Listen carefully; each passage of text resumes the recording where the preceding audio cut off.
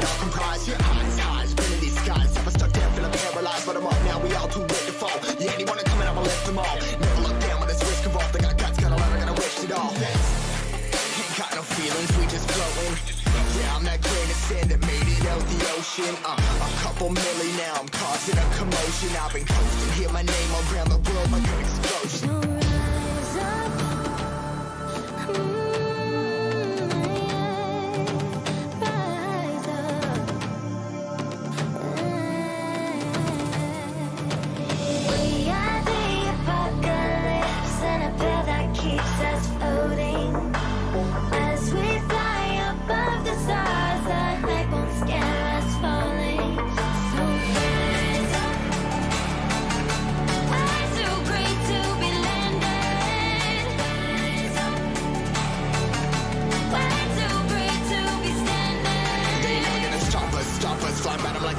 Choppers, better cut those risks. Hold one of my fists, we fire starters. Let's go. One out of a million will reach those heights. Always had a feeling that I won't deny that work. Never could toss. Look at my eyes, I'm on the rocks. Rise.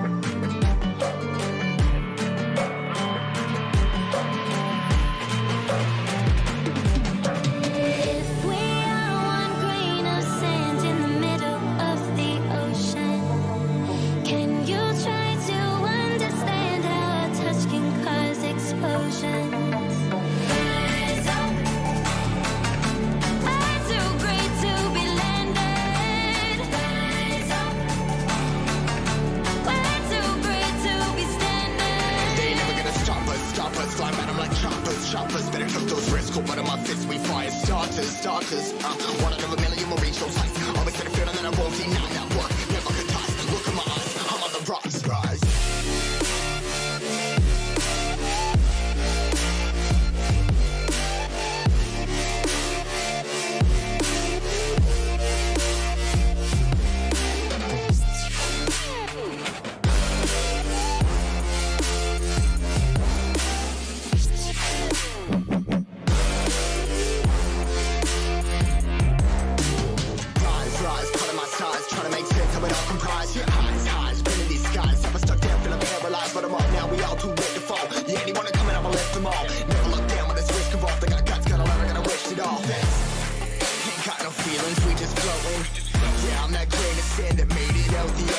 A couple milli now, I'm causing a commotion. I've been coasting, hear my name around the world like an explosion.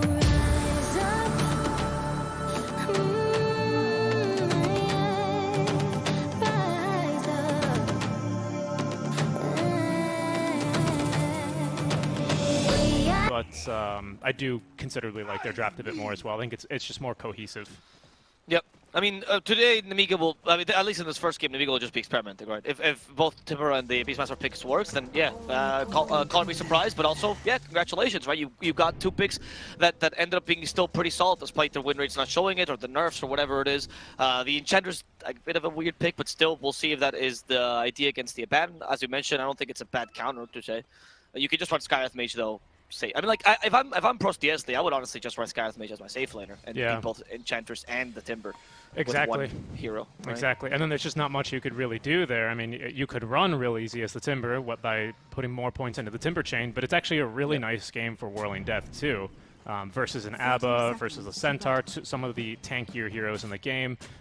So, yeah, it's not a very fun laning setup either for Nemiga, but we'll see how they can make it work. They did get off a very early Observer Ward in the mid lane, and I think they scouted the placement of this OBS as well, as we can see Aincrad already pinging it out. Going for the early bottle, not starting off with any regen whatsoever, just hoping that he can absorb all the harass out from the mid lane Lesh. I guess this is normal in the mid lane. They don't start off with any regen.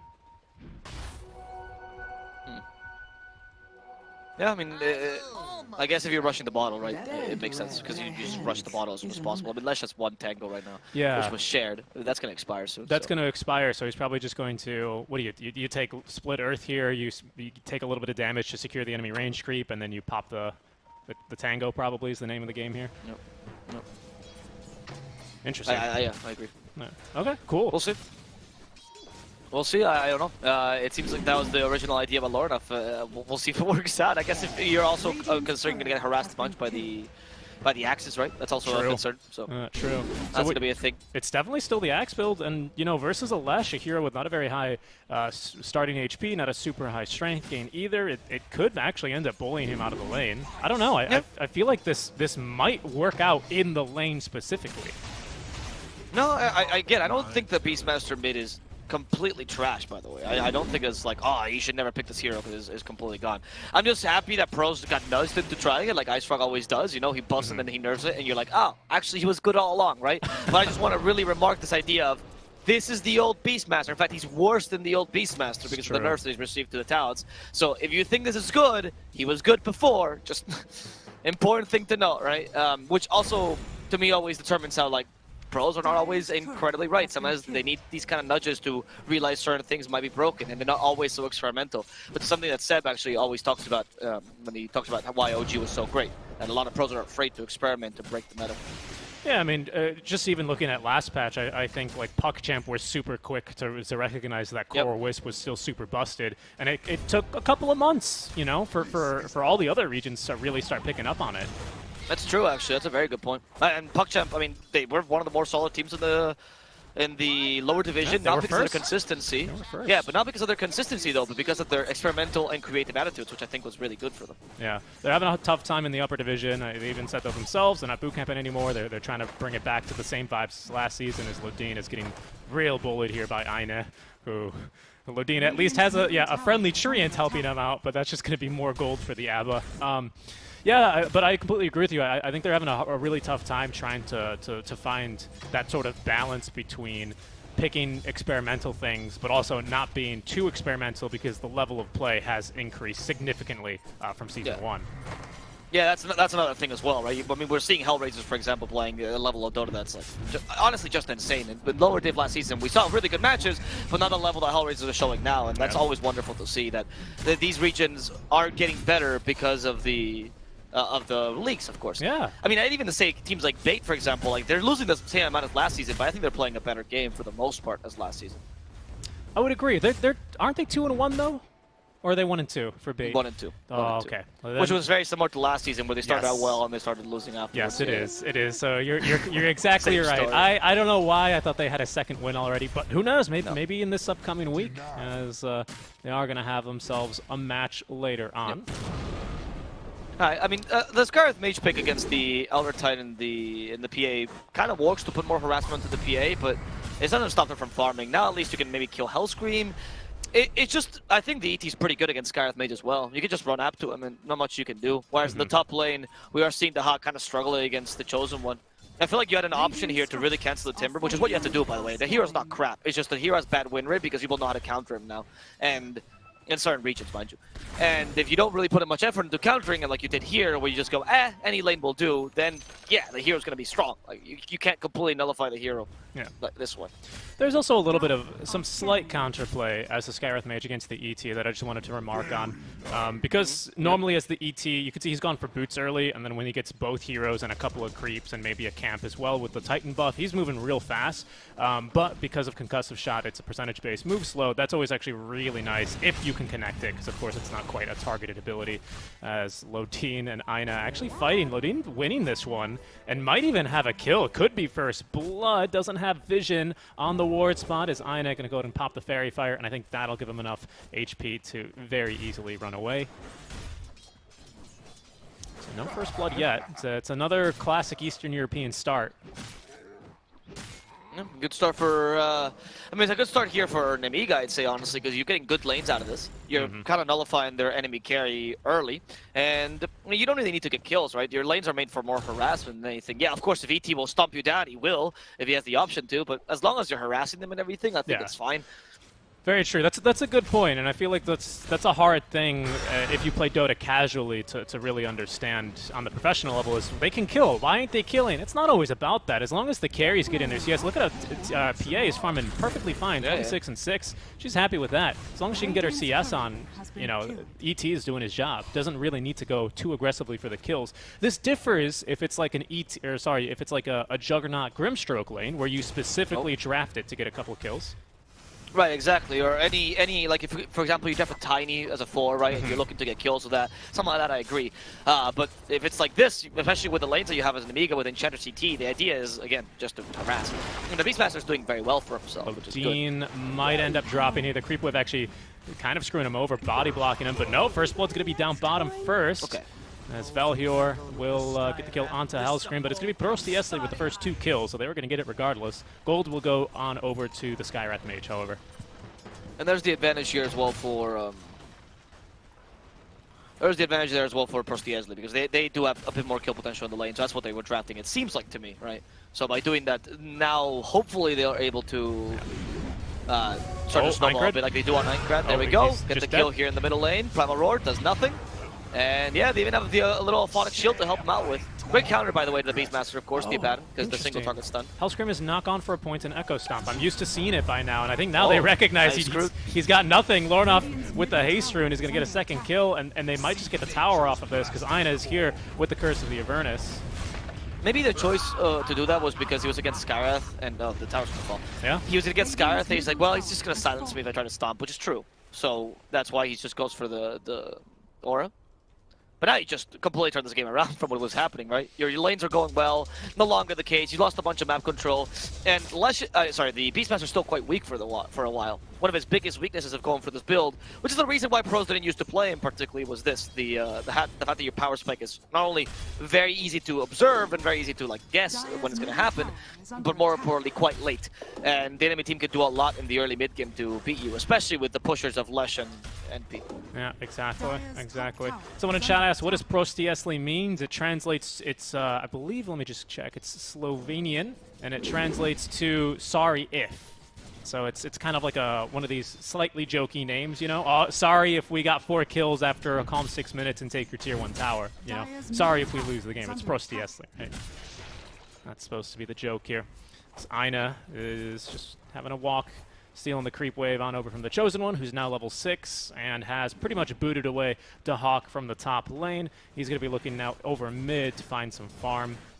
So he really no longer wants to be playing versus a Timbersaw who's hit level 6, who is now TPing down bottom to counter the rotations from Lornoff, but he's going to eat the split earth. Lots of damage here. 3 points now in the Diabolic Edict. They're going to try for the kill as well. Great hoof stomp to stop the Timber Chain. The Chosen One with one last proc there. The Pulse Nova is going to drop, and Lornoff is even going to get a second kill onto Hellscream in exchange for Pasha. Alright, well, that's a nice little kill there for Prosti Esli. I think losing the Centaur, yes, matters, but since you killed the Timber in exchange, definitely what you're looking for. I mean, Centaur will have impact no matter what you do to him, whereas Timber, he doesn't need to have this early power spike. However, I do believe that Timber now can actually be used much further into the mid game due to the level 15 talent being so powerful. You become quite tanky around that time, which makes it so that maybe canceling you early doesn't completely cancel you. You have a bit more... You've got more. Yeah, a bit more viability. Sorry, yeah. You get some more room to grow at level 15. Is what you're saying. I get that. Exactly. Yeah. Speaking of room to grow, Aincrad needs to grow a little bit more before we can get this Aghanim Scepter up and running. Does he have any stacks in his triangle? Not currently, or if he did, he's already cleared them. But he still needs 3 components. He did stack it before, and he cleared them earlier. Yeah, it was only like 1 or 2. Like it wasn't like the double stack though. Not a big stack like some Beastmasters used to do. Right. Because now you can't just put that much effort into your supports to like bing stacks. This is what I was talking about the power spike. Because the power spike is not as great and you need just to scale as a normal hero, your supports can drop everything and go and make stacks for you because you're not going to carry the game once you get the guy. What was the game we casted that had the Leshrac shard that was absolutely insane? He went Octarine Core, found Thomas Relic. I want to say it was the No Techies game, right? Was it? Yes, I think it was. I think yes, I think it was. I think it was game 2 or game 1. It was not game 3 for sure. It was game 2. Yeah. Yeah. Lornoff's getting his farm on though, especially after just farming a little bit of a stack for himself and getting the enchanted creep. Oh no, sorry, it was Nemiga Empire because Einkar was playing that. I was like, what is this build? Okay. Yeah. It was the second game for Nemiga Empire where Einkar went for that build, and we were both, and the whole chat was flaming him. We're like, I don't know about this build. It's not very tanky, Leshrac. He's like, let me show you the power of Shard, and won the game. Yeah. Lornoff is going for a more standard build. It seems like this game, right? He we were is, directly to the Yule Scepter, maybe Boots of Travel afterwards because he does have brown boots only. I wouldn't mind Boots of Travel this game. Again, it's going to kind of take us down that path of, oh, Lesh only has 1,400 HP, 25 minutes into the game. But it's really nice to chase down a Timbersaw. Very nice to also chase down the PA with even more move speed. Because these heroes have, some gap creation abilities. And just having a ton of move speed to counter that is always going to be super nice. So I really wouldn't mind that. Of course, because especially this game, you've got Aina, who's taking a bit of harass out from Lodin, does have the skill point for the ulti, but it's not forced out for him, so he's going to go ahead and have that for a rainy day. But because we have the ABBA to back you up with a quick aphotic shield, we've got Stampede to get you out of a quick pinch, and we've got even Dahak on the carry role who can teleport in pretty much, at a moment's notice to help you out. Is going to be a lot of work there. There it is, yeah. Wrath of Nature. It always feels nice to pick up a quick kill onto the squishy enemy position 5. Dahak will TP. Lornoff's got Yules completed. After he got that kill as well, so he's going to go full efficiency here. No teleportation, no Dahak. I think I was like, oh yeah, I'm so good, I'm so mobile, and then all of a sudden it's like, I have to walk back to lane to do something. Almost had Witchblade though, so close to it. Push tower up top, using Pasha and Lornoff. That's your third tower, your third tier 1, I think. Yeah, last one. Yeah, that's pretty big. Your whole map opens up with this. Usually teams don't do this. I think this is the region where I see this the most, where they push the offlane tier 1.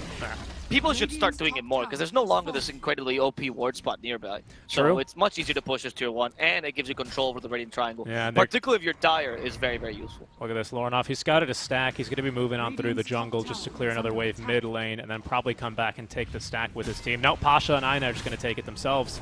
Echo Stomp's going to bother them a little bit, but it's really only the ET here to try and contest this stack. And unfortunately, Nemiga aren't really able to mirror this movement because we still have the tier 1 tower up in the mid and the bottom lane, so they can't just move into the enemy triangle and look for any stacks there. Dahak is very safely able to farm here because, again, having both tier 1s up, you can just very easily spring a trap and retake your own triangle super easily from there. Prosti, Esli, they're going to smoke right underneath the Nemiga ward, so it's very unlikely to be a fruitful gank here. You can see Nemiga already getting out of dodge. Kuratich leading them away. Lines drawn on the map. Time to go farm the triangle. Please get a sentry ward. As Timber is going to be having to be taking the dangerous farm. He's got to play bait here. Give them something to go after for this smoke gank and make space for the rest of his team. The chosen one. Let's see. Can he at least create some space for the team? Because he's definitely going to die here with the whole team running at him. Nah, it's not even going to take too long for him to die. So I guess Einkrat got some space because he was on the opposite side of the map and did force a gank here, but I think it's still a worthwhile gank for Prosti Esli. Yeah. Timber is super valuable early. Yeah, and this is kind of what we were talking about early when we have probably the best 2 counters to Timbersaw that you could ask for at this stage of the game. The Skywrath Mage and the Leshrac, both with pretty solid farm. Sky is actually not really that close, but he's got both crowns here for the Rod of Atos, so he's quickly closing in on having that item, which is going to be super, super annoying for the Timbersaw. He is going for the Yule Scepter, so he's going to have some counterplay there, but it'll be still pretty problematic, because if he does end up Yulesing himself, he sets himself up for a split earth from Lornoff, and then he dies regardless, so it's not a fun situation. They found the Enchanter as well, Pasha. There's no untouchable yet on Lodin. Trust the heal with the Nature's Attendance. Not going to do anything against the double edge damage from Pasha. And yeah, another good initiation here. Pasha actually only 1 point in the double edge. Instead, it max the Hoof Stomp, max the Retaliate, which gives him a lot more pushing power and a lot more initiation. Of course, getting solo kills against anything that's not the Enchantress is harder, but it's fine because your team is here to gank with you. So I think it works fine for them. Battle Fury still not yet online for Kuratich. Just went for the full power shreds and the casual Blightstone, so nothing too out of the ordinary here, but is very quickly closing in here to the last component of the Battle Fury. But the problem is she's being severely out-farmed right now, even by Dahak, who almost has now the full Maelstrom. that mixed damage is going to allow you to fight a bit earlier, as they have found the Chosen One yet again, chase him down with a Stampede as he does manage to Timber Chain away, but the counter smoke now, Hell Scream, Echo Stomp connecting onto 2. Lorinov, though, has still the Pulse Nova active, so we'll find the kill. Earth Splitter is not going to do the damage that they need to be able to get a quick turnaround kill, so it's just going to be the Timber dying yet again. Alright. Another kill on the Timber, another way to reduce the space for Nemiga. We finally do have the Ags on the Beastmaster though, so that might change things for Aincrad. However, now he has to create space for the PA, who still can't join fights, not even close to it, right? So it's still kind of difficult because they've cancelled your, like, because you only have one Space Maker. If you think of Space Makers like oranges is what I usually think about. Oranges? Right? Like fruits? Yeah, yeah.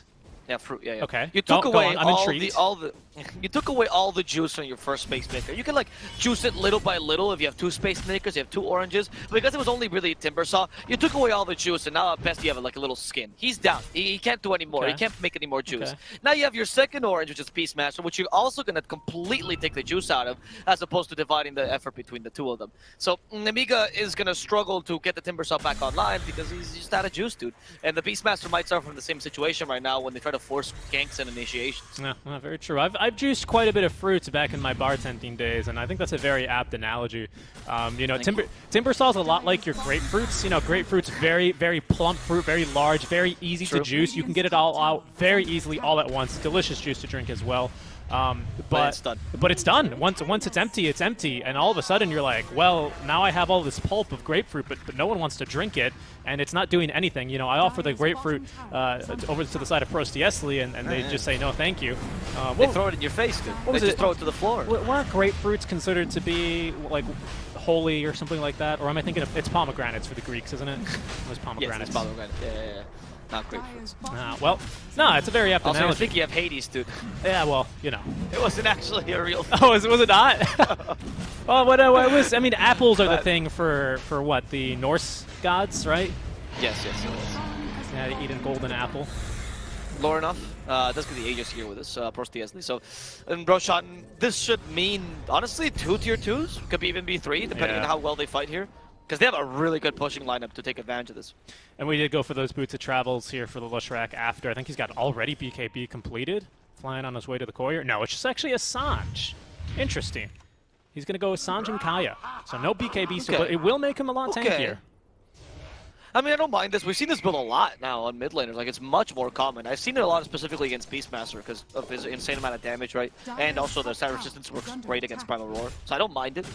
It's a good build for Lesh because you're pretty much the tank for your team, and with the Centaur, of course, right? So you 2 can run in. The supports, Abaddon can sort of help, but I think he's best suited this game to like stay back and Aphotic Shield whatever stuns they give you. Exactly. And instead you run with the two main tanks and be like TPs quite aggressively, and you go, what do I kill out of the 3 cores? They're all hard to kill because they're all kind of tanky. Definitely. I agree with you this game. I think Lorinov is going to be kind of their first man in, just tons of damage. He's going to be almost playing a bit like a Tidehunter does, where he just wants to be around everyone, big tanky boy doing a ton of damage. And this is going to free up Pasha to just, you know, be, actually, funny enough, a little bit like how you, I guess, Alexander the Great and all those generals of past would utilize, what's called horses? Cavalry, where you use them for flanking. You use them to try and like get around the side and get these big stomps off, control the enemy's movements, and kind of just pen them in.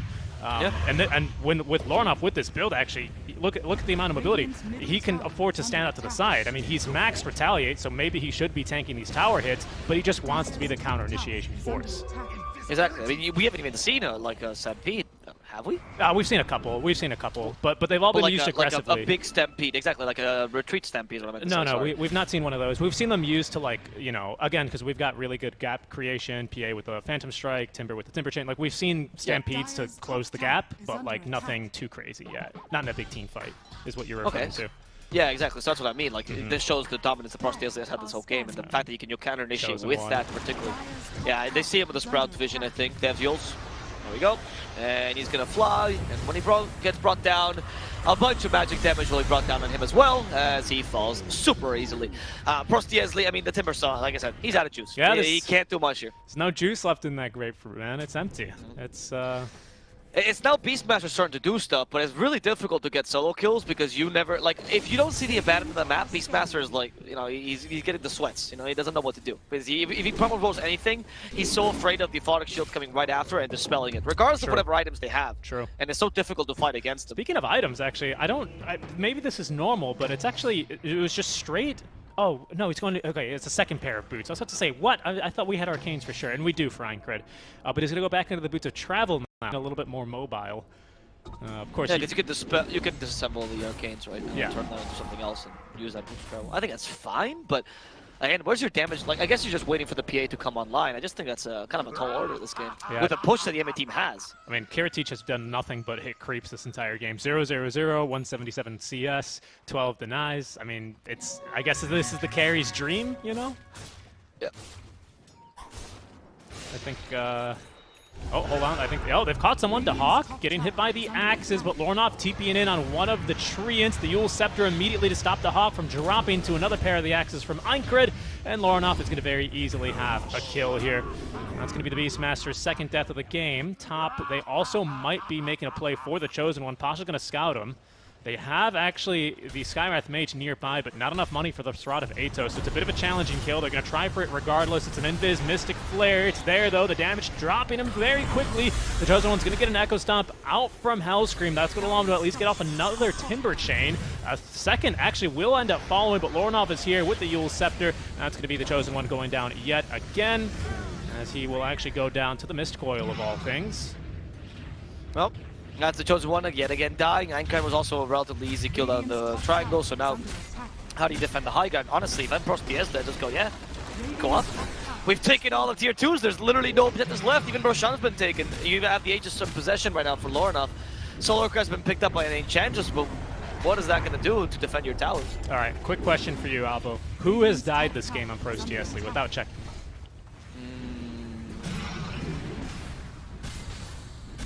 Skywrath? That is incorrect. Oh, who was it? It was Pasha. Oh, right. Oh, wow. Oh, yeah. I do not remember that. I was just like, Pasha's too tanky. He's not dying. Exactly. Yeah, I remember that kill in the bottom lane. That's exactly the reaction I would have as well if you told me that Pasha was the only one to die. It's like, oh, definitely the Skywrath, right? Like before he got boots in the lane, maybe he got caught by an Echo Stomp. Nope. He's having a flawless game, and Kiritich actually is going to be scouted. No, instead Pasha's going to make the jump onto Aincred. Lornoff is going to follow suit here. Get roared in exchange, but they have actually now dropped Velhor. Caster's cursed him. We've Caster's cursed him, Avo. Lornoff, though, still dishing out the damage, putting down Hellscream as the Chosen One trying to jump onto him, but they've got way too many reinforcements here. Pasha with a hoof stomp coming down from the Yule Scepter as we've bought back onto Hellscream. But Kiritich, even with the BKB, just isn't quite ready to fight. Yep. Here, Nemiga will be losing. I mean, their ET maybe twice, honestly, because he had to buy back here, and he's still in a vulnerable position. The Timber Saw yet again falls. Not much you can do against that. And I feel like Prosti Esli, another thing's really stopping them from running you down. Maybe you go for the next Roshan, of course, just to feel safe, but you don't really have a way to counter to really get quick kills because they're staying together now. So even despite the fact that Primal Roar is a good pickoff skill, even with the Abaddon existing, right, it's so difficult to get a kill because they're always 5. So even if you go on someone, the likelihood of you being able to murder them, especially if it's a valuable target, is not very high. And I'm hoping to see the Hawk. Yeah, there's the BKB. Finished up already. I'm hoping to see Assault Caress now next on him, because that would really buff up your whole team in terms of effective HP. Looks like it. You know, he's got this Hyperstone queued up, and usually with a Core Nature's Prophet, you think, oh, that's going to be for Bloodthorn, but he's actually skipped out on the Orchid this time around. So it's very likely to be the AC like you're suggesting. And yeah, actually, I want to just touch upon what you're saying. We're just so incredibly mobile on this draft. I mean, it's like playing against a Spectre. It's kind of you have to think about it, where if you don't jump the Spectre, Spectre's going to join the fight, right? With Haunt if she has it available, because we've got Lornoff with Boots of Travel. Yep. Obviously, we've got the Hawk who can TP in anywhere basically, and we can even we don't even have the best burst for Nemiga, but even if we did, we still have Aina here to buy you that extra second or two that you need for the TPs to come through and to allow your team to turn. So yeah, it's just so difficult right now for Nemiga to try and find anything. It feels like if they're gonna get a kill, they have to either find a Hawk or Lornoff when they're kind of farming outside of the main 3-pack. Yep, I agree. And that's kind of difficult to do as well as the more the Hawk and Lorna tank up, right? Because then even getting the solo kill might be difficult, especially if they're near an objective where you can just TP to and save him, right? Exactly. And you really, the lack of damage is apparent. Oh no, Kiritich, he's been found here. Yeah. The blur, yep, there we go, the spelt. Okay, he TP in. BKB TPs. That's the best option, honestly. He's got it. Ina's just going to go ahead and ignore him, start capturing the outpost, but that's at least a smoke wasted, so Prosti, Esli, I don't believe they have any for us. Nope, just kidding. Ina's still holding on to one by himself. I mean, we really didn't see that many early smokes from Prosti, Esli either. They were just kind of getting their farm, sometimes in the enemy triangle, very aggressively and willing to defend it and fight for it. But now I think with BKB on cooldown for another 50 seconds, they may decide to try and poke at high ground, especially because it's the longest Rosh it could be. 2 minutes, 40 seconds till he's going to be respawning. Yeah. I mean, they don't know that, right? But you're right. I mean, I guess they just think, let's hope Rosh spawns soon and let's go for the safer route. I kind of get the idea. Though I don't think it would be a bad choice, having all the information that we have, for them to actually go and push, but I understand them playing safely here. I don't think it's the wrong move either. I would say that the reason they were playing this way without the smokes, which is a good point that you're mentioning, is just because of their draft, right? You can win team fights, you can win, and if you don't, like if the enemy team doesn't team fight you, you just take a tower, which is what happened until now, right? Yep. I think Nemiga made the right choice not to fight them. It just so happens that you being in that position where your only options are lose tower or lose 5 heroes and tower is a really difficult position to play from. And you don't really even have the best heroes to cut lanes with, because Enchantress is not great at being a dead laner at all. No. Neither is DET. I mean, he can sort of cut lanes with a stomp build. Timber's tried this game, but he's just gotten caught and killed. keeps dying. Because again, we have a Skyreth and a Lesh to counter him. And an NP, you can always just jump to him, right? Exactly. Like, it's very difficult for them to find a solo time. Okay, they're going for Centaur, though. He has Lotus Sword to dispel the Whirling Death if need be. There we go. Dispelled immediately. Silence the Timber. Saw he's back to full HP. Should have healed him before. There's a DD rune in the river. They're going to scout it. The Hawk might just TP in on it here. Or, yeah, I mean, they should give it to the Hawk. Lornoff will take it? Okay, he has bottle. That's why. Ah, okay. Carrot Lash TT, dude. Lash TT. Go for the Timber first. No, it's Enchantress. Easy kill. Hellscream does get a nice stomp off with the Earth Splitter, but immediately dispel with the Aphotic Shield. The Earth Splitter hits nobody as a Stampede comes in. Where's the Hawk joining? He needs to go in from behind. There we go. The Hawk together with Pasha hoping to actually clean this up, as they've only lost Pasha and Bashu. Now Lorna will fall, but the Root will keep PA in place, ensuring that the Hawk can finish him off. A buyback from Enchantress does little as she has to run away immediately. They do get 2 kills for Nemiga. Prosti, Esli showing the power of the MP. Could have joined a bit earlier, but had to finish a creep cap first, apparently. Of course, yeah, that's the most carry move. Away. Sorry guys, I'm almost at 300 CS, you know, I need to make sure I hit more creep this game. He's going to finally show up and start doing some structure damage. Nearly has enough already for the AC. Actually does have enough for the AC after getting the bounties from getting the buildings. So that's going to be on the way as soon as the courier makes a quick pit stop at the secret shop. But this is going to be at least 2 lanes of barracks, maybe 3. They're likely to force the buyback out from the PA, who's not going to have BKB ready to go for maybe a couple more seconds. Actually, they're just going to back off. Without Lauren off, they don't feel confident, and they're just going to play it nice and safe here. Probably going to now look back for Roshan, because they know he's going to have to be respawning here within the next 20 seconds. There's no way he can last longer than that. And they even have an Aghanim Shard, so this is probably going to go to the Lesh, I would imagine. I think it has a lot of strength for him this game. Yeah, I agree. I would love to see it in the Lesh. I mean, there's an argument to be made for like giving it to Pasha, maybe, I would say. Yeah, Pasha. I don't know. I like the Hawk already has this actually. That's it. Yeah, it was either that or maybe Skyreth Mage, honestly, because the 1 armor is kind of nice to deal with the PA. But I still think Lorna is probably the strongest. There's not really too many great ones. Yeah. Like the Pasha one is okay. I guess because he went for the Ags as well. Yeah, it gives them, I think the slow is the most impactful thing. That's what you're looking for, especially to punish the lack of BKBs. Beastmaster's got one this game, who couldn't do much. Yeah. Okay, I mean, we were waffling there because we know it's Lorna. There we go. Super Shark, time to shine. Split Earth used once. The Timbers are still flying. They almost destroyed the game with just a match of damage. Back to full Finally, HP. this BKB Einkan will fall in a matter of seconds as they're still trying to jump after Hellscream. Hellscream will not be able to survive either. The PA does get last little Phantom Strike, though, just decimated completely, and Nemiga will fall. I'm sorry, that was such a chaotic team fight. I don't think Nemiga ever had a chance to really win this game. Their draft was doing them no favors, and their playstyle was okay, but just don't draft this way. Yeah, it was a really tough game for these guys for sure. Prosti, Esli cruising to a pretty smooth game number 1, as they're pretty much go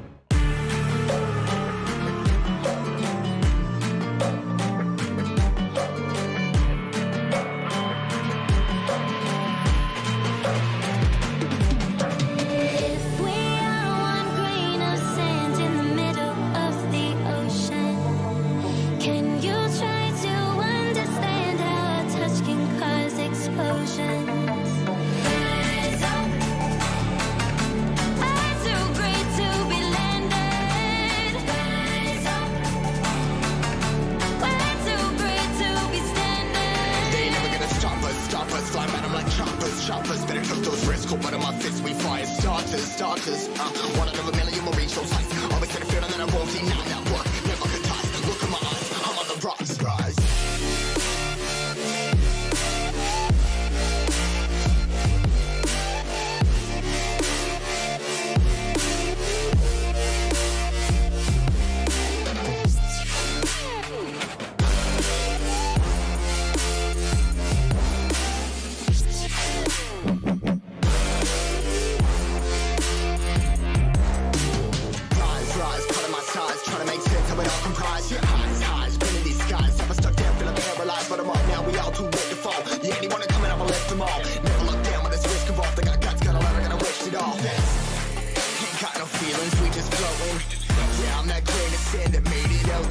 A couple million now, I'm causing a commotion. I've been coasting, hear my name around the world like an explosion. Rise up,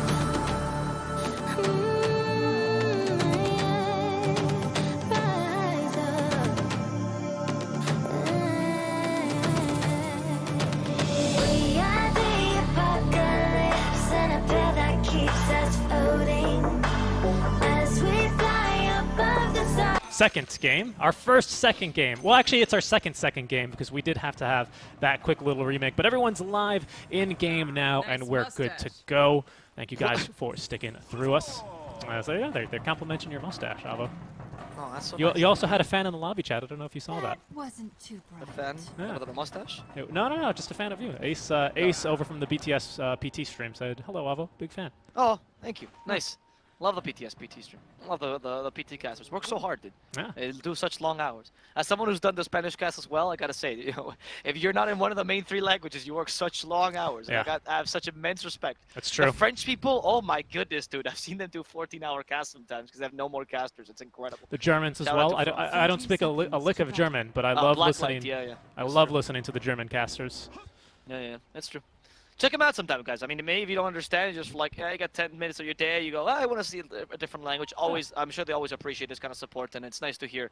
It's nice just to hear a different language sometimes. It's just really wonderful to hear Dota, because you recognize the words, right? But not whatever's in between. So you go, something, Abaddon. You go, Abaddon. I'm sure, yeah. I mean, you know this obviously in Spanish, but a lot of the words are kind of the same, just slightly changed into the language. When you hear me speaking my Spanish, you just go, Abaddon. That's what people hear when I speak when I cast, yeah. Chris Luck. Genial. So I really like the Abaddon pick, by the way, this game. I actually would have loved it if you could run the Abaddon against Disruptor, because I think that's a massive counter, but Legion will do the same thing. That's another reason why they pick Legion. Thunderstrike is dispellable, which means if you go for press the attack build this game, which I think should be the build, press the attack, maybe 1-3-1 probably, you completely nullify Thunderstrike's impact in lane. So either Disruptor uses it on the Rubik, which is of course a viability, but then you leave the Legion completely alone, or you just don't use it at all because it's kind of a waste of mana at this point. There we go, see? Immediately on Velior, he knows. Yeah. This is going to probably cause him to max Glimpse first, though, which is going to be maybe a bit of a double-edged sword, right? I'd still max Thunderstrike, to be honest with you, huh? I still max Thunderstrike in this. I normally I would agree with you, but I'm going to come at you with a different take here and say that I agree. The shard is amazing, right? Obviously, you're going to get the shard here on Disruptor. It's such a great item for him. Yeah, mid-20, though. That's long way from now. Long way from now. And I think before then, we just need something to get the ball rolling here. We need to create a little bit of space, and I think this gives you the perfect excuse to go for maybe even the 1-3-1 build that we tend to see. Maybe just like a 2-2-1 or something like that. Not fully into the Glimpse. But like you're saying, there's no point in maxing Thunderstrike. Obviously, he's going to use it now because he wants to use his mana on the lane and trading with the Rubik. But I think because this gives you the early catch and the early kill potential, I mean, what else? Otherwise, you're relying on Mag to get a good skewer, Lina maybe with a good LSA, which is not going to be too easy here. Whereas Glimpse, undispellable, doesn't care about anything. Rubik's not going to have the shard up to be able to reposition people. So that's the reason. I see a lot of strength in the Glimpse early on to get you some early kills. I see your point. I don't disagree with that entirely. I would say that Thunderstrike is still valuable because of the the lack of damage you have. I think you have enough catch early with a DK. I think you would, and the Magnus to some degree. But you think even against a Storm and an ABBA? Yeah, honestly. I feel like the Thunderstrike is so useful just to be able to do something early and be able to trade with a Rubik and everything. I think the build is almost like not really I wouldn't even put it into question. I wouldn't even think about the shard. It's more about the fact that you can actually deal damage as a hero, being able to push lanes. It gives you so much. With Glimpse, you depend completely on the team. However, that said, I see your point. I don't think it's wrong either. I would be happy to see a Glimpse build either as well. As long as he doesn't go for kinetic field, I'm happy. Yeah, that's the one thing where I might be questioning that. Exactly. I don't know if you caught that top play there, but Ina actually used a Photic Shield on the range creep to prevent the Chosen One from getting the last hit with the Shockwave, and then Dahak denied it. I love seeing the teamwork, and I feel like that's something that these guys have like laned together so much, probably in pubs, but also officials and scrims, where that's just something they do automatically now. There's just no words spoken, no pings. That's just a thing that they do. Yeah, I agree. That's something I really enjoy seeing as well, because I know as the Chosen One, as someone who also plays Magnus, how tilting that is when you've calculated it perfectly. You've wasted your mana for a valuable Shockwave. A Photic Shield comes in, the support thinks he can like actually play against you, and now half of your keyboard is gone because you smashed it so hard, right? You did a Gork move there. So, yeah, look at the Chosen One. He's so frustrated. He's up against a sniper Abaddon, and that little shield was all that they needed to tilt him just a bit over the edge here. It's such an annoying lane for the Magnus. It's so difficult to play. Yeah. Even Lina is you not might too max strong. in power just because of how difficult this lane is, or put more points into power. Courier snipe there. Even Lina's not too strong in this lane, to be honest, because Abba is tanky enough to just run at you and ignore your right clicks, and of course Lina hates people being in her face, and Sniper outranges you, right? This is actually kind of a classic mid lane matchup back when Sniper was pickable. But, you know, pre 7.0, I feel like, is really the last time we saw him in the mid lane a whole lot. But Sniper versus Lina, it's not a lane that Lina loves. No, exactly. It's not, because then the orbital cannon Lina is not that useful. Now, talking about lanes that you don't love, in the mid lane, though I think... Oh, actually catching Aincrad. He could be in trouble. Can he die here? Breathe fired? Not enough. Lornoff will survive this Thunderstrike, though. Might net the Disruptor the kill. Still a win for Prosti Esli as they get the first blood in addition to the experience for the Storm. So, huge win, I would say there. Nice rotation there by Valeor as well. Acknowledging that DK was going for the same rune as the Storm, thinking he was better than Storm. You're not. Storm does a bunch of earth burst damage early, and it's why, even though DK is considered decent against Storm, Storm is still a soft counter, they call it, against most melee heroes, right? Against Kunkka, against DK, because they might be tanky, but not tanky enough for Storm, who deals so much damage against you, and it's so easy to pull off the combo as well, which he didn't even go for. He just went for full static remnant build. Yeah, exactly. And I think that makes a lot of sense versus the Storm. I think versus the DK, especially if he's only going for the 1 point in the Dragon's Blood. So I think this is Aincrad reacting to the fact that he's just taking a ton of damage, just no points even in Vortex, from this static remnant to 302 build for the Storm Spirits. And this is just to maximize his farm, really, as well as any harass he decides to drop in the lane versus the DK. No, I agree. Exactly. So that's why it's also a fantastic... Like, if you get some stacks here for the Storm, it's also a much easier way to get the stacks, of course, and the jungling, so... I like that idea a lot if the Baron wants to leave the lane eventually. I don't know, Aine has been really concentrated on just dealing with Alina right now. Yeah, so and again, maybe I think he might not have time to do the stacks here. Exactly, and again, like I was about to say, and much like we said last game, having a sniper in this lane, it's not really more about going for kills. They're going to try for one, though. Shrapnel will slow the Chosen One, but he's going to be underneath his tier 1 tower, where Aine thought about going for a bit of a dive. Didn't get pulled under for an extra auto attack there. But I don't think this is a lane where you necessarily need to get kills. They went for one there because they scouted the Lina leaving the lane, so they wanted to punish, of course. Yeah. And as well as create more space. But as long as you create space for your sniper, he's totally fine. Yeah, he's going to go for the HFN build when he used to play sniper mid. He played him carry, but from the mid lane. Oh, Hellscream, yeah. We are seeing Lornoff jumping in. I think it's called Hellscream should die here. Last little bit of overload. Well done. Aincrad though with DT. Lornoff walks in front of him, which... just like a test of courage, I guess. Yeah. Aincrad actually glyphs. I don't know if that was yeah, that was for Storm to push the wave. Yeah. Okay. I mean, that's quite a glyph. He also lost a lot of lasses because of that. Aincrad can continue to push here, trying to tank the tower, but the tower doesn't want to attack him. Yeah, he was like, tower, please. Stop attacking my capital. He drops the well played, and of course, only we can see that, right, and the rest of his team. But that's directed towards his teammates here. And again, this is what I was talking about. You do have to double commit even the support rotations, which is totally fine. Yes, for the DK to save the tier 1 tower, because Dahak has really no problems in this top lane, especially because of the poor start that the Chosen One has had on the Magnus. He can't even really close the gap. Oh my, I feel so bad for this Magnus. Yeah, so Dahak, he's going for the HFN build I was mentioning earlier, which is the Midas as soon as possible with the Sniper, with a single Wraith Band, right? And not even treads, and then you start building up after that, because Sniper really benefits from experience, surprisingly enough. He only has passes, but those passes need to be maxed as soon as possible. So Myas is a great little synergistic item with him, and attack speed works really well for him, obviously, as well. So honestly, I really like this build. HFN used to build this as mid-sniper, obviously, but HFN always plays carry no matter what role he's playing. So that's your idea. I mean, it's true. No, you're totally right. You're totally right. It's the player. It's more of the player.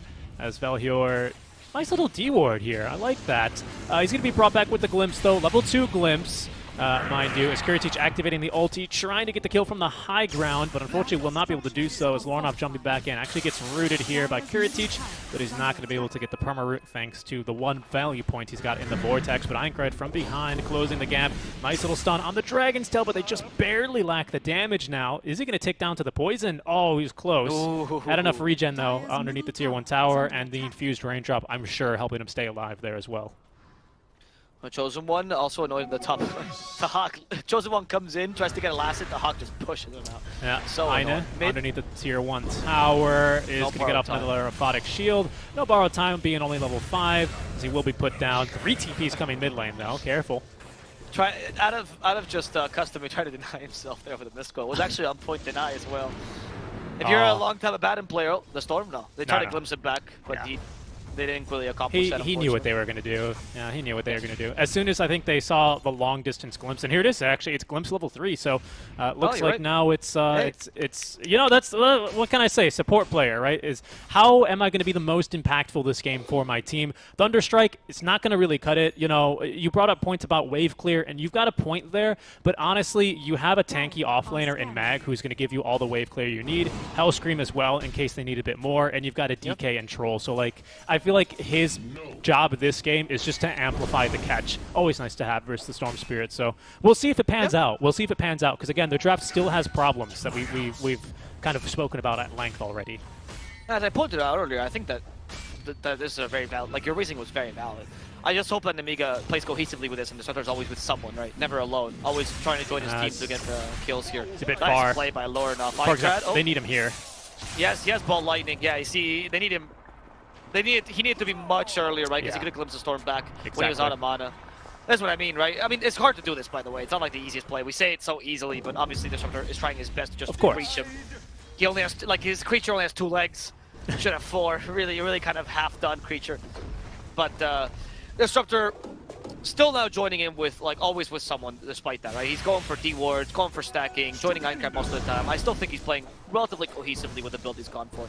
But because of this, though, he can't really push down bottom, and Pasha's kind of out of free lane. Even if Magnus comes by, there's 2 level difference between them, in addition to being a much stronger laner. Nice kill. Nice kill mid lane as they utilize the sniper shot, who's just farming. A nice little play from DeHawk, who's continued just farm stacks casually. Yeah, he killed him with Assassinate from all the way basically by the Tier 2 tower. Very, very nicely done indeed. Great play. We didn't get any spells stolen because Rubik just hit level 6, so didn't get the opportunity to steal Glimpse. Oh boy, do you not want to give Rubik Glimpse. It is so annoying to play into. Really, you don't want to give Rubik anything if you can, right? You do want to play it like Moonduck did against that poor person in a pub all those years ago. But very rarely do you get the chance. Although you can do that again now, right? Because you can level stats. Yeah, exactly. But please don't, right? That's the point. Okay, Abo, not a competitive game. I'd like to talk a bit about Pasha this game because he's been farming bottom. He's got good farm. He's got pretty good farm, all things considered, above the farm of the Chosen One. But what's the point? Exactly. That's what I was going to ask you. Actually, is what's the point to this farm? What are we waiting for? Because we've gone for Soul Ring, Blink Dagger, I would suppose, and then we start seeing a bit more active or activity from the LC. I think Pasha just needs to, like, because your supports are so strong right now, very similar to the ET Enchanters, like, Pasha doesn't actually need to do much, because you have really safe late game or mid-game win conditions, right? These are not as static, neither the Sniper nor the Storm. They're static in movement, they're not static in playstyles, right? They're actually kind of variable, particularly the Sniper. Velior. Double fire hit for Lina with the Assassin, in comes the Storm, Hellscream predicts it properly, and they baited him with a static Storm! He might die to this? No! Aine is here with the Aphotic Shield, and Lodin, you bit off more than you could chew. He could be in trouble, but Lornov does not Electric Vortex just yet. Kuritic joins the fray. Lornov, nice little ball lightning to get out of vision. Aine activating the borrowed time to dispel that Dragon Tail, and it seems like Prosti is capable of getting away. Lornov and Aine are honestly so good sometimes. I watch these little plays and their coordination. I mean, Aine's Abaddon, both games have been has been really solid. You've said this before about Prosti Esli games, and I kind of agree with you. I think the ABBA is you've got to consider it as a ban. I think as a respect ban. I agree. Because I think this is Ina's strength overall, especially now that I've noticed it a bit more. And this is surprising because, of course, Ina is formerly of the Hustler. No, not the Hustlers. That is Bates. VP No, it's Gambit 2. Gambit 2, not VPP. Yeah. Gambit 2. So there's still Which then turned into Prosti Esli. Yeah. they're still mostly the same guys, right? With a couple of changes. Pasha being the most noteworthy. The Hawk too. The Hawk as well, but he just plays so nicely with everyone, right? Like he's the type of he's like when you take your dog to doggy daycare and like, oh, this dog gets along with everyone else. He's great. Jesus Christ. Okay.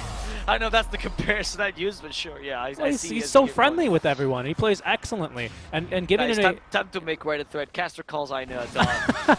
but he's I a don't good know. boy. But like when you Double down. but when you have a hero that can amplify this. Chosen one. There's the ball lightning. That's not Storm just for the sniper. He's not going to be too bothered by it. I mean, a bit of damage, but he's going to survive it. That's not just fine. There's the Laguna Blade. Much more damage. The Hawk going to be saved by Ina. The Euphonic Shield. He had to make sure he stays alive here as Lornoff gets saved by the Prosti attack. However, he's out of mana. He's going to have a tough time getting away from this. We still have another Euphonic Shield to help him out, and Lornoff will just walk away. The double save is so strong. I will mention, though, on the Ina point, that he does play really well with everybody. He is particularly known for the Oracle of Battle. Like, those are the heroes he plays. I think those heroes are very similar in the playstyle. Exactly. And some of the, like, they're both saves. He's actually pretty good at Shadow Demon, too. So, I would say that it's just, he's really good around these kind of heroes. That just, he knows what to say. RP, down bottom is for Pasha. Kiritich nearby. Battle trance in 2 seconds. Stolen RP onto 3, though. Pasha still stunned up and will not be able to get off the overwhelming odds, as there's going to be a kill onto Hellscream. They've worked so hard for that one. Lots of ultis utilized, and they finally, as you say, will get one kill out of it. But yeah, that's kind of what I'm referring to, though, is you put Ina on these heroes that are basically force multipliers to their cores, and it just feels so difficult. I mean, Sniper should have been dead there, for example. Yeah. Right? So at Storm, honestly. Storm in the river, who gets a kill onto Lodin. Yep, and here we are starting to see in the net worth chart one of the issues that Prosti Esli staff has, which is that when you have double save, most of the time you want to play with both of these heroes together. So it's usually you punch up relatively early, which means you can take as easier advantage of the early game resources. Oh, Ina really wants to skill, huh, Ninecrad? Yeah, realize he can't. Yeah, but so you need to take towers in exchange. You don't have as much push this game. And we are seeing that Nemiga, despite losing in terms of kills, is winning in terms of net worth just because they can divide themselves, separate around the map, and just have a better farming time than the enemy team. There's not much that Prosti Esli can do. Troll doesn't even have a Battle Fury. He went for Sanjay and Yasha, and he's still out farming a sniper with Midas. This is not really the Hawk's fault. It's just the playstyle Prosti Esli is forced to use. Yeah, and you know, even though he doesn't have a Battle Fury, right, he does have Empower. So there's that's true. Yeah, sorry. There's that to be said about it. It's maxed Empower as well. So you know, we'll didn't go for the shock. Oh. Wait, did he max Empower first? Or Shockwave first and Empower? I'm not exactly sure. I think it was Shockwave, considering how long he stayed in the lane, but I'm not exactly 100% sure. Prosti Esli right now, though, they're looking for fights. They're super strong right now. Lornoff with the Orchid ready to go. Velhior still has RP stolen. He can get off one more RP with this duration, at least the level 1 spell steal. It's very quickly ticking away from him. Ina is, you know, he's probably got Medallion on the way, so nothing too crazy for him. But Sniper about to pick up his first damage item now. His farm really is starting to accelerate thanks to this Hand of Midas, and it nearly has the Maelstrom.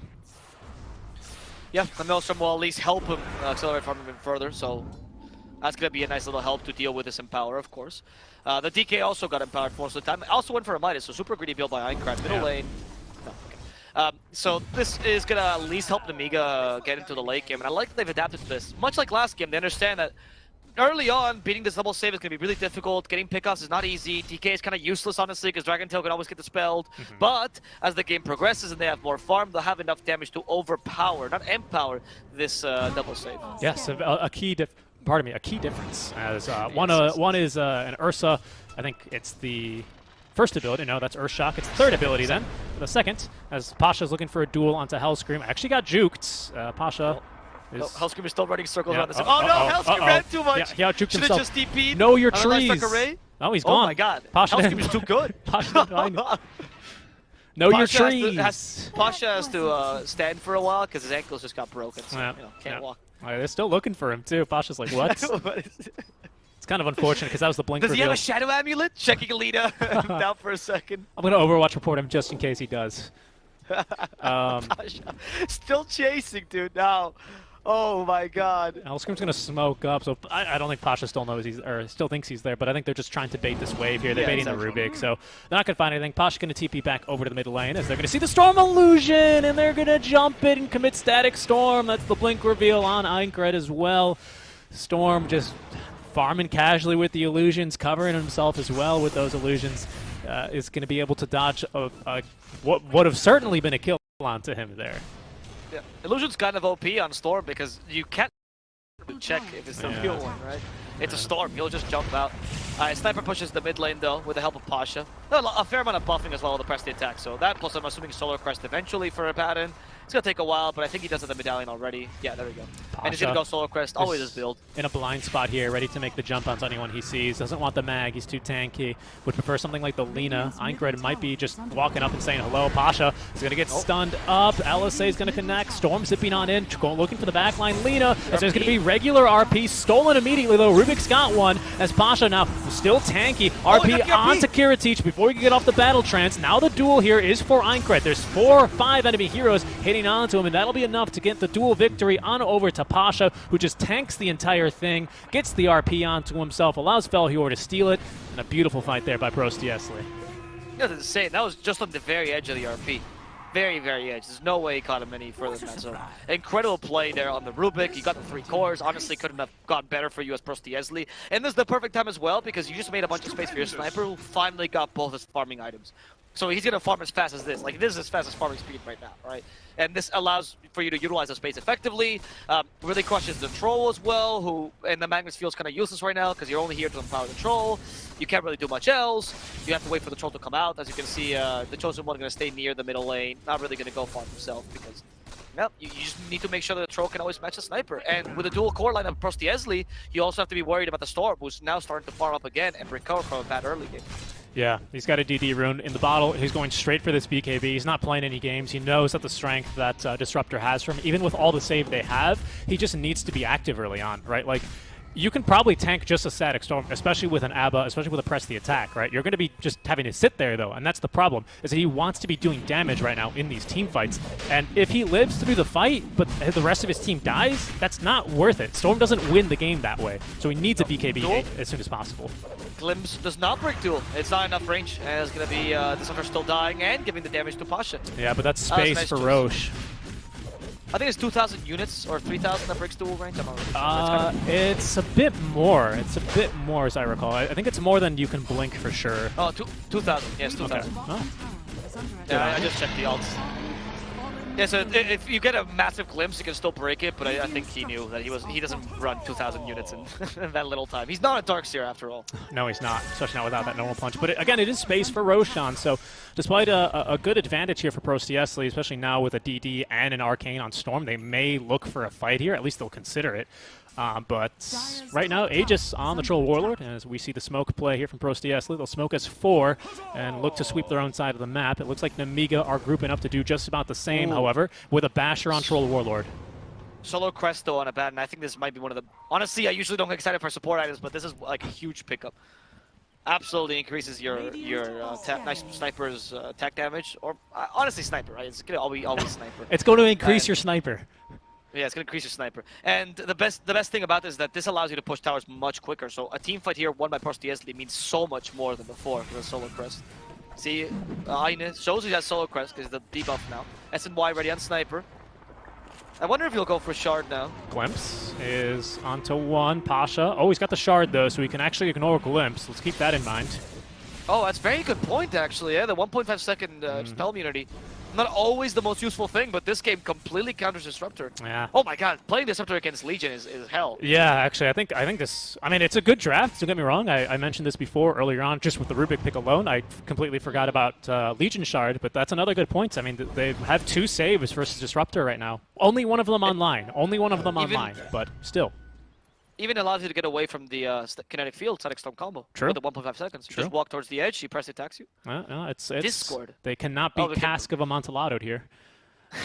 We can see Nemiga are clearly Zoomers because they're using Discord on TeamSpeak like the true Russians. Of course. Where's X-Fire comms? Could you imagine if that's how the Cask of Amontillado ends? Pasha just comes up and gives press the attack and he walks through the wall. And you're like, we never thought of that. Come Should have on. drafted Legion Commander as opposed to Genocide. Come on, Edgar Allan Poe. What's your problem? Get with the meta.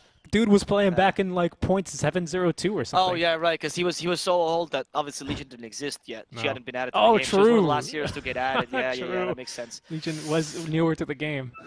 Edgar Allan Poe was actually a big. He liked the old life stealer. You know, what Rage was his ultimate. He was a big fan of that because he was a big, scary skeleton. Favorite hero. It's true. He also really enjoyed Beastmaster. You know, he had the Raven skin for him. A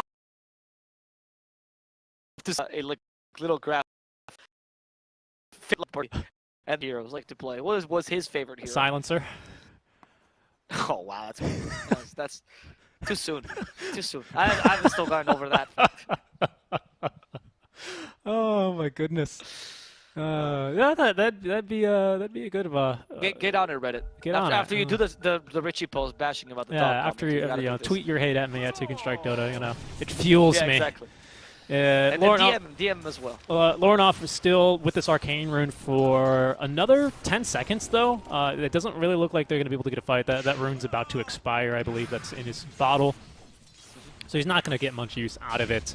Nemiga, they're not, I don't think, too interested in fighting at this moment in time. Troll Warlord's a really great Aegis carrier, but Storm is by far and away the best early Aegis carrier in the entire game. So I think it's just good to remove it away from him and put it into the hands of your Troll, who, in case he does get ganked, is going to have a second life. I mean, you can keep on. Like, this game doesn't go bad as the longer it goes, right? Like, I think like it's a fruit or something. And this game doesn't expire for Nemiga. Yeah. Neither does it for Prosti. So they have relatively even drafts when it comes to the mid late game, right? Because they both have sources of team fight. Maybe the Magnus is a bit better than Legion, but honestly, duos are very easy to be able to use late. So I'd say it's kind of even. You even have Rubik to steal RP. True, especially, I mean, he's gotten it both times, so we can continue that trend, and we're going to have no problems whatsoever for Prosti Esli. Not a hard steal. Everything else that Magnus has huge cast points, so it takes him forever to True. But the one thing I will say is that we don't have the best gap close on Nemiga, which is the biggest counter to Sniper, naturally, very true, right? actually. But you can always buy gap close, right? Like, that's the thing. So the later and later the game goes, the more, at least usually, right? In some drafts this isn't the case, but usually the later and later a draft goes, the more farm and farm you get, the more you're going to be able to kind of nullify a lot of these weaknesses of your draft. Yes, thank you, with items, right? That's the way that Dota works. That's why I think Dota is one of the best esports, right? Because you can still have these comeback mechanics even in a bad draft. Yes, I agree. There we go. And let's not dance around it, you know. We know. The We're best casting esport. this. Exactly. Exactly. Yes, Gaben. Hopefully my check is in the mail. But you're totally right. It's or rather that's my concern. Right? Is Nemiga are going to have some tools to deal with the sniper. Exactly. But a weakness coming into the late game, I agree. The Swift Blink, it will take a long time to come out, which is what he really needs. Kiritich, oh, in trouble, there's a duel for Lodin, actually. Gonna crush him completely as Lornoff, though, dies. RP stolen again. Lodin barely surviving there. Thanks to Static Storm, and they actually trapped the Legion as well. Pasha didn't have enough damage. Instead, they're conjuring on the Troll Warlord as Pasha is having his own fight against two supports.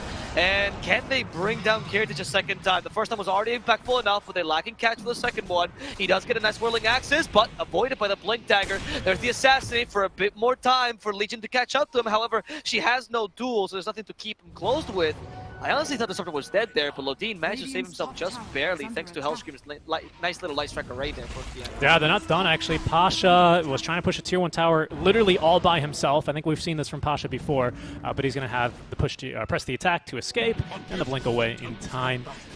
Really, really great fight out from Nemiga, I want to say, but I think this just goes to highlight the difficulties they have this game with all the save that they have. I want to cut to a replay here, but it might pop off here in a couple of seconds as Kiritich is now a bit deep. Pasha has duel and Blink Dagger ready to go. Obviously doesn't want to blink into those axes for the missed chance. Lodin nearby. There's the jump on in. Can't glimpse him away. And now they're not even going to try as Kiritich thinks he can win the duel. And actually he can. Doesn't get the damage, but gets the kill regardless. Is now Lornoff with the BKB active, jumping right onto Kiritich, who does not have Battle Trance. Couldn't have used it anyway. RP stolen by the Rubik earlier on. Going to be used onto Einkred. Held down. And he's just getting popped by the sniper. Aina activating the ulti manually, still getting stunned as the blink in time from Einkred. Hellscream with the LSA is not going to connect onto anyone, zoning LSA, and it doesn't look like Prosti Esli are going to get any more out of this one. A 1-for-1 trade. Still a good trade though for Prosti. That's one of the advantages they have sometimes of Pasha's playstyle, which is that when they ask you, is Pasha overextending? Everyone is questioning this, and Prosti doesn't even know. You know, they don't even know if he's overextending at all. They just have to play with Pasha sometimes. It's really hard to guess and gauge his power spike. There's the Glimpse though to bring back Storm. That's gonna be a huge counter kill though. They need the Legion Commander to save him from these kind of plays, and of course she was dead. So. And they end up turning this into a really, really good fight as they also catch Aine. Aine does not have borrowed time, sorry. Pressed attack, however, will save him. And there's the strength of the Legion Commander Shard. Stolen Dragon Slave yet again. He's looking for LSA there, is what the Rubik would prefer to hold down. Let's take a quick look at those previous two fights, because I think this does really start to highlight the strength that Prosti Esli had. You can see here, this is like a really awkward two-sided, two-fronted fight, and they lose their Storm super early on into this fight, but still, because they maintain this like trio core, this kind of defensive line between all of the enemies and Sniper, Pasha kind of defending against both supports to the north, the Abba and the Rubik both defending against the enemies that were invading from the kind of west side of the jungle. They're very easily still able to keep their Sniper alive, and Nemiga have to back away. This is just, of course, the second little engagement. Good duel onto, well, kind of a good duel initially onto the DK, but eventually they do manage to turn it into still a kill onto the Troll Warlord at the end of the day. So a big win there for Prosti Esli overall. Yes, I was a duel against Troll. Thank you. Duel against Troll. Yeah, because obviously that's why they killed him. Yeah. So yeah, I think that Prosti Esli now can still recover and fine, but you're right that the Tricore is kind of difficult to deal with. I think the DK might just be a bit stronger than the Storm when it comes to just the raw damage they provide, right? Storm is a bit vulnerable to being caught, but DK doesn't have to suffer from that. So Storm in this game has to just rush the BKB, which he did. However, when he has no BKB, he's at the mercy, essentially, of the enemy. He might want to consider other items that will help him against these kind of situations, like potentially a Yule Scepter, depending, because you're seeing Lodin rushing the Ag, so maybe not the Yules. You could go into consideration for like a Bloodstone to give you more tankability, though it hasn't really been bought in Storm these days. He is thinking of Kaya to start with. But some extra tank so he can match the DK a bit and he can do the same things that he's doing would be nice. Because right now Prosti Esli has one real tank, which is Pasha, and Pasha is just not that great as a tank. Legion does have a decent strength game, but not the level of the Magnus. I would throw Aine's hat in that ring as well, but of course he's a little bit limited on his positioning, right? So exactly. like he's weak, but he's there for sure. And at this stage, Nemiga, they do well to kind of just I guess either try and burst him and zone him away, or just completely ignore him, accounting, of course, for the Aphatic Shield, as he is going to just walk into the enemy smoke gank, pop the ulti, and walk away. Doesn't want to lose this gem, though, so should be a little bit careful. They'll actually commit Static Storm. Oh, but of course there's Pasha to get him out in a pinch. RP onto 2, the big skewer onto 4 now. They've caught Sniper here as well, but he gets the 4-step away. Lornoff with the BKB active now, trying to put down the Chosen One, but they've lost the Sniper. They've lost 3 heroes as they accidentally clumped up nicely together there. Were caught off guard by the Shadow Blade, and now that's the gem in the inventory of Magnus. Okay, that was a big loss here for Prosti Esli. You just saw 3 heroes, kind of in a freebie, honestly, because you're not longer that strong. Now you need to fight more consistent. Like, you just keep proposing to the enemy, which completely stabilizes your backlines. It does seem like Nemiga now has the power spike completed as well, with a Dragon Knight going for the Midas really helped them be the secondary core that they needed. Magnus also not really falling off in general, the Chosen One just being the initiator that they require, and Rubik hasn't been able to consistently steal this RP any longer, mainly because, well, he keeps dying in the middle of the fight, right? Yeah. They understand exactly how to deal with this counter initiation from Prosti Esli. I think that's the one fight you get on a Rubik where you go, okay, I really need to watch my positioning now, and it's going to come across as kind of harsh criticism, but now that he's got Blink Dagger and an Aether Lens, it kind of feels like there's almost no excuse to be caught in the RPs. Even with this Shadow Blade, right? Either you're the only one being RP'd, maybe like you and the backline Sniper, and then you have Abba, Legion there to save you, but it should never be like 2 of these save-type heroes being caught in a single RP. Usually that's either going to be a fantastic RP from the Chosen One, or kind of Prosti Esli walking into it like they did there in that engagement. But again, that's you always get one. You always get one mistake. One team fight is never going to really lose you the game, although they are now going to be fighting over Roshan. We've got RP back in 25 seconds. Oh, Raiden just walks in. Yeah. Okay. I don't know. I think you should be able to fight this, right? Static Storm is available. Assassinate. Yeah, but is it the strong? Hawk at one point? Might need to consider the... no, maybe it's just better to wait for the Roshan to drop it. and just get it for the late game. Because it's kind of a useful thing for even carry sniper, right? Yeah. 1.5 second stun is always useful. I believe you can actually use it. Yeah, you can use these. Hurricane Pike, there we go. They actually caught the Troll Warlord. This would be a perfect kill. They can finish him off in time. The RP gives him the time he needs to actually use the Valorant and murder the Storm thanks to the bash. The Hawk is also in trouble in the wrong position. Shockwave's not going to help whatsoever. In fact, they just get him closer to the Hawk to be able to decimate him. What an RP there. Impressive. Seriously, the Chosen One, understanding he has to be that kind of pseudo initiation. Nope. Bring back Rubik, press the tech to save him, but he gets hit by the bash instead. Come on, Velior got too cocky and lost his life because of it. Yeah, really, really good fight there.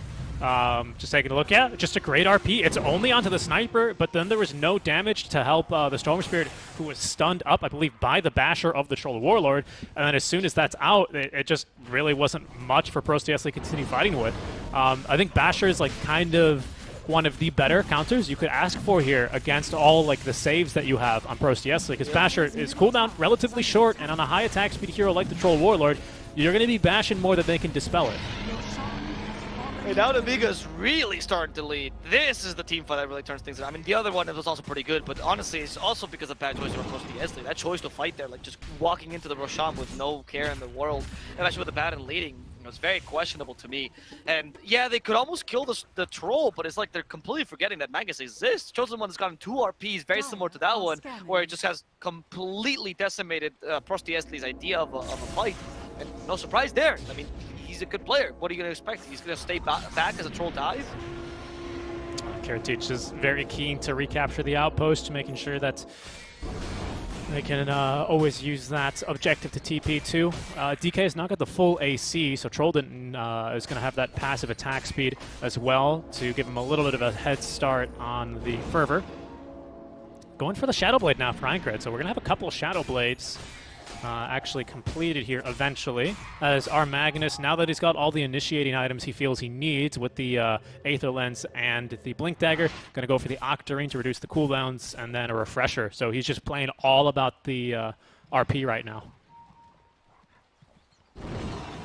Aincred, Scrim, nothing too crazy here. Did go for the Aether Lens on the Lina, so very classic support Lina here after the Eul's Scepter. Next into the Blink Dagger, and then the Aghanim Scepter for the upgraded pure damage.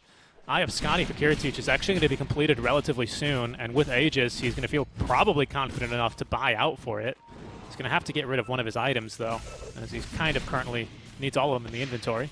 Aincred up to the high ground, finds the snipers immediately onto him, but there's the best of the attack, as there's a duel now. Pasha counter-initiating onto Lodin. Should win that duel, especially with Lorinov going on in, but they might be able to catch him with an LSA here. No, the BKB in time will prevent that. Kiritich unable to find a bash, as Dahak, with the Aphotic Shield on him, is looking to repel the invaders with his gun. Well, at least they've managed to hold their own there, but that could have been much worse. But you need to do better than that right now, right? Yeah. I don't know what point of inflection the Hawk is missing here. Maybe with Daedalus this thing changed. I mean, if this goes long enough and he gets ballistic, GG, right? That's yeah, right. Yeah, that's a big. You can't really hope that's what's going to happen for you. Scotty and Troll's going to help him a lot here, Kiritich, because that's going to give him enough tank ability. Just survive the initial onslaught, which is what all Prosti Esli can do. They need to kill a Troll in the first bout of damage, either with duel, telekinesis, whatever it is, so he can't activate Battle Trance. Because once the Battle Trance comes up, we're starting to see that Nemiga is just a much easier lineup to play around these team fights. Yeah. The tankier heroes. Easier initiation. The only thing they lack is mobility, but Storm has nothing to jump to in the backlines. Real quick, really nice positioning here from Prosti Esli. You can see Lorinov ready to jump in. He is not going to be the one initiated on. That's Pasha's job. Sniper in a tantalizing position with plenty of saves around him, and Rubik within blink range to steal anything or counter-initiate. Really, really good hold from Prosti Esli. It's just going to be about impossible for Nemiga to actually burst through these lines, especially if they just walk up this cliff with no vision. Just about impossible. You can see that they acknowledge that. They almost drew a pseudo heart because they realized they need to go around from the side and flank this kind of positioning that Prosti Esli have. There's no chance they can just run headfirst into it. They're too strong, even with a 10k deficit. Yeah, it seems like the Hawk is starting to really run out of damage to look at this Troll. Now the Scotty came out. You saw they're literally tickling the Troll. You need something else to bring him down. Maybe the Daedalus is what you require. But yeah. It's not like it's the greatest item for a sniper either. Like, it does bring you a lot of DPS, but your base damage is also kind of low, or your damage in general is kind of low, so it's not going to completely counter the Stroll. And the great thing about Scotty is also gives you a bunch of armor, which of course helps you a fair amount against the sniper. Someone might even consider going for AC or Crimson. Oh, they find Aine. Okay, at least he can get away though. They're just trying to force that forward time so Aine can place aggressively. They glimpse him back, really well played. Aine now in trouble as they activate the rampage RP on a here. sniper. And RP catches sniper in the backline. But is it the cost of the Magnus potentially? Someone Can they RP? get a sniper? They can. In fact, they kill the Chosen One. That RP was a bit too hasty. Kurtic just forced to use the battle trench as Lorna baits him out, gets the ball lighting away. Kurtic trying to finish up the Hog. He has Scrim glimpse back. He does have a BKB as well. Sorry, the press the attack to save him as the Hog now brought down by the Laguna Blade. That glimpse was not even needed. He was just too slow to run away. Pasha in a similar position. Kurtic just running after him. Press the attack, not going to help him too much as Kurtic. Oh, no, not going to fly. Oh, there we go. The glimpse. He actually glimpsed or blinked right in vision of the Disruptor. So that's going to be an easy kill for Nemiga. Really nicely done. A huge play there by Felhjord with the stolen RP. At least allows him to get anything out of that fight. But Nemiga, right now, again, as long as they don't run head first into the dug-in positioning that Prosti Esli had, it actually turns out to be quite difficult for them to string together a fight, even with all the save that they have. It's too awkward thanks to this bash. Or Aincrad as well, relatively low cooldown on the Dragon Tail. We've got even the Disruptor, who makes it a bit difficult to choose when and if you decide to use the Glimpse and Static Storm. As there's going to be Aegis now timing out, but that's just going to allow Kurtic to throw the BKB back into the inventory. He's got an item coming his way soon enough, actually, and he's just going to start demolishing buildings here. Yeah, I think Prosti Esli, they have a nice high ground defense in theory, but I don't know if it's going to be enough any longer. Is DK naked for you too? Is DK? Yeah. No, he's not. What are you, Marcy? Apparently so.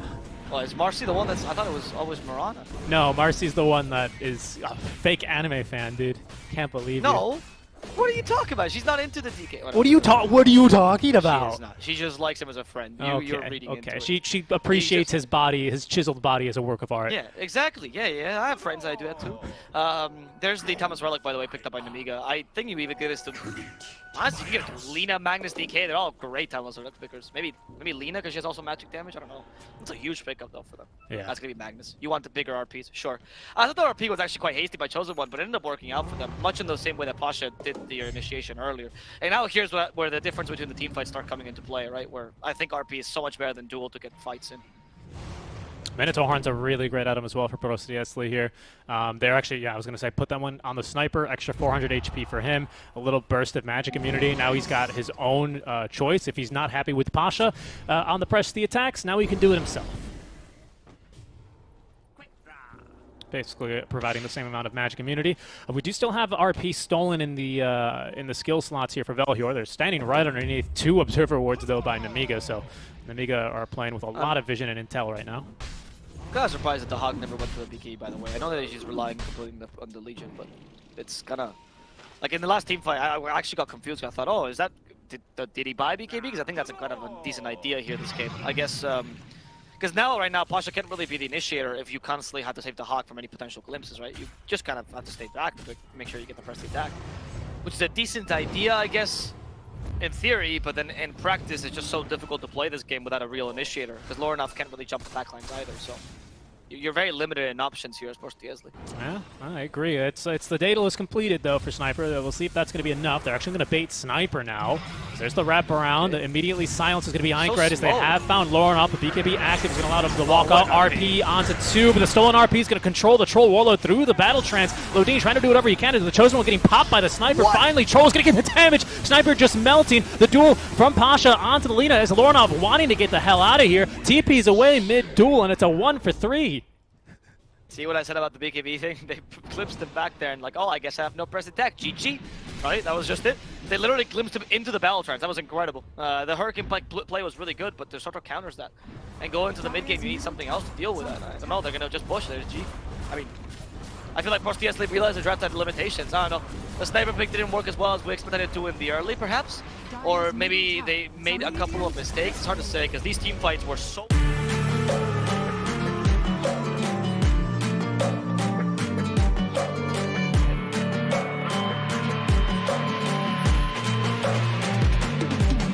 If we are one grain of sand in the middle of the ocean, can you try to understand how a touch can cut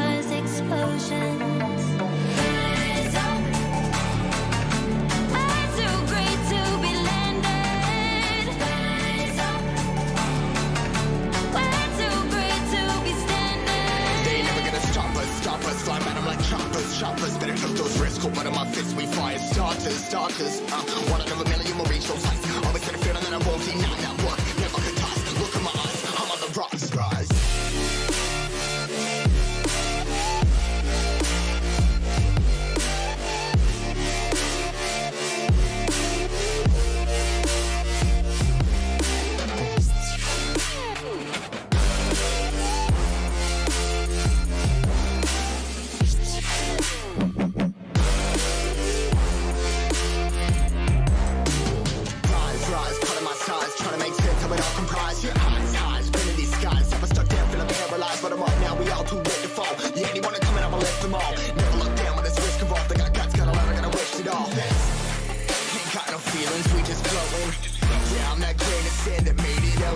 A couple milli now, I'm causing a commotion. I've been coasting, hear my name around the world like an explosion. Rise up,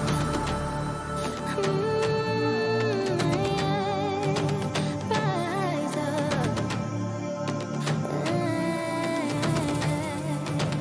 We are the apocalypse, and a pill that keeps us floating as we fly above the stars. Like I said, on the Rage, and given the heroes that Prosti Esli have, they can definitely fight around a Rage timing, right? Phoenix, he gets to control when he puts down the egg, obviously. Abba doesn't really mind long fights. DP Exo is, I mean, she can even fight through the Rage with that. That's not a problem. And ES, again, he can just kind of wait to roll on in until the Rage is up. So it's going to be what that's about. And of course, it's not 2-1 yet. It's 1-1, as the tickets are just a little bit strange here. Valhir in a good position. It should now roll away, but it is going to be fine. Stroke of Fate level 1 for Lodin. So could have applied the slow head he wanted, but wouldn't have netted them a kill anyway. The one thing on the PA pick is that I think that Nemiga might have slightly guessed it with the Wind Ranger pickup, because the Wind Ranger usually rushes MKB in the mid lane, or Maelstrom MKB, both of which are really good against PA, right? And the Wind Ranger alone could be able to deal with a PA solo, honestly. Like, burst her down so easily. She's so powerful at doing that. So we do, and PA can't, like, slot in a Blade Mail or anything like that, which some, like, say a DP could do. So I really like this pick of the Wind Ranger. I feel like it kind of thwarts that strategy to deal with the Lifestealer, and they might have guessed this as a potential idea. That's why they don't go for any other pick that's a bit more standard, I guess. Totally good point. And even though Aphotic Shield is always nice to have, it's nicer to have when you have like big dispels that could actually save your core, right? This time around, when it's just the shackle shot into tons of small instances of damages, there's not really much that the Abba can do about that. That's true. It makes his game very difficult to play. You don't have much catch for her, honestly, because it's really just the Earth Spirit that has catch here in this game. Yeah. Well, I guess you could consider. No, that's it. Yeah, it's really the same. I guess some slows and stuff. But that's it. You got decent slows. But we've got like 2 really great silences against her, though. And of course, you've got great gap close to the PA, or on the PA. So like, you could really easily blow her up if she's caught off guard without Windrun active. It's a very dangerous game for her, right? But once the Windrun is up, we've got some pretty major problems for sure. Yeah, exactly, and I feel like, is PA going to go for MKB maybe this game? Honestly, not a bad option, especially if Lifestealers has to go for the Heaven's Halberd build. There's the Aphotic Shield play again. Oh, really? He did it again, the creep, and Chosen One, he even has a voice line ready for this one. He's like, I'm done. What is this guy? Why? Why does he keep doing this? And they even got a deny this time on the creep. It's really, they got the deny last time actually as well. It's really good though, because the Chosen One, the whole point of taking God's Rebuke level 1 is to secure the rage creep, and they didn't do it again. He missed out on it. It's the tilt, Alvo. We modded up last game. Chosen One, I mean, he went for God's Rebuke level 1, so there's not much of a combo early. And yeah, Disruption annoys him, but he's like, wow, I need really hits. He has a nice base attack damage on the iPad, and Chosen One struggles a bit early, because he actually went for the Ring of Protection, a bit of extra help, but not enough to really tank the Abaddon hits. It's difficult to beat him. At least the Shadow Poison is not dispellable, so there's that, but it's going to still be difficult to really beat the Abaddon's laning prowess. And we know how strong Prosti Esli is with this. However, I find that the most important lane really for Nemiga is the mid lane, as I spoke earlier, because that's your PA counter. So if Wind Ranger comes online early, I don't think they should worry about too much else, honestly. Even if the bottom lane goes well for PA, she still takes a while to get online. And top should be a pretty decent lane for Lifestealer. I can't imagine him losing this. Yeah, he shouldn't really ever be in too much of a problem. Grimstroke is going to be pretty good in this lane. They might be able to kill him a couple of times, but so long as he doesn't feed, he's going to be able to keep the Earth Spirit and Phoenix in check for the most part. Also, they just casually gave a wave of XP here to Valhir. It is an attempt to get his Urn up ASAP. I kind of like the move. We'll see if it ends up paying off for them. if we can get that urn up and operational, because then ES is going to be kind of a monster. He's that urn this early on into the game with charges. Pardon me, along with him rolling into basically any one of these lanes except for top is going to get him a kill pretty easily. That's very true. Until you get some sort of dispel, which honestly would be the shards here from Nemiga, you're not going to really be able to dispel that urn either. Well, I mean, guess rage. Yeah. That's it. And your target early should definitely not be Lifestealer. I'm imagining it's going to be the Wind Ranger.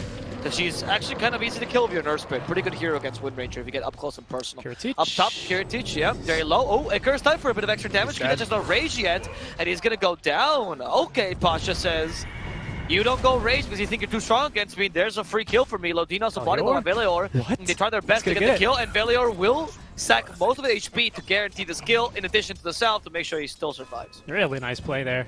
Really aggressive for sure, and now we do have to be a bit careful for Pasha. Not too careful though, because Kiritich only has passives right now, so as long as you don't get right-clicked by him, you'll be fine. And Pasha already with the Bracer is proven to be extra tanky. I imagine those are boots already coming to him. Yeah, he's already got the full Tranquils up on operational, so that first blood bonus is absolutely huge for Pasha here.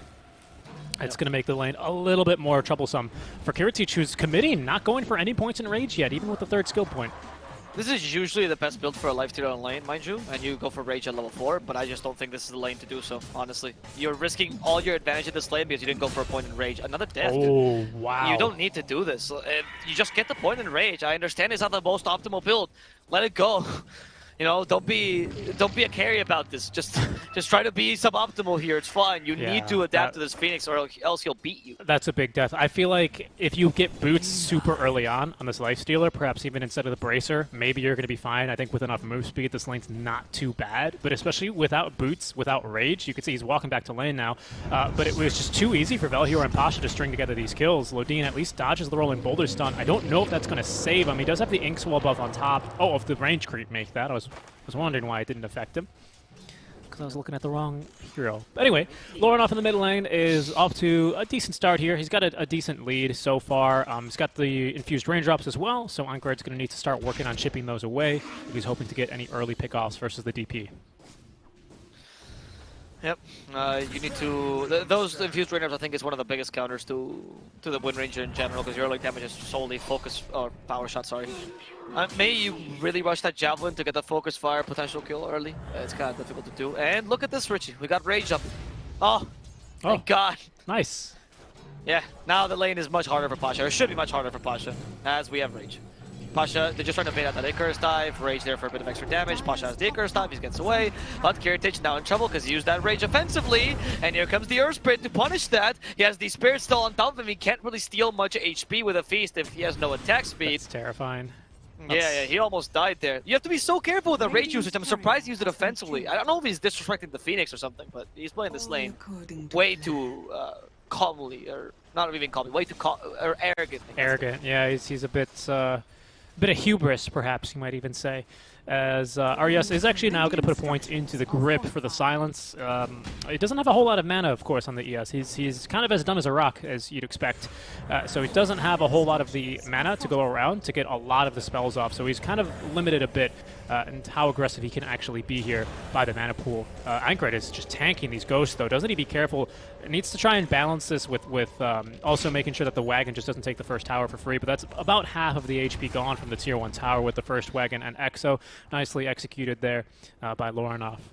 Oh, Lodine in the top lane also could be in trouble here. There's the Inkshot to get Kiritich to help him out. He's like, come nice. carry, get a counter kill. Lodine might fall to the spirits, yes. But can Kiritich still get the kill on Velior? No. He lost the rage, avoids the spirits, but in the end, it's going to be yet another win. Like I said, honestly, Phoenix in this lane against Lifestealer, not too bad if you know how to play that matchup, but it was also kind of Kiritich's fault, not gonna lie.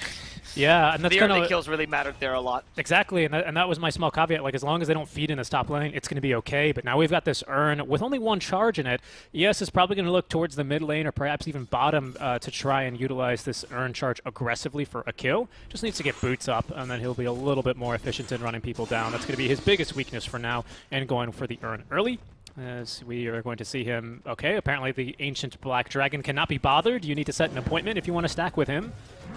He pulled the entire camp correctly, but sometimes they just kind of stand still. Bottom. So we're going to stand still. Chosen One trying to outrun here.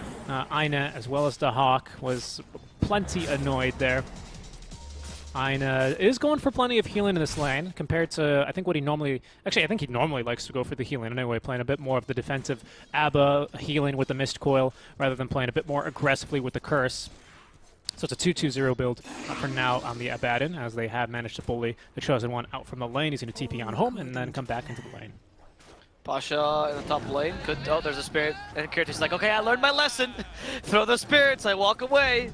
Is the best thing you can do here. He's got Supernova, but and actually now he's got enough mana for it. Oh, there's the rage. Dive. He might come back. No, okay, that's because Nice Lodine is silence. here. Good silence, but they're able to clear it just in time. That Boulder Smash is going to secure the Bye-bye, kill Lodine. onto Lodine. As he's going to roll forward now onto Kiritich. Silence as well. They don't have the damage, though. He's just barely going to get the TP away. Meanwhile, on the river with the DD rune active is Einkred, but the ghosts out from the Exorcism of Lornoff are still going to finish him off. In the river, he will fall, and I think the Tier 1 tower will be joining him here. As Prosti Esli will make the best of that kill mid lane. A couple of tips. Pasha to Valior. Valior to Pasha as the tower mid is going to fall. Bottom lane. Chosen One, yeah, they found the PA here, the Arena Blood, the Hawk. Oh no! A creep was outside the arena, they didn't take that into account, but they can still slow him down, and Gods rebuke him to death. Good. At least they get a kill there. That was the first kill for Nemiga. They desperately needed that because Lifestealer, he has been absolutely destroyed here. Yeah, he has. He had a TP away from the lane already. He's not even close. I mean, at least he's got his full phase boots, so he can be efficient moving from camp to camp. But he basically already has to jungle. It's too scary here, especially with this Veil of Discord available for Pasha. Phoenix's biggest weakness is that, of course, his cooldowns, basically, right? This Kiritich is going to start to experience the attack speed slow that is a level 4. Why go back? Why go back to I mean, he's really going to suffer in this lane because they actually reduced the cooldown as well here for Veil of Discord, so I believe now you can't, especially with level 1, actually the cooldown for Rage never decreases, but you're always going to have Veil basically on you if Pasha can string these together nicely. Like, you have to play all of a sudden around the Phoenix's cooldowns. They catch the PA, Thunder with an Inkswell yet again. They're like, alright, you kill our carry, we kill your carry. That's the only solution. Both carries gonna die a bunch, apparently. That's the idea here by both teams.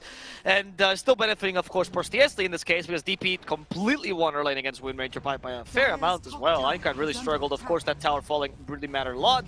Einkred can fulfill that role of a win condition, but she's gonna need some space from the Mars to do so. Good Fire Spirits out from Pasha. Perfect Fire Spirits out from Pasha. I was afraid he wasn't going to use them, but I was wrong. Yeah, Pasha's too good, dude. Yeah. He's been beating this lane just based on skill alone, to be honest. Yeah, definitely. He knows this matchup, and he's been destroying Lifestealer, showing him how it's done. And again, he can't come back here, even this Lifestealer. It's too scary. Great shot in the mid lane. Is going to connect onto Valior. Pops the Magnetize, but he's going to be stunned up, silenced, and killed off by the Focus Fire of Einkred. They will also lose Ionis simultaneously down bottom, as they finally at least get a kill onto Kiritich and are going to be looking for that Tier 1 tower. That was the kill bottom, but just happened because of the Arena Blood there. Okay, thank you. Yeah, so well done by Chosen One. I mean, he saw it and he's like, oh, not level 6 yet? Well, prepare to die. That's kind of how he's doing. And Chosen One is pretty much keeping Nemiga in this game right now, because the other two lanes went pretty badly for them. And because of his space created down bottom, he's managed to really stabilize both the Lifestealer and the Wind Ranger. In fact, Kiritich is going for a kind of a recovery build that we don't see very often these days, which is the Maelstrom on Lifestealer. Used to be very popular when they changed Feast to give you a massive amount of attack speed. That attack speed got halved and added to Goal Frenzy, and that means that Maelstrom is just okay on him. It's decent against, it's pretty good against PA, so we still see this build against PAs occasionally, and it's good if you want to recover, because it's a good farming item. So it's not unviable, it just isn't as common in the normal Lifestealer builds. Yeah, he's going to struggle, though, for sure in this early game, because he's not going to have that much attack speed, like you're saying, versus Pasha, who's already immediately going for the Shiva's Guard. Even without the attack speed in the Supernova, he's with the Plate Mail. This removes, again, one of Phoenix's biggest weaknesses early on, and that's going to be his low armor. Plate Mail, of course, granting you a ton of it. So he is looking like this is just like a really, really great start for Phoenix, basically. It's exactly the start you're looking for. And Phoenix is a hero that you can snowball with, especially into the off lane, given a team like this, as Lornoff is already rotating top lane, Boot to Travel is completed, EXO ready to be popped. It's a really scary time to be playing this game right now for Nemiga, because you can't team fight whatsoever into what Prosti Esli have right now. You need to get these pickoffs. Exactly, that's entirely it. You need to make sure that you can finish off at least, I'd say the DP once or twice, right? You need to bring her down, so the EXO can't keep pushing down towers. Lornoff has it available right now, but he's going to find Lodine. It should be a relatively easy kill. They commit to this. There we go. They wanted to give it to the Hawk. more farm for the Hawk. And yeah, lore enough, if you don't bring him down, the exorcism is always going to be a force to be reckoned with. And we can see what happened in the first game, where they actually take all 3 tier 1s first, because they just saw the opportunity, and why not? Which opened up their map and really reduced Nemiga's options this game. Should be noted, though, we do sorry about that. We do have both javelins operational for both Aincred as well as Kiritich. So, you know, PA, slight caution, more towards the Windrunner, of course, who can just pretty much instantly burst you with that item alone. But Maelstrom is going to be finished relatively quickly for both heroes. Lornoff using the level 1 Exo for the tier 2 tower will trigger the fortification, out from Nemiga top lane. Bit of healing to keep the creep alive with the Sunray, which is still level 2. 2-4-2-1 here for Pasha on Phoenix, as Ina's willing to tank the tier 2 tower for this. Doesn't even have a point, though, in the curse, so it's not really doing too much to boost the damage on the tower. And they are losing mid-tier 1 for this. Okay, let's see. Rolling Boulder, Pasha does get stopped with the spear. They have a Supernova, though, so I don't know if Chosen One... I don't know if you should have been here to begin with. It's too difficult. Supernova committed just to make sure they get the kill, and Phoenix will survive. And that's killing Chosen One. That's your Space Maker. That is pretty much putting you on ice for the next 30 seconds, as Veiler is still looking for Hellscream. They have a Rolling Boulder. They do. Veiler finally uses it. Catches Hellscream. Disruption is available if he wants to make more time, but he's still going to go down to the Hawk. More kills for this PA, who's been very active early, and it's a good way for her to recover and get closer and closer to that Battle Fury. Exactly. Yeah, a very, very scary moment there for Nemiga. I mean, you can't... If the arena comes out, that's not that bad of a fight to take, but you can see as soon as Velhior is in with the Rolling Boulder into the Silence immediately, there's just nothing Nemiga can do in that one, unfortunately. They just have to let the Mars go.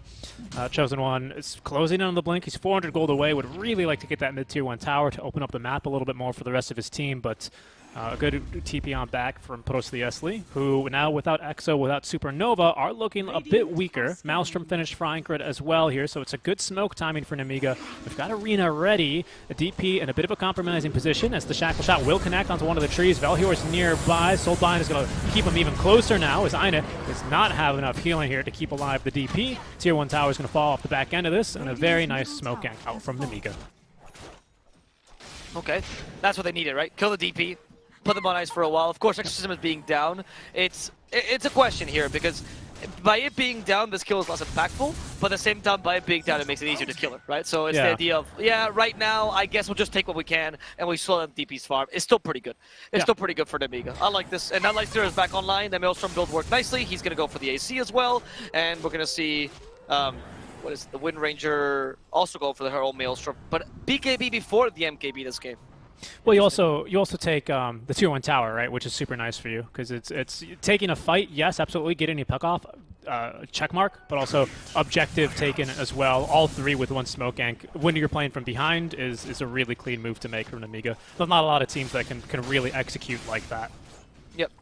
That's very true, actually. I mean, this is why I say, like, Nemiga is not the typical close qualifier stack. They've been playing together for a while, at least some of these guys. Oh, right? They took down VPP, you know, 7th place last season. Really? Yeah. Remember in the close qualifiers, we casted that game. No, I know.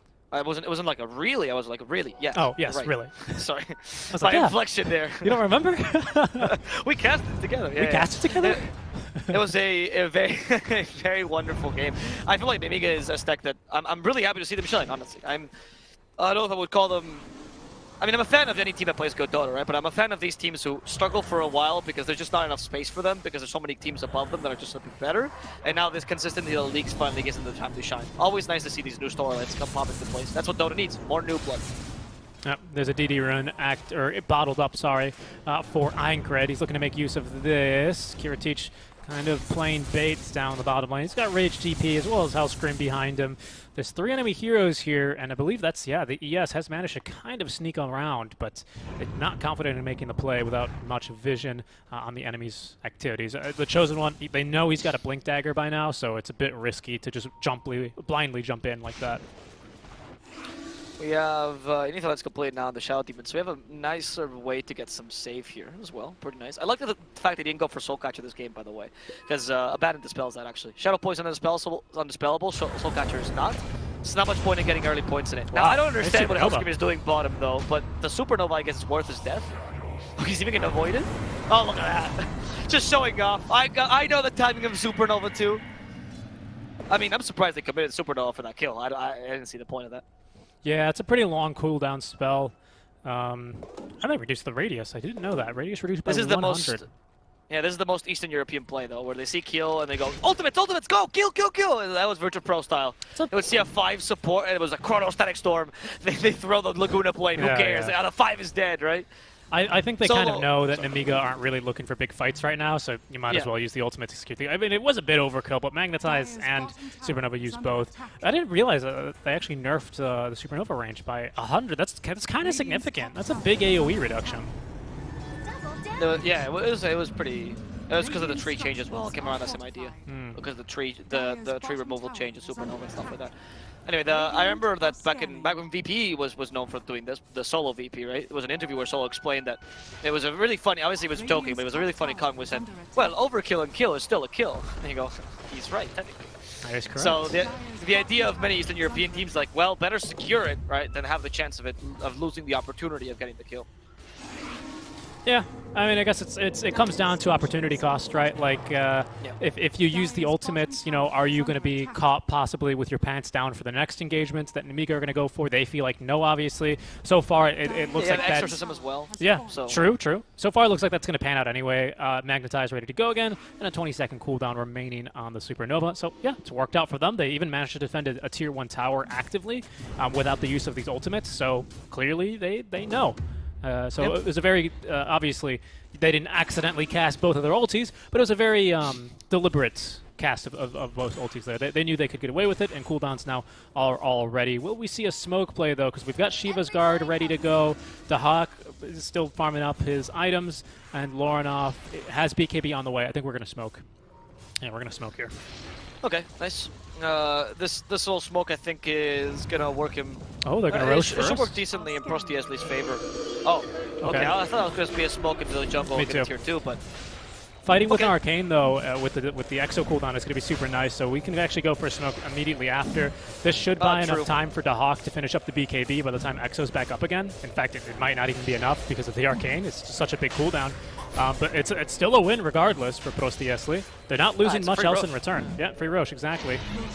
You get Dahak, who's been playing really active on this PA. Usually you don't see this from PAs. Again, a very relatively static hero, but unlike Naga Siren, she can join in early fights because of her mobility, which helps her be a little bit less predictable, even though you know exactly what build she's going to go for. In fact, a lot of PAs nowadays, to play a bit faster, as you've seen, actually skip the Desolator and put it as a third item and get second item BKB instead, because that allows you to fight a bit earlier with your team, as the Hawk has been doing already. I'm a little bit surprised that we're going for the second item BKB, because I think the timing in which you get BKB, especially a fast one, is around 21 minutes, and it's not going to be too far behind. It's been a good game for Dahak for sure.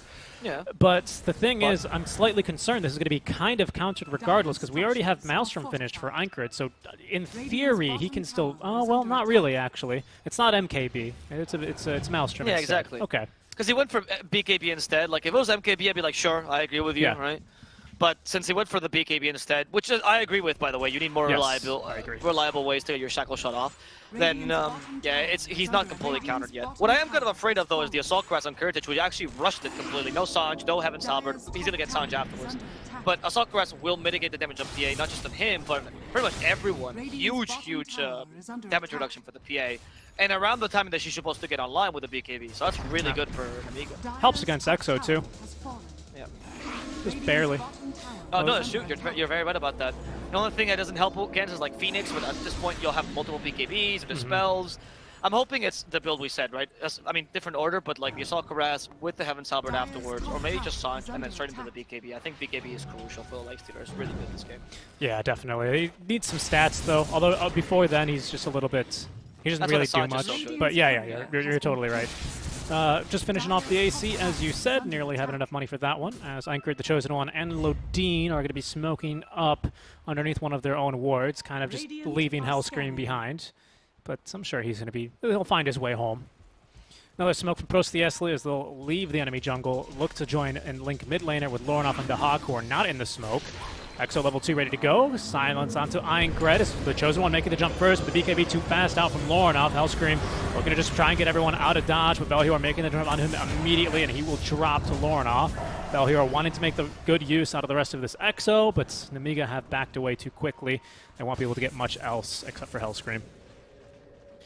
Alright, well, the Chosen One at least saved the Lifestealer there, and he can still No, you can't really initiate. I was thinking maybe with a spear, but it's a bit too dangerous. At least you wasted the Exo somewhat, but with a Supernova still available is the idea of kind of stepping off these ultimates, right? Which is something that a lot of teams do with big ultimates, just using one at a time if need be. Velior, what was that roll? Velior apparently wants to die, trying to be safe with the Aphonic Shield. He might actually get away.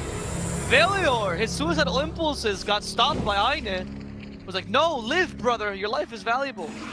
Yeah, I think he just got kind of caught up and, oh, okay, there's no spear. I can initiate freely. Let's go with the rest of EXO. And then Aincrad was like, actually, EXO is ending, so let's not fight. Yeah, exactly, right? And you still, again, you still have Super Null, but do you really want to commit? If they fight you, you fight back. But if they don't, you go, let's wait. Let's wait for both of these ultimates to be available. I think they go in there if Aincrad pops his BKB, but he's just patient, right? He knows that without further commitment, he's not going to bother using the BKB. Really important for him to get the BKB off if he needs it for the Dispel against the Fire Spirits, against the Shiva slow, for example, especially against the Silence of the DP, probably going to be most impactful there. So it's important that he's going to use BKB this game, probably at least for the next like 10 or so minutes, only as a dispel, and then he's going to turn and fight after that. He's not just going to use it preemptively, most likely. It's not really anything too important that you need on the hero. I mean, if you get jumped by a PA, BKB wasn't really going to save you anyway. The Hawk is now going back for the Desolator as he's going to jump onto Kiritich, who activates his Rage and will just walk away, showing off his nicely fully completed Assault Curious. Yeah, you saw how much that mitigated her damage. I mean, PA still deals a fair amount of damage as she goes into the Chosen One, or he goes into the Chosen One, rather. And they're hoping for a kill here. With the BKB and Chosen One, this should be easy, nice. That Sentry did not get vision of the Chosen One, though, because it got reduced a bit. So. Yep. Check out the Pasha's build, by the way, as he's gone for a full Holy Locket immediately after, so lots of healing. Love this build, actually. Lots of healing. Yeah, it Go used for the to, shard now. It used to be super standard on support Phoenix on position 4. Like last patch, maybe 2 patches ago, 7.27, it was like the Shindig, everyone would buy it. Zephyr used to love that build. He was the first guy I saw ever playing position 4 Phoenix with that in SCA. It's interesting to see it on the position 3. I think it's totally fine, especially because you're getting it third item after Veil and Shiva's Guard, 35% damage or healing amplification, as well as a passive wand charge every so often is nice. Chosen One. Okay, there's the Swell, the DP. Exorcism stops her, low enough. Does have the double damage though. I don't think they're going to be able to stop this tower from falling though. Chosen One's still looking for his opportunity. Aspecting the BKB in the end. I don't know if they've guessed him. Lifestealer inside. There we go. The Soulbind to the 2 supports. Can they kill him off in time? They actually stopped the Phoenix completely. Thanks to the Shackle Shot. Beautifully done. No more Supernova. Only have to deal with the Exo now as they murder Aine as well. But here in the middle is the Hawk. They have no bash to bring him out as the BKB TPs to safety. But the rest of Prosti Esli, sorry, will fall to Nemiga. Really well taken team fight. That Soulbind Shackle Shot, a trick we didn't really comment on, but worked to completely stop the Phoenix. He was not expecting that whatsoever. Yeah, I mean, I wouldn't have been expecting it either. Just pinned to the walls of the arena, nothing he could do. Well, first... Right after the Shackle Shot, yes. Yeah, shackled first to Aine and then pinned to the walls of the arena. I mean, really, really nicely done. Just not much Prosti Esli could do. It was like fighting into a brick wall. Once again, they kind of overextend themselves just slightly, hoping to get a good initiation off the Earth Spirit roll-in. Instead, he finds a very classic no-you with the Infest-bombed Nakes, and then they just turn it around from there. DP just doesn't really have the damage, even with a level 2 Exo. Amped a little bit more by, well, not really much. Wait, hold on. Does Veil amps spell damage, right? It doesn't amp magic damage? It's not magic damage. No. Okay. I just... Well, but Exo's not considered spells.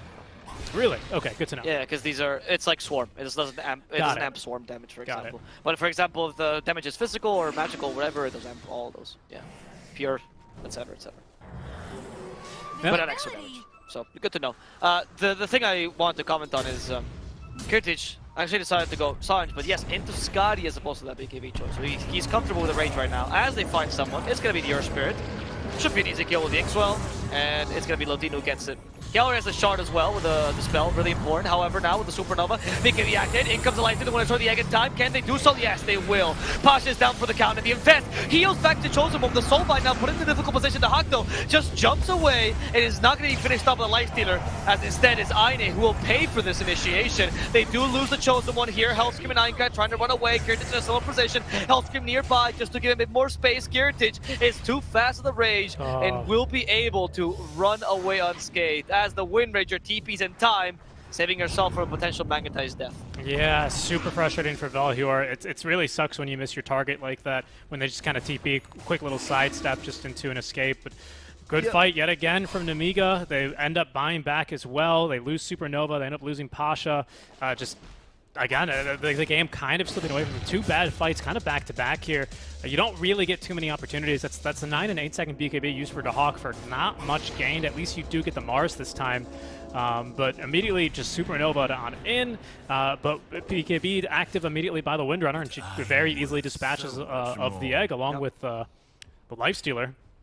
I think that Infest was huge in the middle of the fight. Healing a Mars there in the middle was massive because they actually brought him down to what, it was like 40% HP or so. Yeah. One or two more crits and he was done for. And then Kurtic brings it back to full HP pretty much. You're like, oh my god, not again. Especially because now he's facing the right way. He had Bulwark in between. It was much more difficult to finish killing him. So well played there by Kurtic. He's doing a really awesome game of Lifestealer. And I like that his build right now is like, I'm going to be the tank and you can kill the PA Wind Ranger. Like, Ironclad is almost done with MKB, which is a huge pickup now for the PA.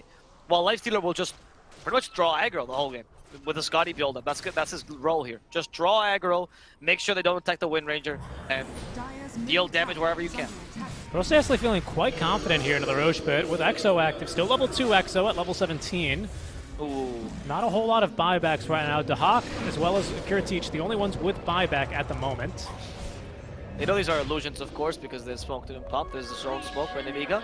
Another initiation by Chosen One. There's an arena blood available. BKB's active. Chosen One just bait out the BKB. They're waiting out for the arena. Wow. They murder Lornov. No chance for him as the Hawk. Also in a slow position. Difficult, however. TP's in time. Can he do so? Can they guess this TP? Oh, the spear was so close. But unfortunately, that BKB lasted just slightly too long, and they couldn't guess it exactly. Yeah. Nemiga will still get 1 kill out of this, very important one against DP. Aine trying to disturb this Roshan, as Kurtic is concentrating on finishing it off. Ironclad nearby, Aine does a power time, there's a Supernova. Kurtic needs to go help, unless as he let the Supernova go. Kurtic right out of range, and that Supernova stun. As he finishes the Roshan up, gets the edges immediately, he's a bit faster than Gods of Nuke, cleans it to support with the Spirit March to the wall. Poor Phoenix, gonna try to get away, but to no avail. Nemiga will manage to turn this into a 4-man wipe. Only PA surviving. Yeah, Hellscream, he realizes that he can't really do much against the cores now. They just have BKB Rage. It's not much he could do until those BKBs are up. So he wisely dives the backliners there in the initial kind of engagement we had. Unfortunately, just ends up getting 2 supports out of it. And with the 3 cores still alive from Nemiga, despite not having BKBs, they wisely make the call to just back away from Supernova, because then there's literally nothing left that Prosti Esli have to fight with. They try and contest the H a little bit more, but Kurtic just, you know, just too fast, man. Now he's got these open wounds. Oh, my grid, just diving up to the high ground. Lornov's getting chomped right now. That's the MKB reveal, and Lornov is just dead. No chance for Lornov. I mean, we talked about the MKB as a counter to the PA, but the DP also cannot deal with that insane amount of burst damage. I mean, it's just unfortunately literally nothing that his team could do right there. If the AB is there, you just take a couple more shots out from the MKB and you're just dead anyway. And now Nemiga up to the high ground. No buyback here on our DP is available. She's just shy of it now by about 900 gold as Kurtic experiencing the Sun Ray. Needs to make sure he's got SPF 50, and luckily he's got Shadow Demon here to help dodge a lot of those rays. They'll now be backing off, not wanting to overextend too much. We still have Aegis. There's no real need for you to go any further, and we did actually force that was the 7-second BKB charge of the DP. Of course, after the changes, now the floor is at 6, but having hit that floor so early on and having none of the long-duration BKBs be as impactful as you were hoping for is just a massive win here for the likes of Nemiga. Gives them a lot of confidence moving forward. IF Scotty is going to be completed really quickly here for our Lifestealer. Shadow Demon's even going to be a bit tougher to kill now with his Ghost Scepter operational. And yeah, it's life is difficult here for Prosti Esli, facing down a 10k net worth lead. Now, it does seem like Prosti Esli is not finding their avenues to really come back into this game, and this is where the thing about the draft we're talking about, where the lack of stuns is coming into play. They have no way of defending the Supernova, no way of defending the DP. It's really just Earth Spirit versus the world here, and Rolling Boulder calling it a stun is being really, really gracious with this ability. So, Nemiga, they're just kind of running freely around this team fight. This is exactly why I think the Lifestealer side, I don't need PKB. Who needs that? I have Rage. That's the only thing I need, because you have no way to control me once you've used a Rolling Boulder, and that makes it so difficult for these abilities abilities to last long enough for them to have an impact. Man, Rolling Bolt is a 2-second stun, right? That should be more than enough time for Dahak to kill just about anyone, but even he's finding 1 second himself. stun. It's 2, right? Because it's doubled when you use a Remnant. Really? Oh, wow. Yeah. Yeah, I actually didn't know that. Yeah. Okay. Earth Spirit player. Earth Spirit player, yep. But yeah, so it's a stun, right? But 2 seconds even, it's still not really long enough, especially because we do have some save potential on Kiritich. We've seen him already jump into the Chosen One just for that little extra HP heal. Scrim as well, so long as they're not BKB'd, can go ahead and disrupt them. So it's not great, like I completely agree with you. But 2 seconds is still pretty noteworthy if he uses the Remnant. As he has found a stun here onto the Chosen One. He's going to boot him away though. It's getting hit by the Phantom and the Inkswell. He's going to be A-okay. They're not able to actually make the jump onto him. Quite a tanky ES as well. He's actually gone for the Sanj, trying to finish up the Halberd, which is going to give a very valuable 5-second disarm versus the Windrunner if you can apply it before the BKB. Big if. I mean, you can do the disable. You can build disables, right? And that's your solution here. Like the Hawk with the Basher is already building a bit of disables. Lord not my concerns on the Vice a bit later. Chosen One has BKB. He's like, well, catch me now. Oh, there's your stun. There's your stun, missed it immediately, and now they're trying to punish him. They get a double open wound and so much damage against Melior. That's a little combo as well, but they burst out Ironclad in time. The Infest save the Chosen One, but it's not going to be enough. Kiritich even falls. The Hawk deals way too much damage now. Apparently you don't need catch if they're just going to fight you head on like that. We got a Basher? Not the TP, but there's a Basher on the PA. Not going to work out in time, so that is going to be Nemiga at least saving their carry with a bit of luck there, of course. Just a little bit of luck. A little bit of blooming luck. Not bad. I think that was so much damage. I was so surprised. I thought they would at least be able to tank that a bit better, especially with the AC Scotty. Yeah, so I think to me the difference there was the roll in by the ES. Even though he completely whiffs, they kind of overcommit to kill him. I think they were expecting maybe PA to jump immediately after, but as soon as the Soulbind, you don't get any utility out of it, it becomes a really hard fight. Windrunner is caught in a very awkward position as well in that fight. Dahak, as well as basically Lornoff and even Pasha were right there just to basically kill the Windrunner, who was pretty isolated from the rest of her team. Shadow Demon couldn't get in there for a disruption. Even if he did, the BKB didn't do much to save the life of the Windrunner. It wouldn't have allowed him to. Zabba's going to be basically healed up to full HP after the Demonic Purge. So many Dispels active on him, my goodness. See you later. Wow. I mean, I guess they really wanted to kill Aine. That is something that actually was the reason why Nemiga, is one of the reasons, sorry, that why Nemiga was winning these fights early, which is usually people don't contract the Abaddon first because they go, oh, you know, he has borrowed time, whatever. But Nemiga has been doing it regardless, killing him multiple times because they have good control over him, even despite his borrowed time. And that has really reduced Prosti Esli's save, right? The Abaddon has not really been able to save anyone in these kind of fights. Very true. And actually, I think Demonic Purge, even though it does feel kind of like a bit of a waste to use against the Abba, it is very nice to have versus him, as it cannot be dispelled, and especially that move slow. And Abba does not have very generous cast ranges whatsoever. He's, pardon me, very dependent on actually being able to basically walk up right to his teammates and quite literally give them a helping hand. And if he's slowed to a crawl, there's no way you can do that. So it feels kind of nice to actually get a Demonic Purge onto the Abaddon. He's going to go for the Axe now on Hellscream. I think that's a really, really nice idea because it's going to break, obviously, the PA, and that's going to take away not only her Blur, which is what everyone thinks about when breaking the PA, but also her crit. So that's a big deal. More than the Blur, because you have MKB being built on both of your main cores. It's really taking away that crit, so that can't happen again. It's quite a long time as well, Demonic Purge lasts for. So. Yep. 7 seconds of no crit, that's PA done in the team. I believe the break is only 5 of those, if I'm not mistaken. But I do. Yeah, I think you're right. I don't think it's a full, but it's long enough, and with plenty of charges. Like, don't worry, you'll be fine, right? As long as you can keep the Shadow Demon alive. Oh, no. But apparently it's for the full 7 seconds. Right? Really? Okay, good to know. I mean, unless the tooltip is wrong. Probably not. I know sometimes there's like some really funky things going on. They're going to catch Aina, throw him into the river, shackle him to the range creep, and he should be pretty easy pickings. They're going to trigger the ultimate. Kiritich going to pop back out. Yeah, Inkswell's going to be waiting for him. He's very dead. Very dead.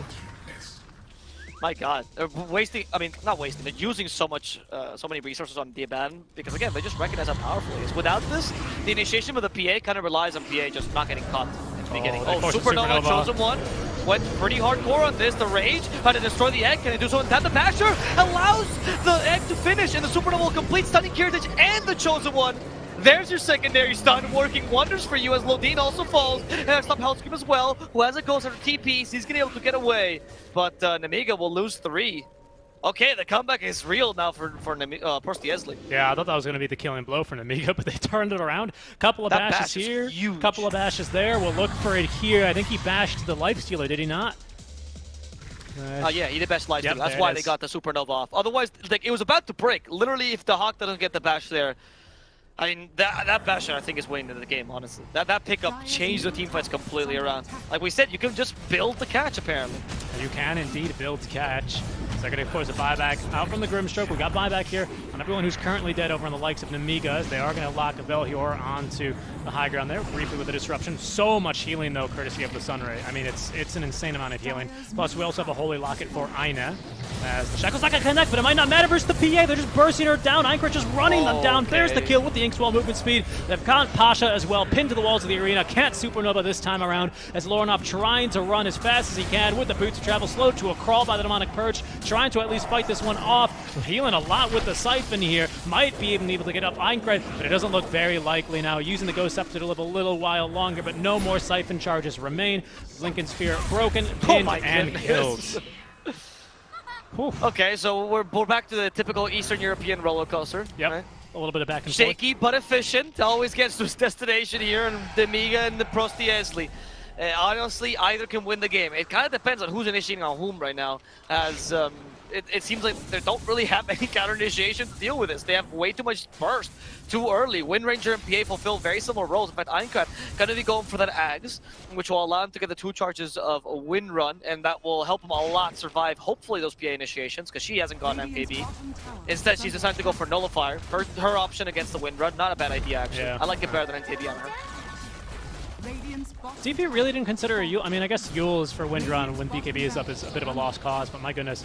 Einkrich now with an AD rune, as that's going to be Velhior trying to cut the mid wave. Lodin shouldn't be able to solo kill him. Maybe with Hell's Scream here, they could get the job done, as the rest of the team is just taking barracks, but we'll keep our eyes here. Rolling Boulder away, that should put him to safety.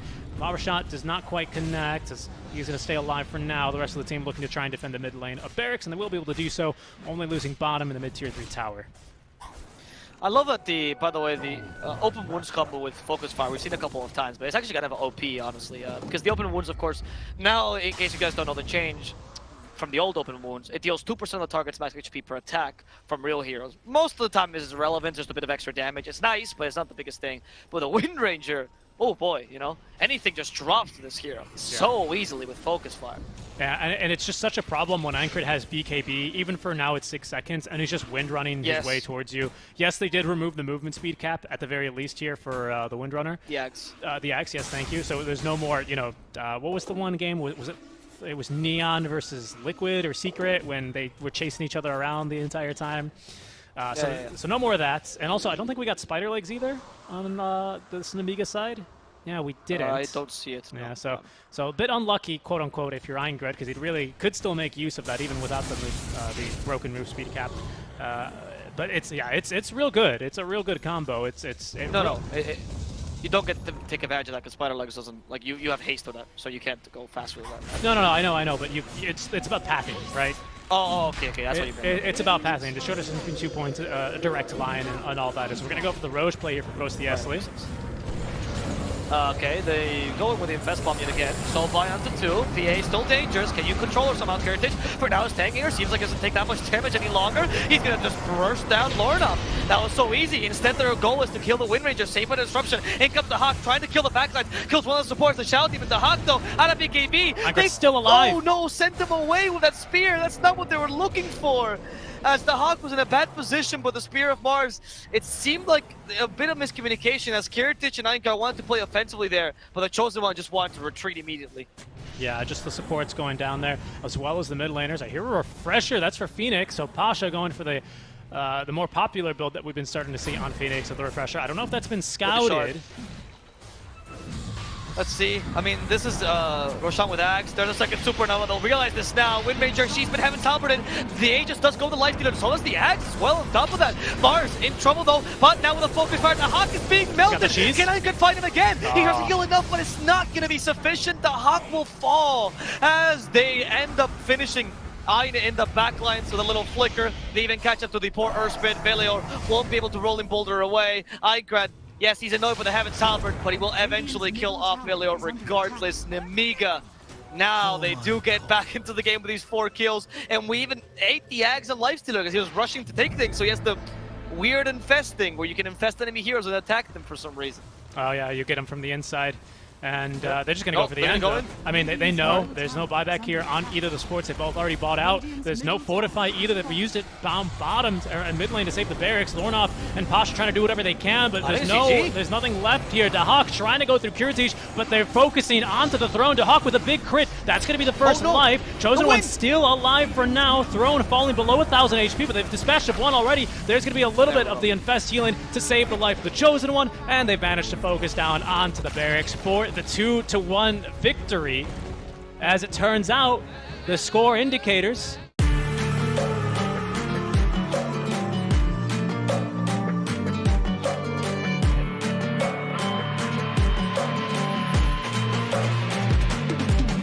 If we are one grain of sand in the middle of the ocean, can you try to understand how a touch can cause explosions?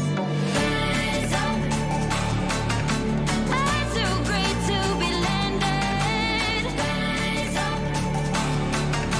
We're too great to be standing. They ain't never gonna stop us, fly at 'em like choppers, better took those risks, cold blood in my fists, we fire starters, one out of a million will reach those heights, always gonna feel that I won't deny that work, never could toss, look at my eyes, I'm on the rocks, rise.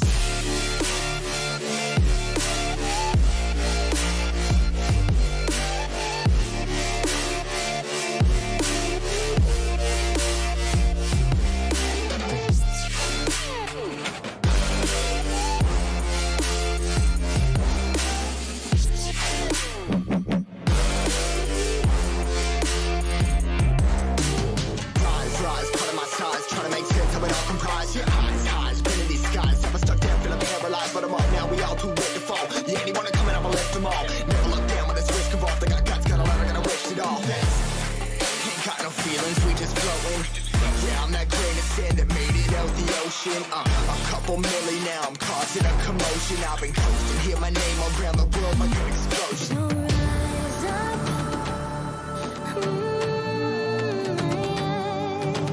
Rise up.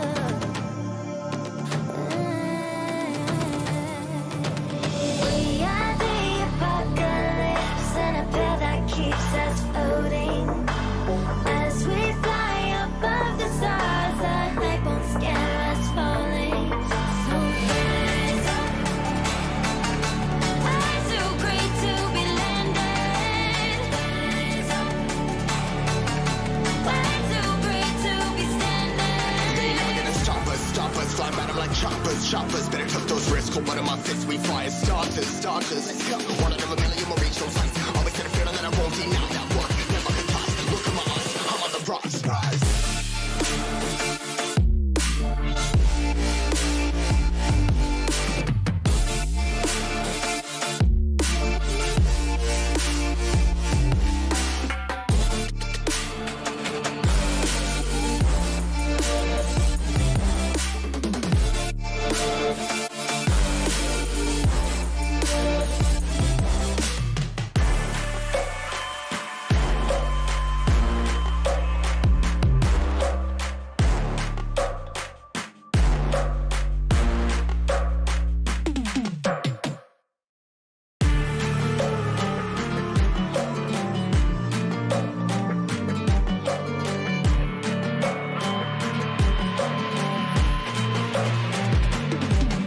If we are one grain of sand in the middle of the ocean, can you try to understand how a touch can cause explosions?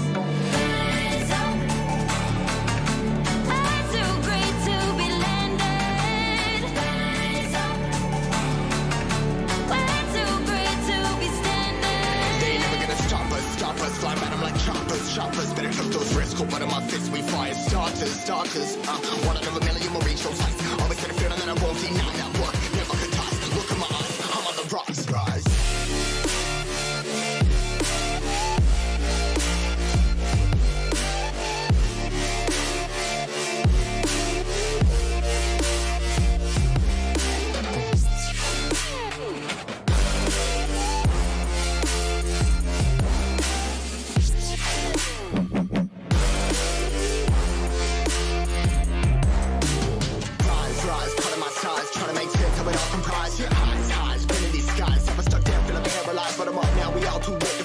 Yeah, anyone coming, I'ma lift them all. Never look down when it's risk involved. I got guts, got a lot, I gotta wish it all. Ain't got no feelings, we just floating. Yeah, I'm that grain of sand that made it out the ocean. A couple milli now, I'm causing a commotion. I've been coasting, hear my name around the world like an explosion. Rise up.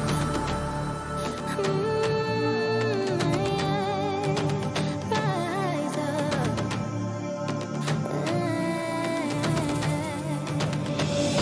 Here you do have the advantage of having a puck over on the side of Team Spirit, so you can throw out that orb, you can get a little bit of information without actually, you know, having to commit. So that will scout out everybody hanging out over in the castle area on the side of the Radiant, and they do have a ward over here as well. So I don't think we're going to see. Kind of interesting. You think they're going to go in on this? They definitely could. I mean, they're probably going to get Cask level 1 and Shadow Poison. If you get 5 stacks, it's a ton of damage. Like, they definitely could get a kill, especially if they get Ghoul Frenzy. It's like free Orb of Venom. So the level 1 fight on Puck Champ's not that strong. They're going to go for a bit of a skirmish here. And look at this. They immediately turn around. They say, nope, we don't want to deal with what you have. And Collapse also making his way bottom. Picks himself up that rune. So they get 3. Yeah. Not bad for Spirit. Yeah, they put the ward earlier to help contest that rune spot, and changing this up or predicting where your opponents are going to go is a really good way to just get a little bit extra advantage, get your items out a bit faster, that kind of thing. They immediately spot out that ward getting dropped here too by Desperate, so that's going to be an easy D ward over in the mid lane. That feels kind of bad. Yeah, I'm always really lazy about this too. I'm like, oh, I have a ward, whatever, I'll place it. But then they notice and they deward, and it feels really rough. But yeah, that's the downside of placing it later. That's going to give Puck some free experience when he chooses to bring a sentry out.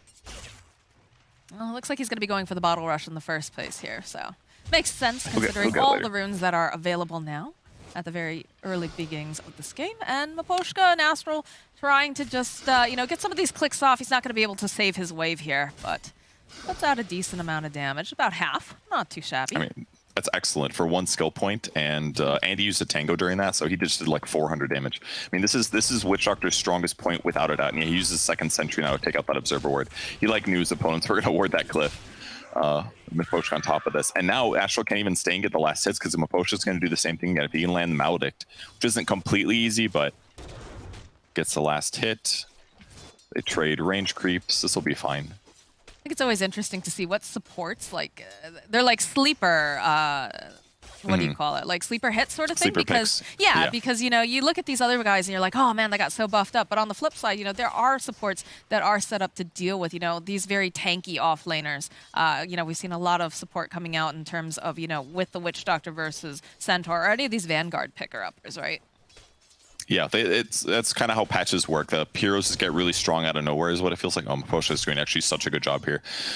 It does suck that the creep wave has been here for a long time because that means that Lifestealer is going to get less experience. But the fact that Miposhka hasn't been harassed much, and he's still getting some last hits, is good for their team.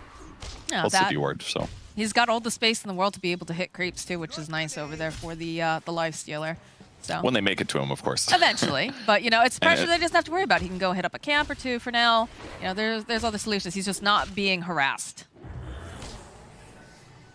He almost picks up level 3 though, so not too bad for their safe lane so far. Kind of good for them to separate Witch Doctor from Lifestealer though. The value is that Maledict will amplify your damage. So if you can go on somebody while Lifestealer's there to add damage, then you're gonna do way more. And they're definitely gonna think about making it go at some point. They're going on Witch Doctor instead, though. Gets the cask off, and they're grouped up very tightly, so get that value bounces. He's going to play it safe, though, and doesn't use Maledict afterwards, because realistically, you wouldn't be able to right-click. So he's doing a really good job just elongating his regen here, getting some pulls off, that kind of thing. Axes tons of last hits off in the other lane, though. Tokyo grabbing up that bounty rune here is just going to go and get the last hit easy, and he gets himself 2 of them. Even nicer. Up the rune here. Ursa's sitting at 13 last hits. He's just gonna let. He can't quite get there fast enough. Look at him. Oh, he's got it. A little bit closer. There it is. There's the poke. That's the worst when those ghost creeps mess you up like that. They give you the slow. The At a worst really are those crucial moment. I still think the worst were the Prowlers. Just walking past a camp, minding your own business sort of thing, and then they just decide like, oh yeah, we're gonna entangle you. Yeah. Yep. So far, Razor is doing just fine in the mid lane. He does have more denies than Toronto Tokyo does, but their experience difference is not that massive, and it's not really like Razor 6 is going to change this matchup. And frankly, when I saw the Razor pick, I was thinking that it was more likely to be like Esapiro is how it's been more popular lately. But hey, mid lane is going to be fine, and at later stages of the game, it's still a really, really good matchup against Lifestealer, because Lifestealer, as we saw in some of the previous matches, very, very difficult hero to kill. But if you just sap a bunch of his damage, it doesn't feel as bad for him to just run and do whatever he wants in a fight. Shadowdemon may be dead here. Never mind. Nah, Krylat's not gonna hard commit on this. But like you said, yes, the level 6 over on Desperate is not going to be quite as potent as, say, Toronto Tokyo picking up level 6 and starting to make these rotations. So still will match up nicely, like you said, but you know, when you have a Dream Coil, when you have an Axe that's going to be able to follow up, and you know, the fact he's also got that Vanguard online, it is going to put pressure down on PuckChamp.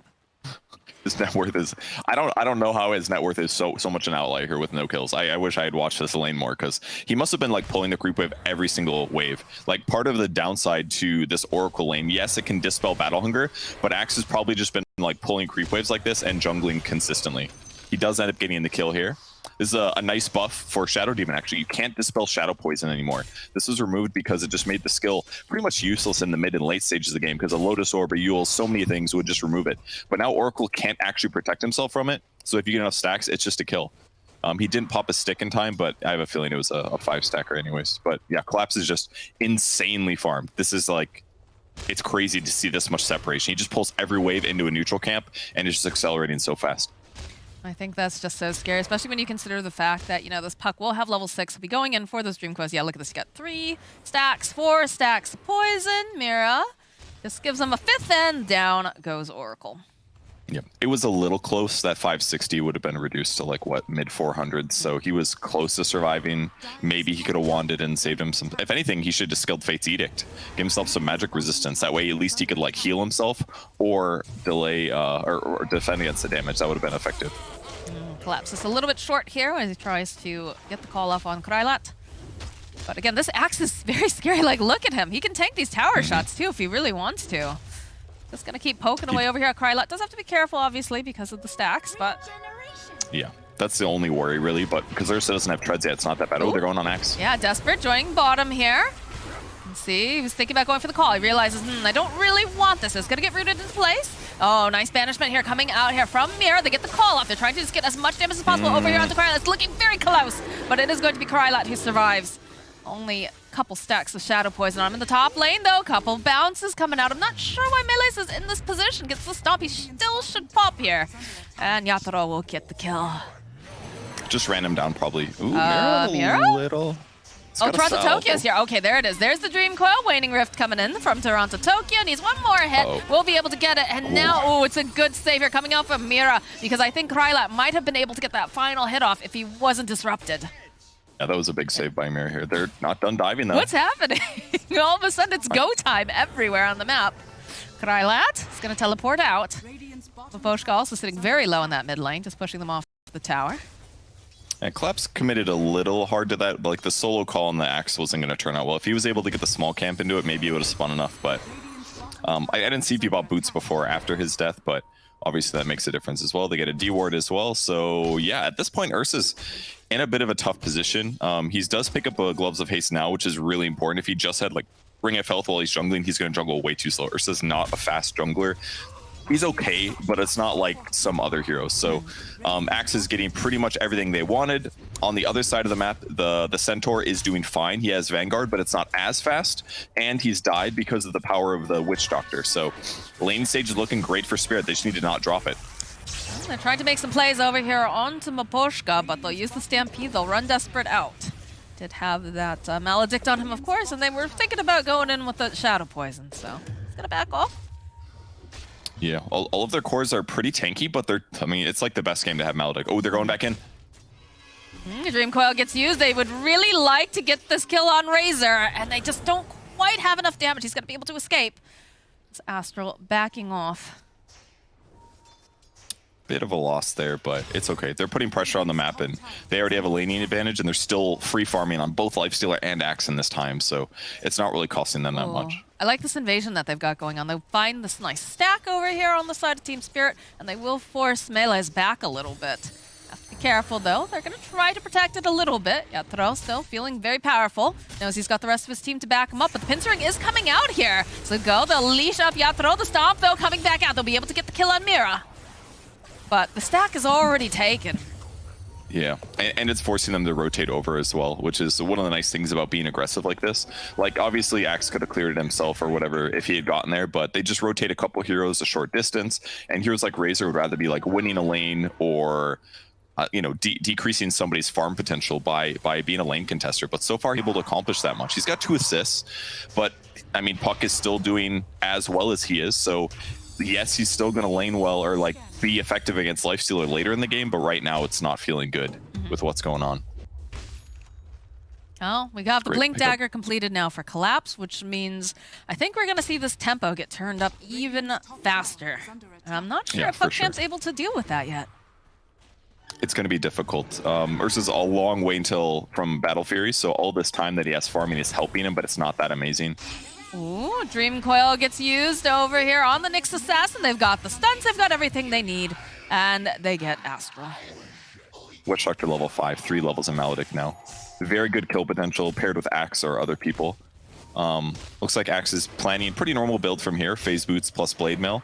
Not all Axes buy Blade Mail these days, but it's going to be pretty good this game against somebody like Ursa, because Ursa does so much physical damage, and if you catch him, it could be great. They're smoking Ooh, mid, though. there it is. There's the call over onto the Razor. You can see the Oracle trying to protect him from some of this magical damage, but it eventually does wear off, and that's a kill for Maposhka. Mira starting to throw up these stacks, trying to get vision around this tower area. They have to be so careful now that Collapse has this Blink Dagger. This is so difficult this early into the game with their disadvantage. I mean, Oracle's 4.5. If he has 6, this is different. They can sit behind somebody. He could have saved Razor's life, but his laning stage went so poorly with the Axe getting as much as he wanted. And now 2 catapults? How can you stop 2 catapults? I don't know. They have to try, though, Purge. Look at this. He got the 2 carries and jump out immediately. Oh, look at the damage coming out here as they just try to burn it down, and they do manage to get the dunk off over onto Melee. He got the Stampede. Desperate joining in the fight now, but he needs to be careful because they can turn right back around again if they'd like to, and that feels like Team Spirit, they're hanging out over in the mid lane. There's only so much that these 2 supports can do. The Nyx is ready to go, but there's like no follow-up, and they've shown that they have crazy burst damage. Maledict plus Puck at this phase in the game makes Puck look like an incredible hero, and the mid tower just goes down. And has any other tower been pressured on the dire side? Barely nothing. All these towers are very, very healthy, so they're just going to control the map now, and it's so scary as well knowing that Axe has Blink, because he can farm really fast in here, and he's always ready to jump in if somebody gets a bit too close to where Witch Doctor is standing. I mean, Witch Doctor could solo kill a lot of these heroes. He could probably solo kill Razor. Like, he could almost solo kill Ursa if Ursa didn't have his ulti. Like, it's a scary game right now for PuckChamp. Maposhka is one of those support players that just always has like fantastic positioning too. I can't tell you how many times, especially playing the Oracle, right? You see him like knowing that he is the person that has to be the save. He's got to stay alive. He's got to hit all of his buttons. And so it's just going to be very difficult for them. Even with like something like that Nyx Assassin who's going to be hunting, he's just not online yet either. Yeah, it's the Nyx has been doing a really good job. I think he's been stabilizing his lane and being in the right place at the right time, but it's looking bad. Like as the heroes match up late game, the best thing they've got going for them is that Ursa is good against Lifestealer generally, and that Razor is also good against Lifestealer. So they have great core matchups against Lifestealer, but with Lifestealer's net worth higher than everybody else's, it doesn't exactly make it look great. And I think having Shadow Demon as a solution against Oracle is excellent. The 6 or 7 second constant dispel or purge of people is going to mean that the Oracle heal gets removed instantly. Fate's Edict gets removed instantly from any ally he casts it on. So yes, he can double somebody's healing, but if they're not getting healing from another source like Mech or Wand or Lifesteal, then he's not going to get as much bang for his buck out of his ultimate. And if they get low enough before he casts it, Axe is just going to chop him anyways. So Oracle doesn't look like the solution this game. He just hit 6 now, and they're pretty far behind still. Ooh, we have a scary meat pinata coming out here where You've got Collapse, he's got a Life Stealer inside of him. Anyone he catches is just going to get blown up. And look at this, they're trying to make a play here on Toronto Tokyo, but over in the back lines, they're still chasing after Toronto Tokyo. He's juking around. Desperate is very fast. They've used the Stampede, but Dekalis went down while all this is going on. Oh, at the very last second, they do manage to get the kill. But now Maposhka, he's hunting. He wants Desperate. He's desperate for Desperate as they're hunting around the woods. Collapse is looking for the call. Not going to be able to quite do it, but I don't think he has any solutions here as he realizes he's definitely going to die. He cancels out that teleport, and he's just trying to just buy some more time for his team. All things considered, not terrible. Getting the Puck kill is helpful. Puck had to ulti early there because he spotted the Razor and didn't want him to get out. But yeah, losing your life, not great, but ultimately still pressuring well on the map. They had to retreat, though the worst thing maybe is that they had to run towards their tier 3 towers because now it takes a longer time to get across the map again. Again, buying time for Ursa, whose farm level is looking pretty good. He just finished his Battle Fury, and his net worth's just a little bit behind his opponents, and he will farm faster than Lifestealer. So it's not the worst for Puck Champ. They get the tower as well. Like picking up that puck kill and making them run so far for the Razor was not bad at all. Definitely not what Team Spirit wanted to completely clinch out the game with no difficulty. But I feel like the pressure is still kind of on Puck Champ here. Collapse, it's a new DPC record, by the way, getting that Blink Dagger at like 10 minutes or so. I think the next closest was 11 minutes or so. I'm sorry, I didn't get to see the stat.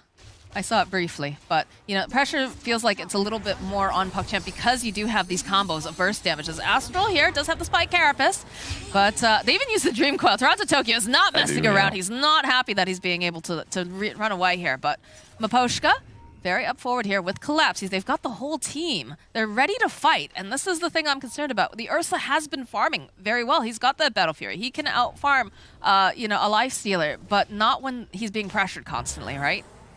Yeah, it's going to slow him down, basically. He has to walk from camp to camp in weird ways that aren't as efficient. That makes it harder for him to play his game. But either way, he's got some stacks going for him. His team is making him. He can always move to the top part of the map and pressure there. And he's picked up a win lace now, just to increase his movement speed in some of these early fights, which is a good grab. And either way, not having Dream Coil right now means that it's a little bit harder for Team Spirit to initiate. But they're doing such a good job playing in this area. They've got all their wards and the best possible places. If Puck Champ even thinks about trying to push out mid lane, they're going to get ganked. So they just basically have to move this forward while Ursa farms somewhere else. They've got another Life Stealer bomb here over in Collapse. And they did a scan, so they know that they're in this area. The question is, who gets to jump on who? Because Melee's just finished that Blink Dagger, and he shows it off. I don't know about this, though. They'll turn right back around. The Stampede is out. They're going to try to just get themselves into a better position, but they go and they grab themselves up the Ursa, plus that Malediction. It's too much. Crylout immediately just crumbles. Impale in the back line, though. They do find Toronto Tokyo. Witch Doctor getting that ultimate off. Melee's just wants to get out. He is not happy about this. Dekalis trying his best, trying to keep this Razor alive, but there's just too much of the spins. The dunks come out from Collapse, and now they're just going to chase down Desperate with a triple kill for Collapse. Huge. You could really see their net worth advantage in that fight. Like, Axe got initiated on, and he's like, this is fine. He just walks in like no big deal. Like, oh, my Blink Dagger, the 2,000 net worth didn't get used. It's fine. I'm just going to walk in and still be a huge thorn on your side. He gets initiated on here. He's like, uh-oh, wait, never mind, I'm fine. And he goes in. That Soul Catcher did a ton of damage to the Centaur. If they had a Dream Coil right there, the fight would have been a little bit cleaner for Team Spirit, but getting that call on Axe and killing him instantly was a huge advantage to giving them space in that fight. I mean, I think Collapse was more than happy to have them walk directly at him. I think, yes. you know, that was not the target that they wanted to chase after, for sure, because they just turned it right back around. And perhaps they didn't think that the whole team was there, but yeah, look at this. Stunned up. But it was also, I believe, that Lifestealer had level 2 ulti probably at the start of the fight, so that was an extra 800 health on Axe. So even if they would have gone on him, it wouldn't have hurt in the slightest, because he had almost 3k HP, and he had a Vanguard and a Chainmail at that point. Like, he was not going to die to any initiation, and even if the entirety of Puck Champ had committed on him, it would have been still a good fight for Team Spirit, most likely. And you can see already they're just right back here in the bottom lane. Maposhka's pairing up with Collapse here. They know that anyone who wanders across their path, most likely they're going to be able to get a kill. It's a lot of pressure. Nether Shawl picked up. Not the best this game. Oh dear. It is, of course, the Centaur, the big tanky boy, who's not going to look very tanky at all here, because Maposhka will get another kill on him. Maledict damage once again. Just giving him a lot. Tokyo is going to be able to survive. For the back lines, they're trying to turn this back around. Oh, he goes back in though. Oh, it's a nice save here. Coming out from Mira. Will protect Tokyo. And the jump forward here, Collapse getting ready, waiting for that spike carapace to end. And Toronto Tokyo jumps right back and he says, "Ha, you thought that you could kill me. I'm gonna turn this back around at you." I thought that he could kill him too. I think the Nyx has been playing excellent. His ability usage has been, he's been reading the game so well. Like almost killing the puck there was really good. But not able to get the kill and things like that are just once again more deaths. Mira was clutch there, right? Because like you said, it looked like he was definitely going down, but that he needed like 2 hits probably, but yeah, it was really close. It was a good play. got some really deep vision getting dropped off over in the base too. The map is just getting so much smaller. You can feel that PuckChamp's feeling a bit claustrophobic at this point because they want to get this Ursa out. He has this Battle Fury. He has this Blink Dagger. He's working on a BKB next. But it's just they have to protect him, and it's so difficult to keep President Krylat alive, basically. Yeah, the last fight was definitely an extreme situation. The drag back, Maposhka's here. As we said before, the whole team's going to get on in this action, and that's a dead Centaur. Krylat, though, over on the back line, needs to be careful because Maposhka is absolutely still good as the mirror does fall. Collapse, though. Okay, they get the Oracle ulti off over onto Desperate. Dream Coil coming in, though, as Toronto Tokyo joining into this fight. Yatoro just munching away. The dunk comes out from Collapse. Yet another kill. Blink Dagger's going to be off cooldown in just a second now. The Ursa already has his Blink, though, so is going to be able to escape. But I'm sure he's feeling a little spooked after that engagement. Yeah, that was almost a fight they could have taken if the Razor had gotten Static Link off before his chain disable. He would have had a lot of damage and been able to potentially engage fully with the Oracle. He put a salve on him and everything. He had a good amount of heals there. But because he didn't pick up a Static Link, he would have had to engage basically cold instead of warmed up, and then they just weren't likely to win the fight. But they did at least kill a support. The net worth disadvantage is pretty significant, and the vision advantage is insanely significant. Team Spirit's way ahead there, but they're getting some kills, they're buying some time, and Ursa's farm is still looking pretty good. But they have a spy cam in their own base at this point. When you talk about the vision, like it's just everywhere. They know all of their moves. It is just so difficult for PuckChamp to get out of this base. They're trying their best, but every time they show up, there is an axe, and there is usually a Witch Doctor, and it usually ends up in a dead PuckChamp member. And look, we've even got stacks still going on, although Astral looking like he was going to try to maybe poke over there at this courier. Does grab up the bounty room, but they should be aware that somebody's hanging out over here. He actually can't see the courier where he's standing right now, so I don't know if he's aware that it's there. Looking for here oh, he might grab it now, actually. Yeah, he sees it. Nothing on it, but definitely, small victories. You'll take what you can get, as looks like PuckChamp's going to try to Roche. They should. We'll see if they can get away with this, but they must have smoked in. No, here comes Scamp. Spirit. They're on their way. Gotta get this done fast as Collapse again. This Lifestealer bomb immediately they come out. Krylat snatches up the Aegis, but they get the kill on Roshan. Oh, they're not happy about this. The Stampede comes out. Toronto Tokyo trying to get over there fast enough. He wants to get a Dream Coil down. Hunting over on the side here. The Blinks are coming out. Toronto Tokyo goes with the Dream Coil. They should be able to go get the kill on the Oracle. And there's the call here coming out from Collapse. One donk over there. Oh, they see him! Did they get vision? They don't see him. But it donked. Oh my gosh. I don't think they saw that the cast could bounce. I don't think it gives vision when it hits people. So either way, still amazing. They took Roche. Desperate. Immediately eye the storm, but you've got the blade mail. You've got the damage. That is a dead Desperate. That death is pretty rough. I mean, I don't blame, whatever. They stole Roshan. That was a good play. They lost Oracle as they retreated. Stampede is used perfectly there to get everybody out. But losing the Razor as well, I think that one's a sloppy mistake. They could have gotten back on the map right now, if not for this death. Here, you did use ulti, so the call didn't last very long. That's how he was able to still pick up the Aegis, but perfect timing for them to show up. 135 gold each, stolen away from PuckChamp. But most importantly, that Razor kill just gives Team Spirit another 40 seconds to do whatever they want on the map. It's like we're gonna see an Ags picked up for Collapse eventually here. Ooh. That's we don't see that too often, but when you're this far ahead, you get to be flexible with your item build. He's maybe in a BOTs first. It'll jump his movement speed heavily, but Ags it doesn't do the AoE Battle Hunger that lowers damage anymore. It now does, when you call, it applies Battle Hunger to people, lowers their armor by 7, gives you 7 armor while that Battle Hunger is active. He's getting the calls of his life here. Jump forward again. It is, of course, the Razor who will get dunked. Duncan on Desperate should be the name of this game. Yeah, I mean, he's right outside his base. Like, He can't do that anything. feels safe, but yeah. There's just no breathing room for this poor puck champ. It's getting even tighter as they've invaded their home. Stomp comes off here, but the rage immediately from Yatro. No problem. Krylat's doing everything he can. He's trying to farm up on the other side of the map. It is... he needs so much to get his team back into this game. He does have the BKB though. It looks like he's queuing up Shard, which would give him Enrage whenever he uses Earthshock for a bit of time, but he might get ganked here. See, he has They coil. spot him. They've got the coil. This is one bear who's all leashed up. He'll snap, and there's no one else quite ready to come jump after him yet. He's going to try to bunny hop around here in the trees. They'll use the attempt. Stampede. Tokyo still hunting. Doesn't have anything to cancel out, lost though. him. So Good juking there.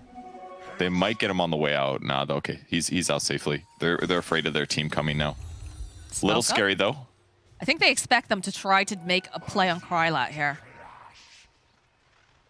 They're going to smoke Just up a behind the bear. Bit late. I mean, maybe when he shows on the creep wave, they'll come back, but I'm They sure are. they expect with They're no moving. coil, they probably won't invade now. At least they'll wait a bit for a reset. I was going to say, though, do they need a coil? They have Collapse. He has been landing some insane calls here. He has, but it's just a little dangerous here. I mean, they know they have an advantage. When you waste coil like that, or you give your opponents time to react, it's kind of a bad idea just to go fight where they just knew that you were there, because they're going to set up for this. They put wards down, On Mira. Jump forward. Disruption buys a little bit more time. Aposhka getting its position, looking maybe for the call. The call comes out here from Collapse. They'll still end up losing here. The dunk comes out. Oh, man. That is aegis down, friends, as Toronto Tokyo poking on the back lines. Krylat now running away. Collapse waiting patiently. Will get the Blink Dagger canceled. He's got a Lifestealer bomb in him. He's just waiting for that perfect moment as he jumps forward. He finds himself quite a few heroes here. As immediately Astral is blown up. Yatoro is a little bit scared. He is trying to run out over the back lines. It looks like they are going to lose Toronto Tokyo. Collapse, though. He's got that Blade Mail up, but he has to be careful. They get a little bit of that damage up to go, and they'll use the Stampede. Melee, he's looking. They do manage to find Collapse over here in the tree line. They get the stun off. Maposhka running for his life. Does manage to break ankles a little bit, but eventually Collapse goes down. Maposhka also to fall, and it is just the Lifestealer who will be able to make it out of that engagement alive. I mean, it's a perfect example of what they were scared of might happen. They moved into an area where their opponents just reacted to their hard carry almost getting killed. They had vision advantage. They got to initiate on the Shadow Demon, who was forced to defensively disrupt, but still died. So that hero was dead right at the start of the engagement. And they used their best initiation to kill just an Aegis, which was kind of close to timing out anyway. So perfect scenario there for PuckChamp. They win a fight, they get a 5k net worth advantage back to where they were. Uh-oh. What's the matter? See what he all chatted? There was something. Don't look, it's the Don't lobby look, password, why would you guys. show that? No. Time to change the password, boys. We know what was on his clipboard, guys.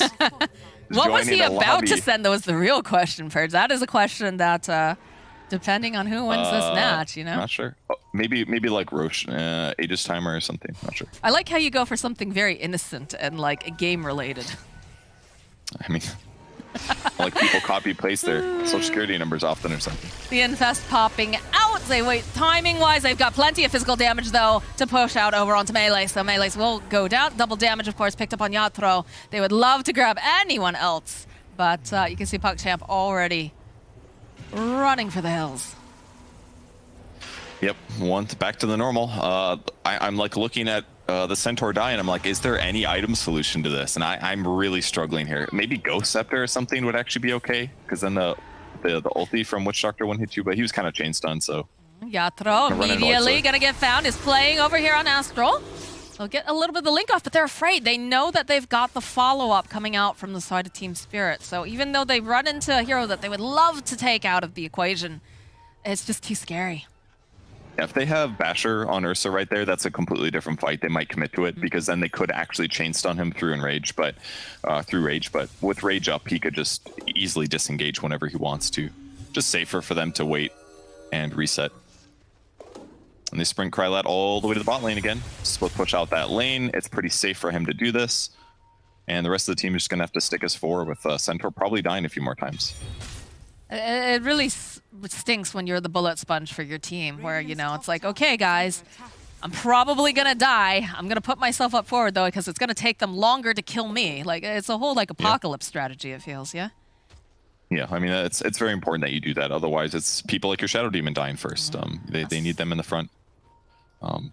Ursa's got his shard ready. See if they're hunting here. You think they can make something on Toronto Tokyo, though, is the question. Absolutely. They have the lockdown for long enough. Yeah,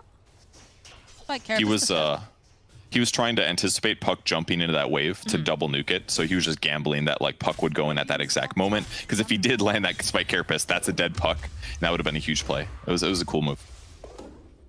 Gotta do some of these riskier plays if you want to get any breathing room here, because otherwise it just feels like a slow bleed. Big neutrals here. 2 orbs of destruction. They're good on both Lifestealer and the Ursa. I think Ursa's probably going to keep that, though. Oh, that's like free Scotty, basically. Look at the movement coming out here from the side of... they saw the center on there, trying to get in position. But PuckChamp, they're tight up. They don't want to get picked off here. They're protecting their bear.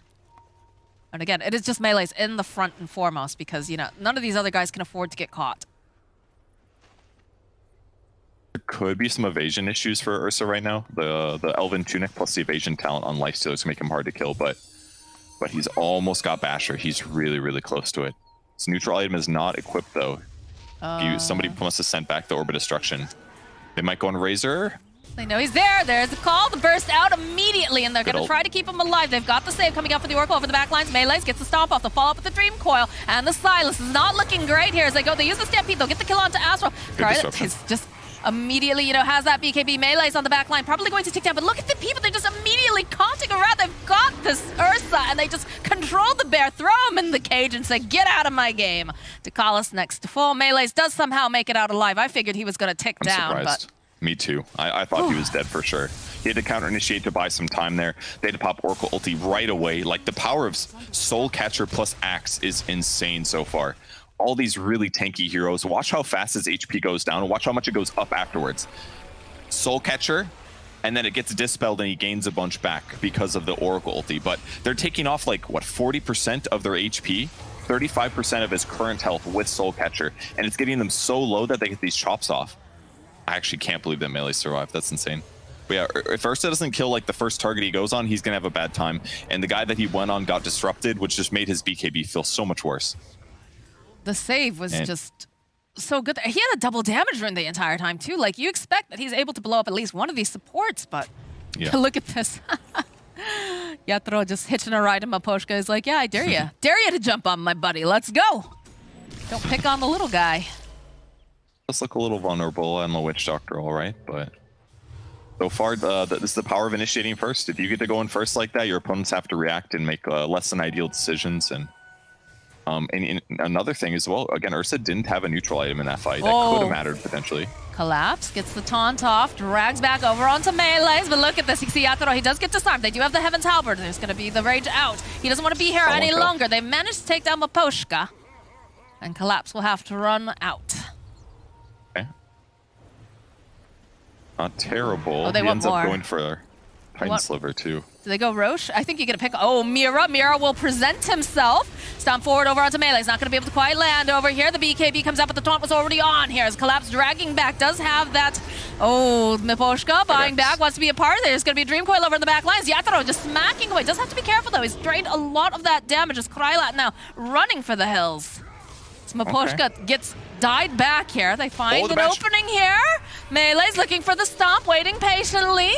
Yatoro going right back in as Toronto Tokyo is just poking back and forth, but over on the side, these are big tanky boys. When you don't have that Witch Doctor, things definitely get a little bit more difficult.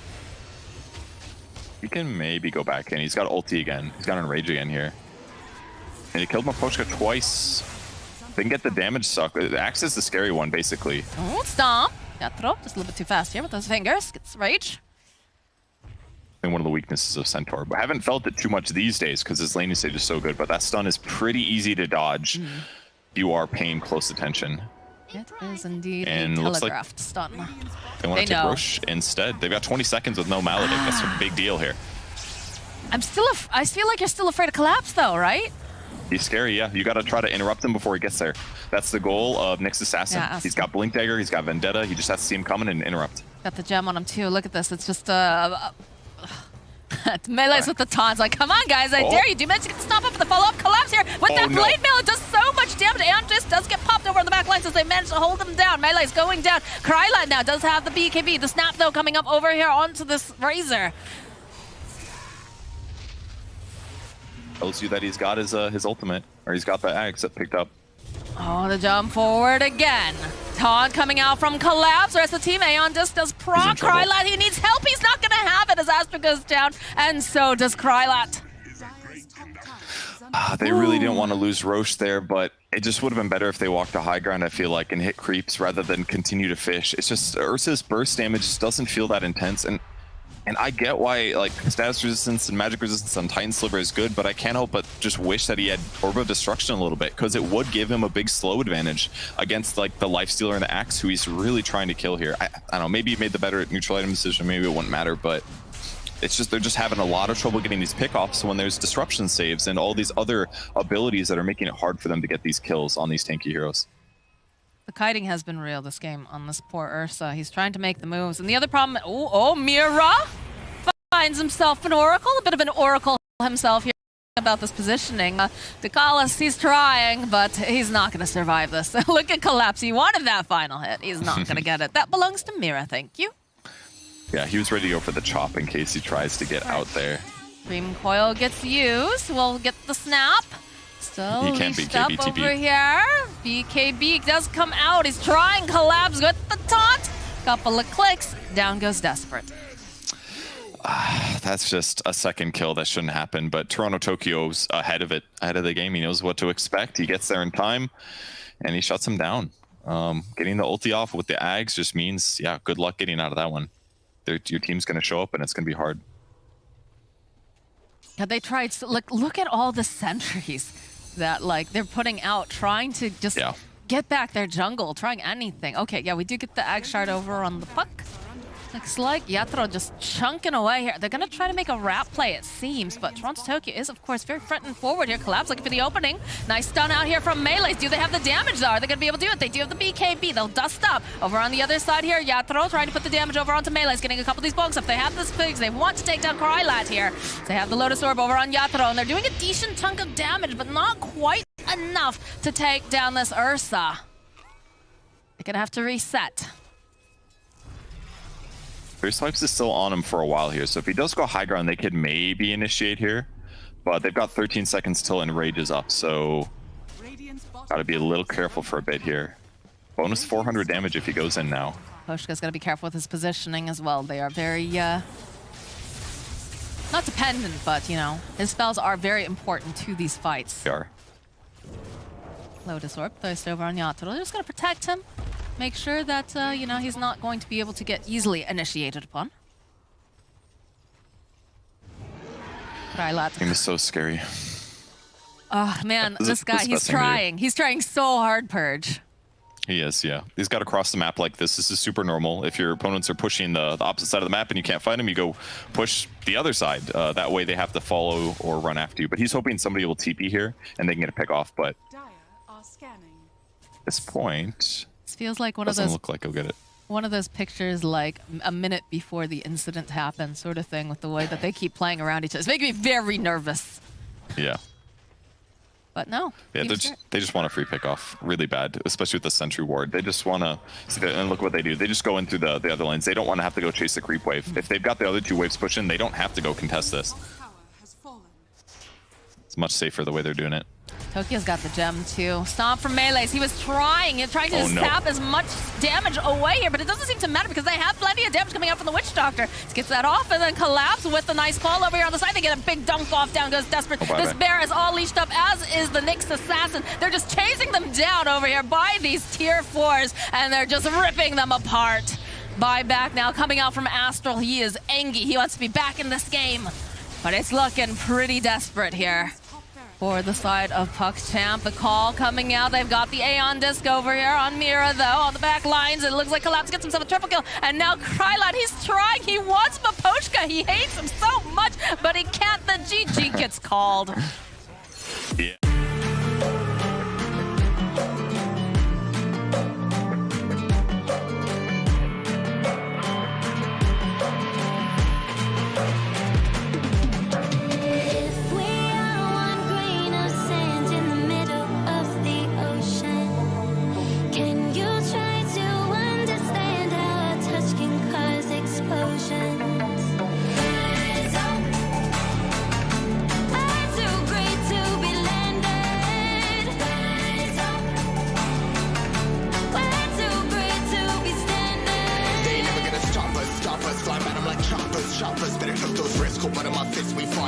starters. One out of a million will reach those heights. Always had a feeling that I won't deny that work. Never could toss. Look at my eyes, I'm on the rise.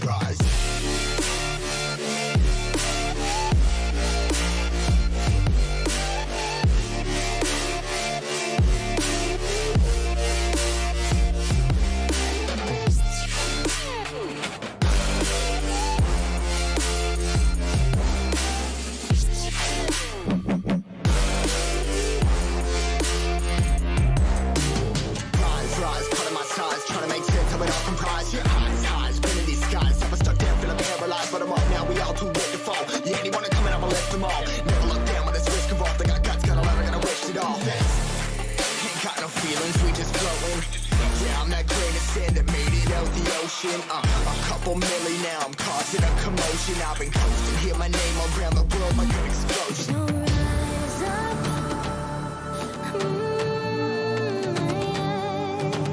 Rise up.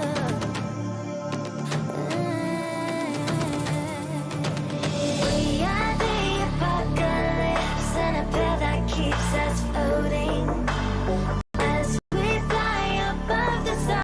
Feels weird that they picked it up as their last position hero, which Doctor is good against like really tanky heroes, and he's pretty effective at gyro, I'd say. But the other four heroes are weird. Witch Doctor doesn't feel that special to me. And so I feel like Witch Doctor is not a strong it's like That fight around sure with a lot of nations, just the coming out over on the side of Team Spirit. You know, some they're good means you've got that fact you put around the map. So what does PugChamp need to do here to really, you know, solidify a bit of a lead? I mean, winning lanes is the most that they're going to be concerned about. They need to make sure that Monkey King has a good game and doesn't end up dying in his lane, for example. If Batrider can run away with his laning stage and do a really good job, it could be huge. Miro just did if you guys were wondering, he just checking for observer wards, basically running around the tower vision. If there was vision, the tower would attack him. They did figure out approximately where a ward was. We'll see if they get that. They pinged right on top of it. They know. They will definitely get that D ward, and that's something we've seen fairly common coming out from the side of supports over in Team Spirit, is they do a bit of that hunting early on to make sure that they don't have that vision advantage. Mm-hmm. And it actually looks like it's going to be a tri-lane here. Monkey King plus Tusk plus Witch Doctor. This should make the Witch Doctor feel really effective, actually. And this is a smart way to do it, really, because the hero that they can that is a little vulnerable is a Gyrocopter. So if they can hypothetically punish Gyro and kill him a couple times, they'll be in a really good place. Timber versus Batrider is a little scary for Timber, but if he gets super shut down, it doesn't feel nearly as bad as something like Gyrocopter having a bad time while Monkey King gets ahead. That is true. So Maposhka, known for, you know, having nice positioning, especially on saving supports, is going to have to be very careful here in this bottom lane. Be a little careful, right? But Jakiro's actually pretty good against tag team because he lowers attack speed of multiple people. So despite like the accelerated damage from tag team, he should be able to cover his team if he's not too out of position. And now it's just going to rotate into a tri-lane versus tri-lane situation. Yeah, the Snapfire rotated back to the bot lane now. Lil Shredder should be fine here. It'll work pretty cool with Flat Cannon as well. So even if Gyrocopter is attacking somebody else, it should be okay.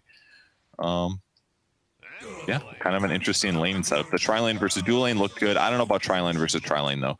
That feels a little bit harder for PugChamp, because then Monkey King feels like a little bit more of a vulnerability to me. But it all kind of depends on camp maneuvering. Couple sentries now burned. Large camp will be blocked with the sentry, and the small camp is unblocked now. So if they can't block that small camp, they might have a little bit of trouble here.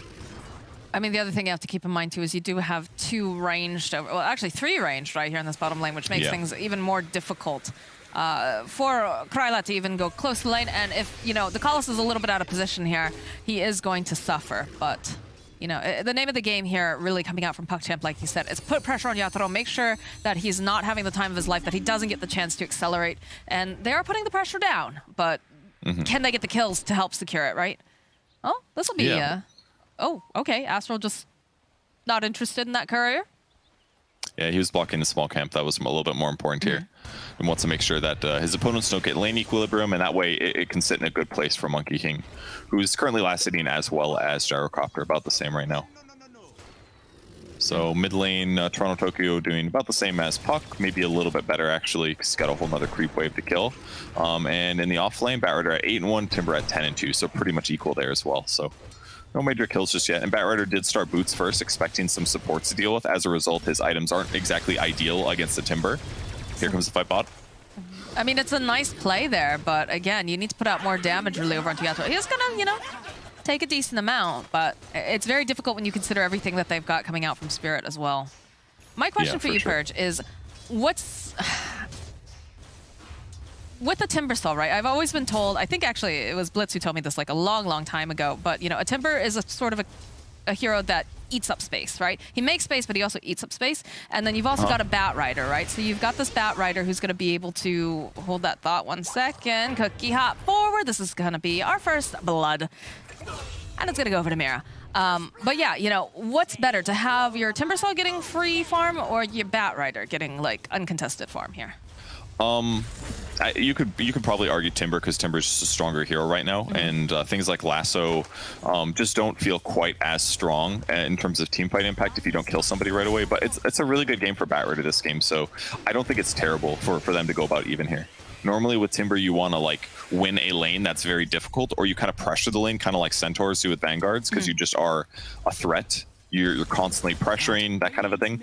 But it might not feel the same because it's a 1v1 and because Timber's in the safe lane. So, and there's not really that many strength heroes on Team Spirit anyways. It'll be good against Mars for burst damage, but once Gyro gets BKB, I don't think he really cares about Timber much. So. Okay. All right. Got that bottle over here on Huck. He's got 1 camp stacked over here on the side.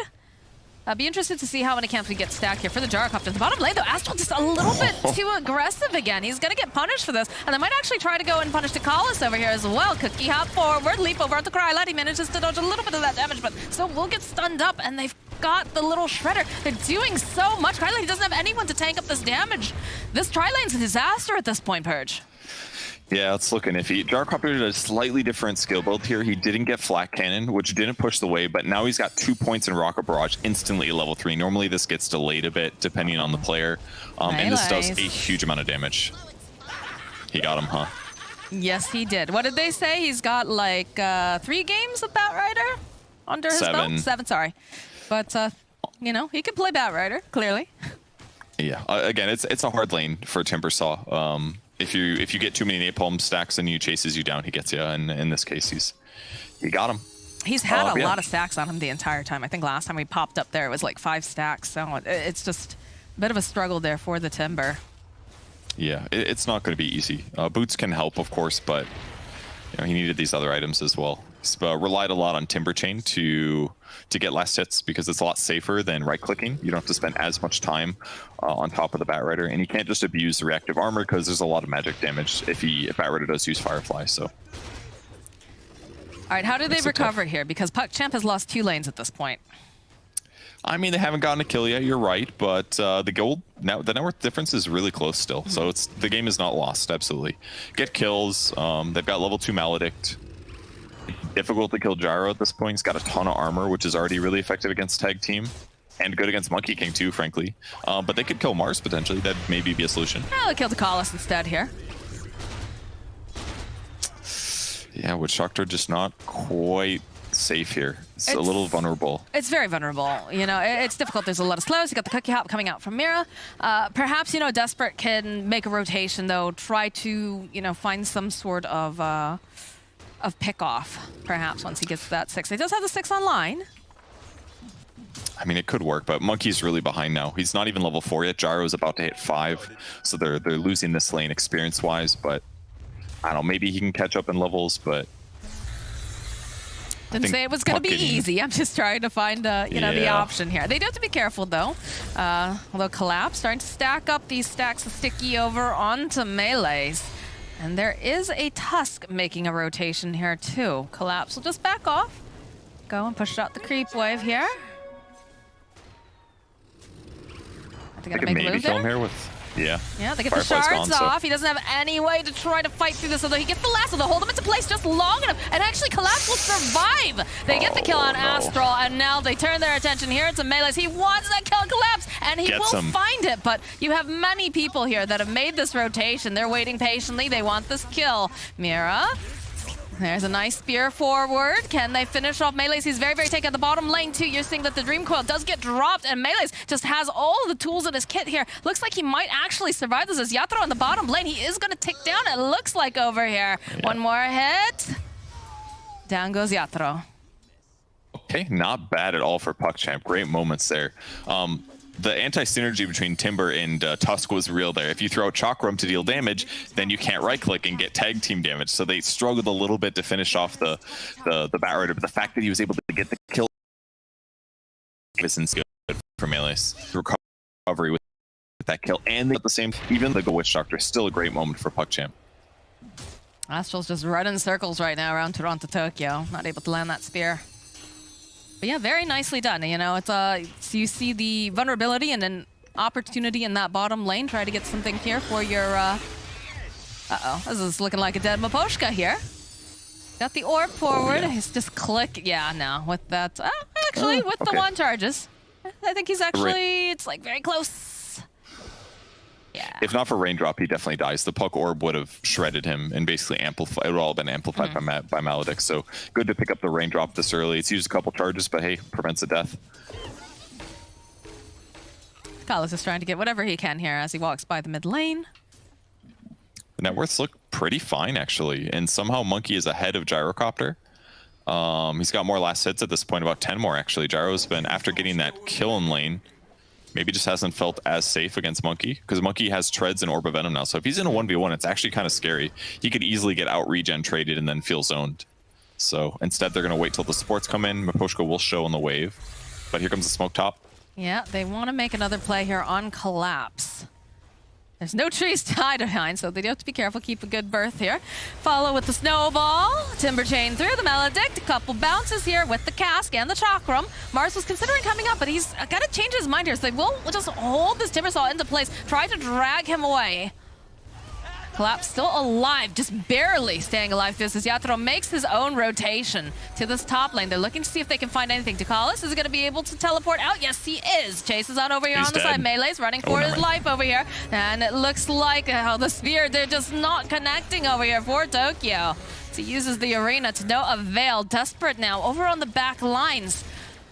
Still alive, very healthy. He's thinking about jumping back in here over on Yatoro. He's underneath his tower. This feels really bad when your position one is being dope, and he's not looking too healthy. He is going to try to go for the call down. He will fall. Talo in over on the side here from Maposhka, trying to hold him into place. Desperate, trying to run away, and it's going to be Collapse who'll collect the kill, and they'll be able to grab Astral. Melee's here taking a bit of a bath, and all this Firefly does have all the tools in his kit, though, to try to run away right now. They're not able to pin him into place. 3 stacks of Sticky going back in on Collapse. This is not looking good for our friend. The dogs come out, the Malediction gets tossed, and they'll find the kill. Pushka has not died yet, but it's really hard to land your abilities when everyone's this mobile, and Melees is doing such an amazing job here. With the Faded Brooch as well, he's just fast, he's dealing damage, he's got his hood finished, and he's making Batrider look like a bit of a liability now. Incredible games from PuckChamp. Last 5 minutes. Dream Coil gets used on Mira. They have the stun coming out from the Witch Doctor. They've got the Malediction, and Mira sitting solo. He's going to try to teleport home. Great He's going to move. make it in time. Looks like he will, even using a Fairy Fire to help secure that.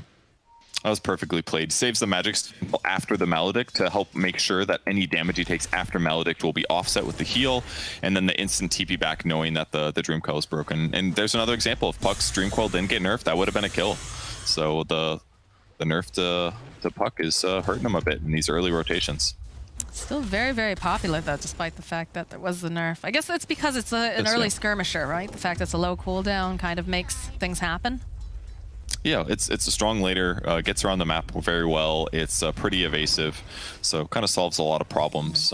The long duration route's obviously amazing as well against a lot of heroes. So, but right now, not looking the best for Team Spirit. Toro's he's behind. His net worth is suffering a bit. He doesn't have as much like lane stability power. So, and Monkey King just hasn't left the bot lane basically, except for like 1 or 2 rotations. So, Krylat's been getting more net worth. Yotoro's going to have to catch up, but I thought that he would have a more stabilized laning stage, but it's not feeling like it right now. Yeah, you know, you got to hand it to PuckChamp here because, you know, early on it was looking rough for them. They had lost the Timbersaw on the top lane, solo to collapse, and of course the bottom lane, Astral just maybe a little bit too aggressive, but they've turned this back around as the snowball does come out here over from Astral. They have the lasso. Looks like they're going to commit to it as they drag him right back. They don't even need any help. Although Mira being around will allow him to get a little bit of that shared bounty. I want to see more stacks. Do we have more stacks? The problem is that stacks aren't even that good on the Team Spirit side. Like, Batrider can clear them, for sure, but Gyro doesn't have that many flat cannons yet. He doesn't have much raw damage yet. Like, Mars can do stacks, I guess, too, but they just don't have quite the same lineup here for making that work. So the tri-lane looked a little bit iffy for PuckChamp, but like then all the fights afterwards, basically led by Melees, just completely went their favor. They're behind in kills by 5, but they have a net worth advantage. Like, it doesn't make sense, but they've just been farming better, and Team Spirit has had to like react to these not ideal laning setups. Well, they're looking to make some reactions here in the top lane as they'll immediately open up with the arena, the sphere, over into the wall, followed up with the Macropie. They have everything just trying to take down this Timbersaw. Even using the Dream Coil doesn't quite connect there with that chain, but Miposhka does go down on the back lines here as the Witch Doctor getting off a big ulti, but not enough damage over here on the side as they do manage to take down Takalis. The hunt is on now. They want Krylat. They can't afford to lose Krylat here. Spear comes through from Toronto, Tokyo, and they'll take down the Monkey King. Desperate. I think he's fine here. He's gonna back off. He'll be okay. Well, that was just PuckChamp making mistakes now. Great initiation. They get everything onto the Timbersaw. It looked like he was going to live, actually, but the Timber chain he threw out, the tree was broken or something like that. I don't think somebody cut it down or anything, but didn't quite it looked like he almost was going to live. It was really close. They used a lot on him, too. Like, all the magic damage that Miposhka could possibly dump out. Yeah. They had to, though. If they didn't put everything into him, then he stays in that lane, keeps it alive. This tower doesn't die. They don't open up the map. By getting that kill and now the tower, it gives a lot of space for Gyrocopter. Makes me feel a lot more confident with his net worth as the game continues. All right. Well, next up on the agenda here for Desperate is, of course, the Blink Dagger. Wants to be able to initiate or, you know, re-engage if necessary. And they're trying to make moves on Yatoro here. They should be able to start up with the cask. He immediately backs off, though, from the creep wave, and they do have the shards of everything here, so they'll be able to take out the Gyrocopter. But while this is going on, pressure being placed over on the mid tower. So Team Spirit continues to try to be as efficient as possible. Doing good. Lots of damage to the tower, at least, but yeah, there's the Witch Doctor against the Gyrocopter. It's really effective to play Witch Doctor in that circumstance. You're going to get your combo off. Maledict is good against him. Collapse wants this kill here. He's got to get a lot of stacks off. It does manage to drag back through the Firefly. A couple more stacks. Melee's not looking too healthy. Look at this. Collapse realizing that he's going to want to go over to that tree line immediately, just murdering Melee's. Another solo kill here for the Spat Rider. Okay. And a Blink Dagger completed. Woo. He just didn't press it, or he probably sold it out. Oh, Oh, Puck in trouble. this is not. Oh, Desperate. Oh, that is a dead Puck. Ice Path barely connects over here. They've got the Mortimer's Kisses to Collis. That is going to take a lot of voodoo restoration to save that man's life, and he does not have it. Yeah, good kill. Good catch. The Puck kill was huge. They saw him moving over with the ward, so I guess he just either was looking the wrong way or they threw the spear from the high ground. Now, Monkey goes in. Krylat, who wants this? Immediately dropping there from Pushka, putting out the Macropire. Nice Ice Path over onto 3. Amazing. Spear right back over behind the tower. Astral running for his life. Melee is kind of chugging through, and they do have the snowball. Buys just a little bit more time, but they're going right back in again, and it feels like they're going back into their death here, Purges. They'll take down Astral. Krylat running for his life. He's going to go. And then Desperate following up with the Dream Coil here. He's trying to get the Wind Griff. Maybe, yeah, they'll be able to take down Yatoro. They should be able to take down Mira as well. So the response coming out from the side of PuckChamp is very, very fast. And look at this. Melee's, he wants more. He's going in after Toronto, Tokyo. He just gets speared right back again. He says, you know, I'm going to make you voice your fears right back over to a tree. But now they can possibly put some damage on this mid tower if they want. Yeah, that was a really fun skirmish to see. Monkey King's ulti was maybe the weakest play that they did there, but... Oh, these Ice Paths from Miposhka. I mean, he is a Jakiro spammer, but look at this. An immediate, the blink forward here. Going to force Melee's out. Really nicely done. Ooh, I love this. Collapse's build. I was theory crafting this the other day. The shard on Batrider does insane numbers of damage. Gives you 2 flame break charges, and it applies sticky napalm.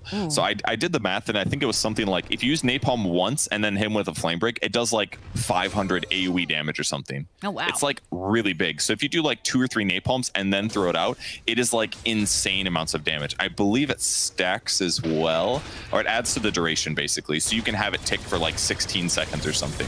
So he's going Octarine, Aetherlance first, of course, and then he's going to buy the shard, and he's going to throw the flame break stacks out constantly. It's going to look like Beastmaster X, guys. I swear to God, it's going to be really cool. I haven't tried it, but on paper it looks amazing. Well, that is, you know, you are the industry's theory crafter here, sir. So I will take your word for it. I'm looking forward to seeing, you know, the axeless axes of Collapse here.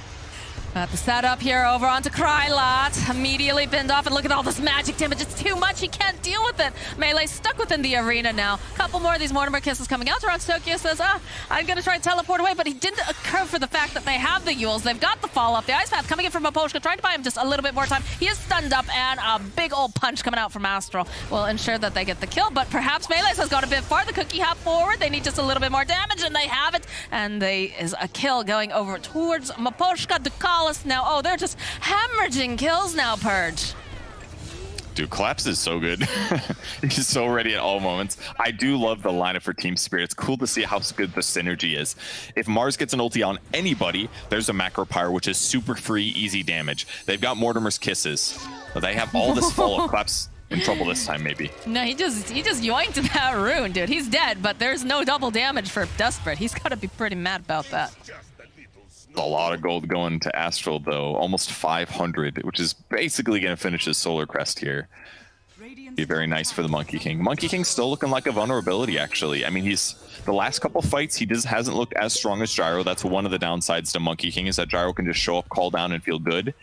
Monkey King hasn't had that same value, but once he gets BKB, he'll feel a lot stronger. I just feel so hard for him, too. Like, the fact he teleports, or he wasn't even teleporting, he was at his tower. And then all of a sudden, surprise, Toronto Tokyo's here, Maposhka. Okay, they find their target over on the back lines. It's Yatoro. Good Ice Path buys just a little bit more time, but still going to be a kill going over to Desperate. Maposhka gets Dream coiled up. Desperate doesn't seem like he wants to commit on this. They're happy with the kill that they found. Is over here, over in the mid lane, Toronto Tokyo. Trees are cut down. There's nothing for him to pin against you, but he's still going to go for the arena. He'll pin over to the walls. He makes the zone version here. As now you can see they'll be able to go take down Dukalis. Krylot following up. They'll get the kill out to Collapse. A couple of these Mortimer kisses coming in hot, but they just don't have anything to hold them into place. Now Mira might be in trouble here. So the Timber Chain's coming out from Melees. It's a couple of these hits off, trying to lower some of that armor. Gets Cookie Hop. Nice Ice Path coming out again from Maposhka. Toronto Tokyo, he's back here though. He's looking, waiting patiently, has his eyes over here on Astral. Should be able to get enough damage, although the snowball comes out. Buys a little bit more time. Yatoro still looking for this opening. This is gonna be a dead Astral though. All right. This game's pretty crazy so far. 30 kills at 20 minutes. It's been really fun. And it's going back and forth so even, so it just makes it even more enjoyable to watch. But yeah, Maposhka has been landing insane ice paths and spells, but great reactions as well from PuckChamp largely. The dives look mostly good. Collapse making the biggest mistakes of that fight. He died before this engagement. TP's in, dies almost immediately afterwards. It looked like it was good for him to go in, but Puck and the Monkey ulti just absolutely dumbstering him here. And Mira's ultimate looked pretty good on paper, but you know, there's no other disable follow-up that would have been really dangerous for Tusk and Monkey King otherwise. But did a good job defending each other. In the live game, they're smoking and they're getting ready to take another fight, but they got a little bit of time till that engages. Yeah, but did they not even get the tower off of that? Did they just dive after like bloodlust? Yeah, they were bloodlusted. They wanted those heroes. Yeah, they don't have good tower hitters. That's a spell, but you know what I mean. Yeah, they don't have good tower hitters on their side, actually. It's one of their weaknesses until they get like Monkey Axe or something, which is far away. Yep. Yeah, no good tower hitters.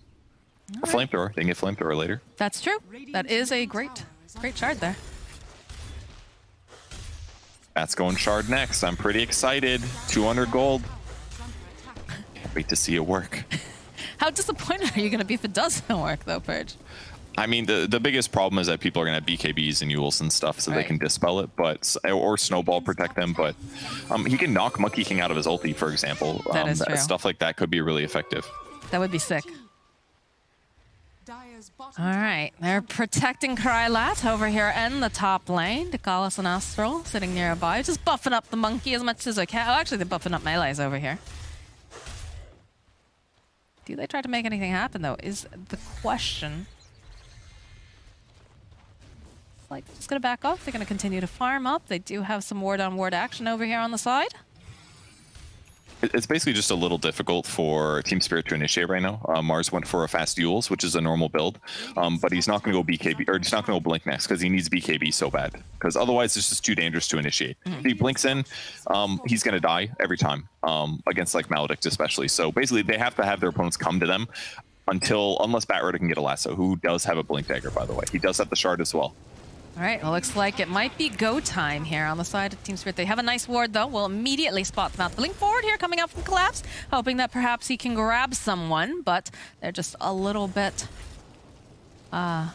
too fast here. And I'd be interesting. Do they go in here? You can see that PuckChamp's making their way over. Got the tree dance doing a bit of scouting. They stick around, perhaps. Nice wards. The Tinker ward on the bottom spotted Batrider rotating the bot lane. I mean, it's difficult to find those kills sometimes. Batrider has really bad day vision to make the hero a little bit less effective for some of those chases. As a result, they didn't get a spot on Melee. So Melee's able to take the tower on the top lane now. Their second tower, I guess. Congrats to them. And they're going to go on Miposhka here. Stun landing with the silence. They'll just blow up that Chikiro. Easy peasy. Yep. And they've got BKB and Monkey King now, so they can finally force towers semi-safely, but... The Lotus helps too. That's pretty nice. Who was the Lotus? The Timber just picked up. Oh, that's great, yeah. The Lotus as well. They're going to go into the pit, though. Try to secure themselves this Roche. As you can see, Team Spirit not really that close in the vicinity. Plus, having that Solar Crest, this Roche is going to go down pretty fast. But look at Dekalis, his positioning here. BKB completed now for Gyro. But they still don't have Miposhka. I'm not sure if they want to try to go for this. Toronto Tokyo also making his way over. They'll throw out the Mortimer's Kisses. Some of the flag coming out here over onto the calls to get the call down. Do they have the vision? They don't quite have it though, although there it is. There's the head, a collapse over on the back line. Melee's already picking up that Aegis. It looks like he's going to lose it fairly quickly here, though, as he's pinned up to the wall. And all that armor is removed by Mira. So Timbersaw coming back up again. They need to pin him in place. There it is, a beautiful ice path holding him down. The Lotus Orb, of course, is very nice, but it's not looking like it's going to be the savior here for Melee's. Although, down. One more hit needs to come in hot here. And it's Collapse who gets the kill. Really nice by Collapse. He jumps in, he lassos the Monkey and he pulls him out of the Roche pit, making sure that his ultimate is instantly interrupted. Monkey King without ultimate just doesn't feel nearly as strong, even if he is magic immune. So that basically gave them the time to pick up the support kills. Aegis was forced to be picked up by a different hero, the Timber, instead of the Monkey King, and now pushing towers is just going to feel a lot worse for PuckChamp. It was a good attempt, but they just killed it a little too slowly. Ooh! They knocked down the Monkey. I don't think they're ready to... I don't know. It looked like it did. Yeah, it did. That's another bonus here. Okay, they're gonna make this opening here. They have the Yules. They do manage to stun up Toronto Tokyo. Oh, the push back here. Nah. They're not hard committing yet. No arena, of course, available during that, or else I think that was what they're afraid of, right? Yeah, for sure. He just wasn't. Here's the... Yeah. Okay, now, it looked like what happened was it pushed the range creep into the tree. And the range creep was into the tree, and there's basically coding that makes sure range creeps can't get caught in trees like that. So that's what killed the tree. Okay. Huh. It was really specific. Clearly the creeps are betrayers here, you know? Yeah. I'm sure that was just a skill shot he made on purpose, yeah. Knock the range creep to the exact tree that Monkey dunks to. Yeah. He did that on purpose. That's like actually bonkers insane. That'd be cool. Like right directly on the tree. If he was behind it or something, it probably wouldn't even destroy the tree. Down to Tokyo. You see the ward. Here, you can see 3 heroes over on the side of PuckChamp. Just warding wards here. Another nice ice path here from Miposhka. They're not really ready to get in there just yet. Yatro will plink away a little bit. All right, there it is. There's the lasso, the drag back here into the call down. That's a dead melee, so you don't have to worry about him. He's going to buy back. Desperate also dying during all of this. The snowball coming in hot here from Astral, trying to keep them alive just a little bit long. BKB coming out, though. Krylat, he's on the run as they'll turn back around. He's taking so much damage, but he's got the Lotus. He's got the BKB. They're looking to grab anyone else's Astral over here. He just takes down. It's so much damage coming out from Collapse. It is a kill. And Desperate! Oh no, he's still having fall next. A BKB coming out over here as it just going dead over here on melees, waiting patiently, looking for the shield bed, looking for a way to just remove that armor as they get the kill on Dakalos on the back lines. This monkey is running for his life because there is a Bat Rider looking to cut down your trees, make a forest fire, and set it all ablaze. Oh, and he finds them over here. Can he get this, though? Boundless buys him a bit more time. It's a bit silly considering... Oh, look, he's trying. He doesn't have anything, though. No more stuns. Good attempt, though. His team didn't believe in him. They're like, oh, we're just going high ground. We just killed like 8 heroes or something. Like, obviously, we're going to go hit buildings. So that's where they go. High ground hitting the tier 3. Monkey King does still have ulti, but no BKB for 18. Very difficult for him to stop this. They'll get some damage in. They're going to back. That was still amazing for Team Spirit. They basically just waited until Lotus Orb was done on Timber. They initiated on him. They bursted him down. He didn't have that many reactive armor stacks at the time, I think. Or he was just a lot of magic damage. And then it was just kind of like PuckChamp making poor decisions, like Monkey King jumping in with BKB without casting ulti first. It was just a fight they probably needed to disengage from and reset for a better initiation. But in that circumstance, Bat Rider really paying off. The lasso was perfect in that circumstance. So what are those situations, and again, I don't know what their comms look like over on the side of PuckChamp, where it just feels like someone's saying like, no, we can do this, but another person's like, no. You think it's a communication issue? It's possible. Yeah, it could be, or one of them sees an opportunity, or they feel like they have to go in because he got lassoed, and then at that point they've already committed by pressing BKB, so then they really feel like they have to go in because then they're gonna miss their timing. It could be lots of different things, but these less experienced teams, especially, they're gonna run into these problems more often than not. There's a smoke invasion by Team Spirit, though. Well, it's a good thing we have the DPC to give them this time to learn and do all sorts of things. But Desperate not having any time here as he's immediately just blown up. But they do realize that means Yatro is alone. BKB comes out, they'll turn right back around again. Get the call down. Astral running for his life here. Does have that little missile coming right for his face, so he will fall over on the back lines too. Maposhka finding this nice opening onto Carlos. It is a double kill now for Yatro. That move was so cool. They left Gyro by himself. Maybe Monkey does mid. BKB? No, he doesn't press it. Krylat? Krylat, you have to hit your... Oh. Monkey. I don't know what he was expecting. Maybe he was trying to mischief dodge. Maybe he didn't think he would die there, but this is a mid Mars. He's got Orb Corrosion and he has an enchanted quiver. That's part of the reason Puck died so fast, because his God's Rebuke does 300 bonus magic damage with every hit with that initiation there. So he just got bursted from half HP. And he even had Nether Shawl too, so he's not squishy, but he just took way too much damage from Mars. He thought he could get out of that. Too greedy. Oh, using BKB. You know, we talk about, you know, these younger player sort of things where they just don't press their BKB. They figure, oh, I can outplay it, or, you know, there's not enough damage, but that was very costly for them as they'll lose both the racks here. It really was costly. I kind of like what Mars is doing with the skill build here. He just left Bulwark at 1 point.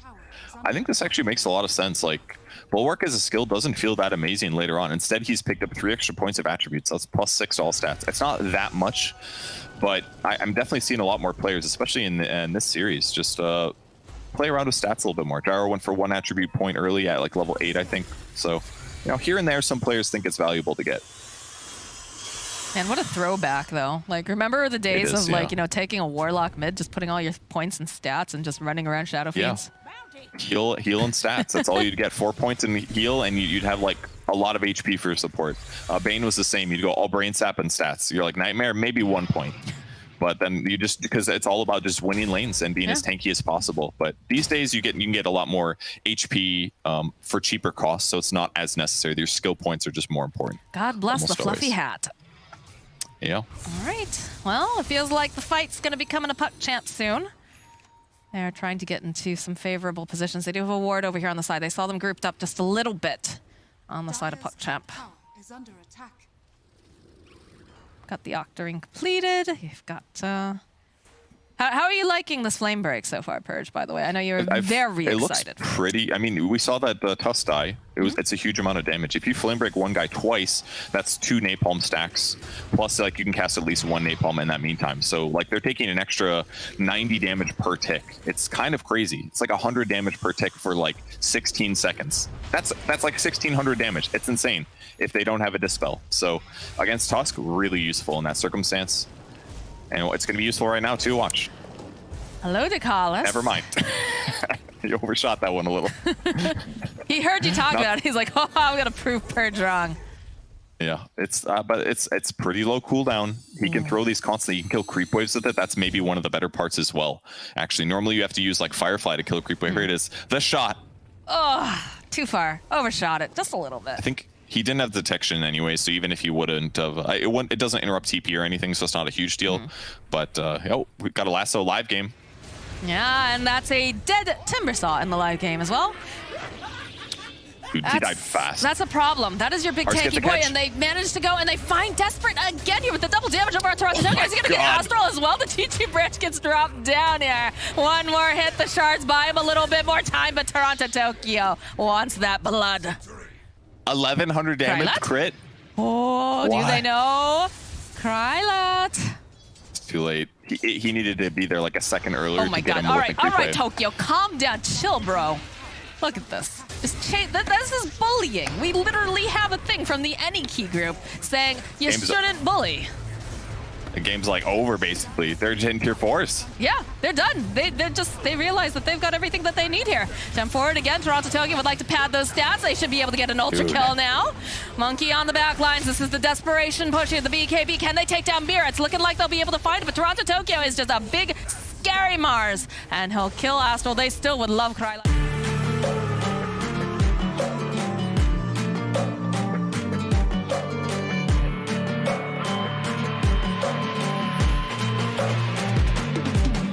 If we are one grain of sand in the middle of the ocean, can you try to understand how a touch can cause explosions? Rise up.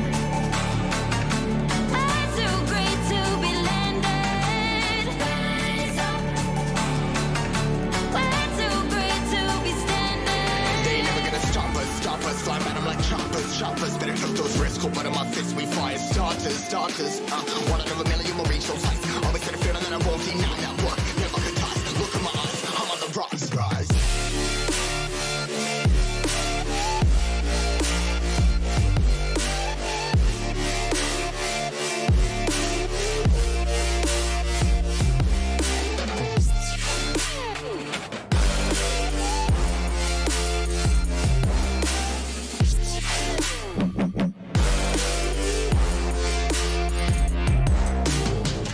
Rise, cutting my size, trying to make sense of it all comprised. Your eyes, spinning these skies. Never stuck down, feeling paralyzed, but I'm up now. We all too late to fall. Yeah, anyone coming, I'ma lift them all. Never look down when it's risk involved. They got guts, got a lot, I gotta wish it all. Ain't got no feelings, we just floating. Yeah, I'm that grain of sand that made it out the ocean. A couple milli now, I'm causing a commotion. I've been coasting, hear my name around the world like an explosion. So rise up.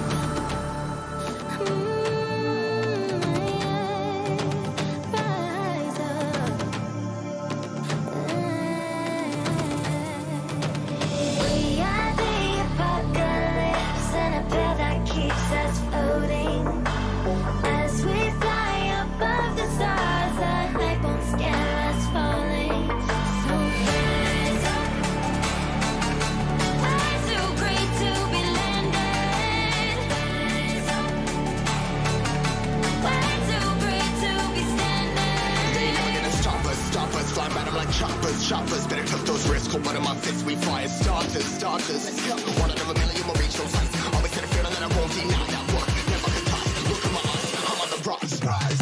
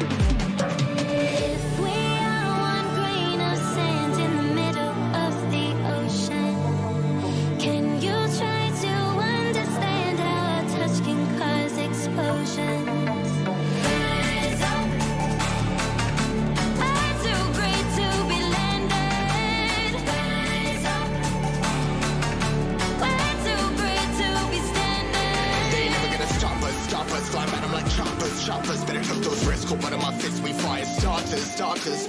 One out of a million will reach those heights. Always had a feeling that I won't deny that work. Never could toss. Look at my eyes, I'm on the rise.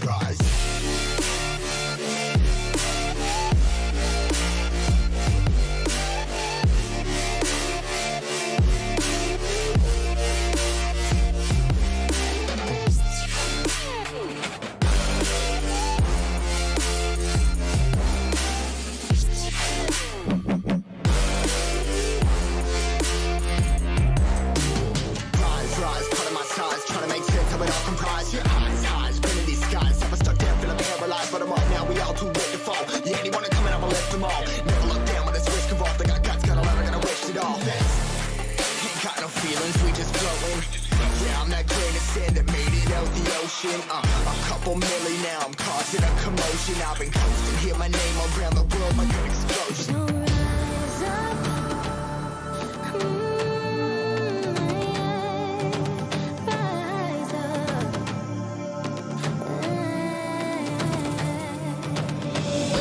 Of course, you look at Navi's heroes, early on, they're not quick to move around the map, other than maybe Puck, and the rest of them, they're big spells, waiting for Medusa to come online. And then when we hit like 30, 35 minutes, that's going to be disastrous for VP, because the PA trying to get into the fight, you're going to be trying to jump a Phoenix, who has Egg. Ravage on the Titan Hunter. Puck, quite elusive. Like, the only hero dying in the late game will be this Lina. Everyone else will have his own kind of survivability.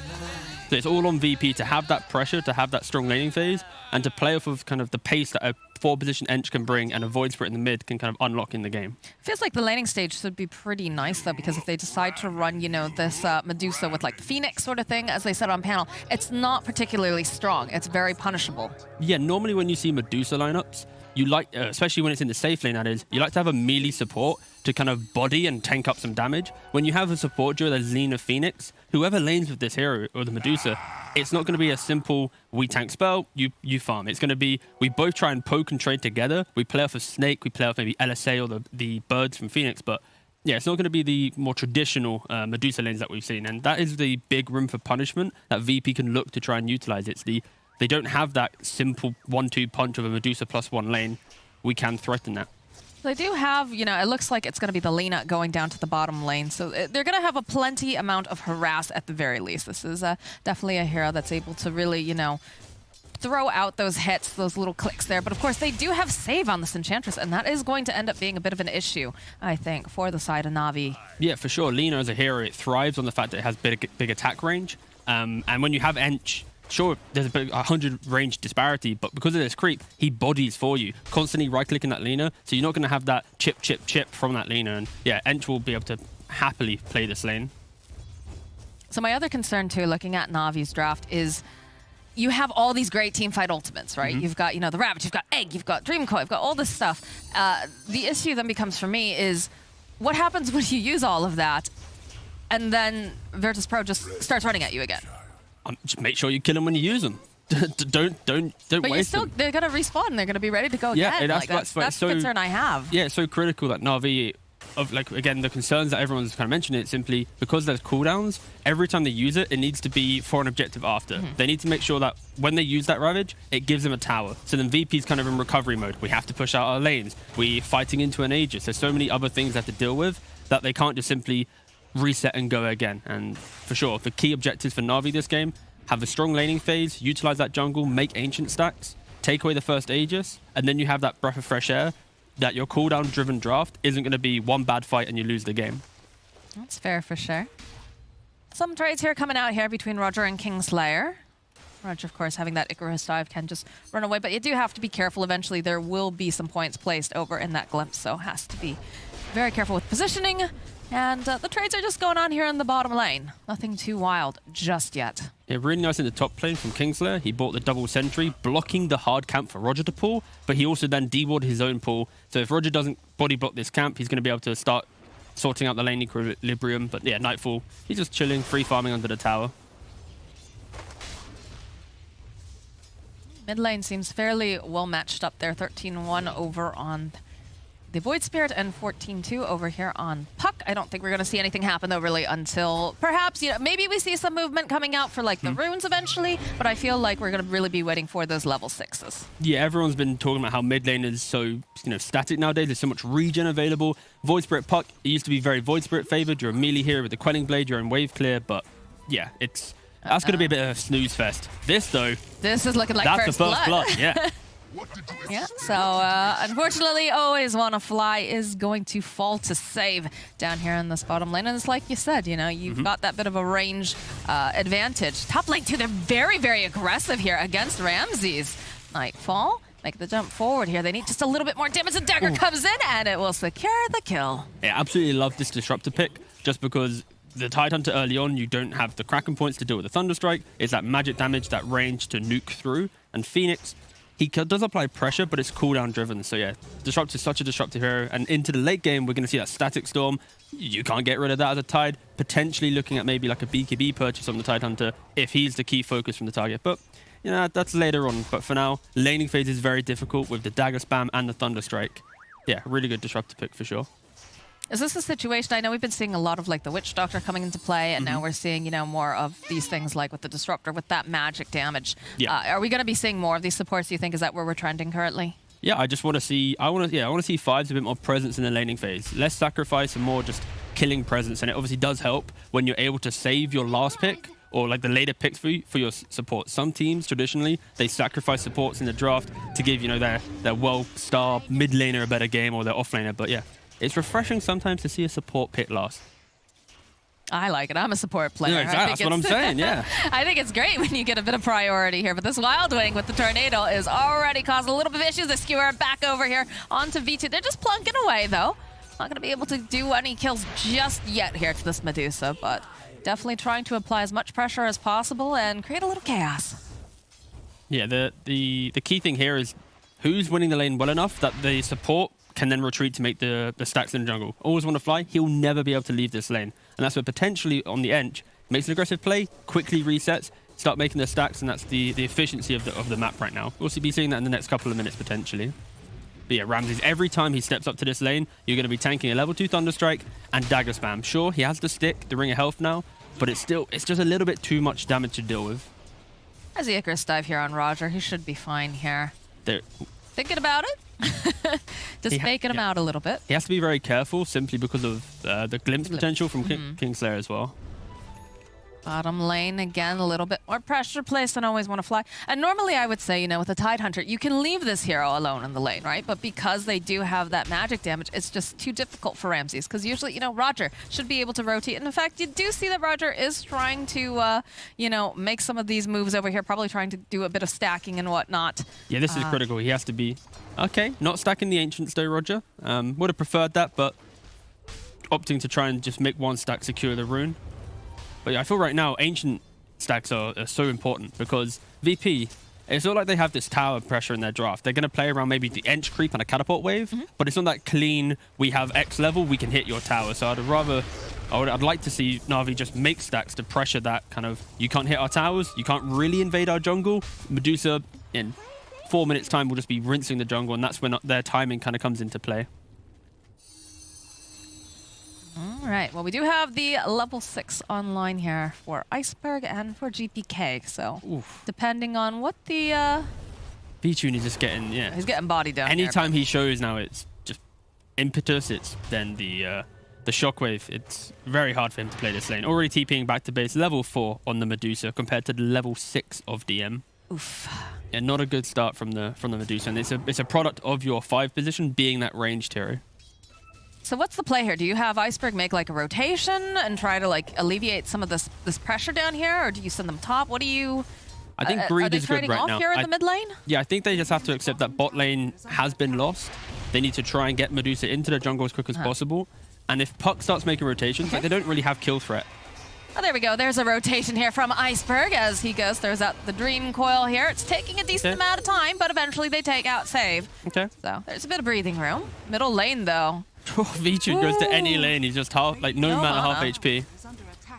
And this was the concern with the Puck rotation, because as soon as Puck moves bottom, sure, you're killing the Enchantress. but like you're not pressuring DM, who's the free farmer, and then Medusa can't just simply take up your lane because it's a level 4 Medusa. And yeah, it's going to be a troublesome couple of minutes now trying to get the Medusa to get into the game. But again, the jungle's so friendly nowadays.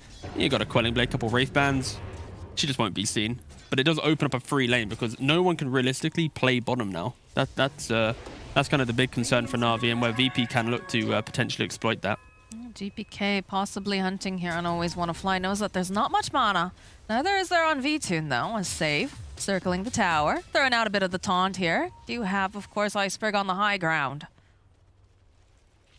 Just a bit of posturing, but there's some nice stacks over here made by Roger. Yeah. And they have to protect these. They can't allow anybody to come in and steal them. And definitely, you know, you've already seen V-Tune making his way over. He's going to try to put the pressure down. They don't have vision, luckily, on the side of Virtus Pro. So should be able to take these stacks without being bothered. Yeah, that's good. And that's where Na'Vi have realized there's no kind of clean invasion. Maybe Void Spirit and Enchantress could have played together to invade here, but Na'Vi going unpunished. Disrupted also got a D-ward at the start of this. Kind of the Observer protecting this tri-camp. So it does align for VP maybe making an aggressive play, but they missed this stack, and they'll look maybe to invade kind of on the next farming cycle. And now this will be a happy Medusa. You've been pushed out of bottom, you've been show mid, instantly pushed out of mid, and this is the efficiency of the tri-camp coming into play now. The comeback mechanic.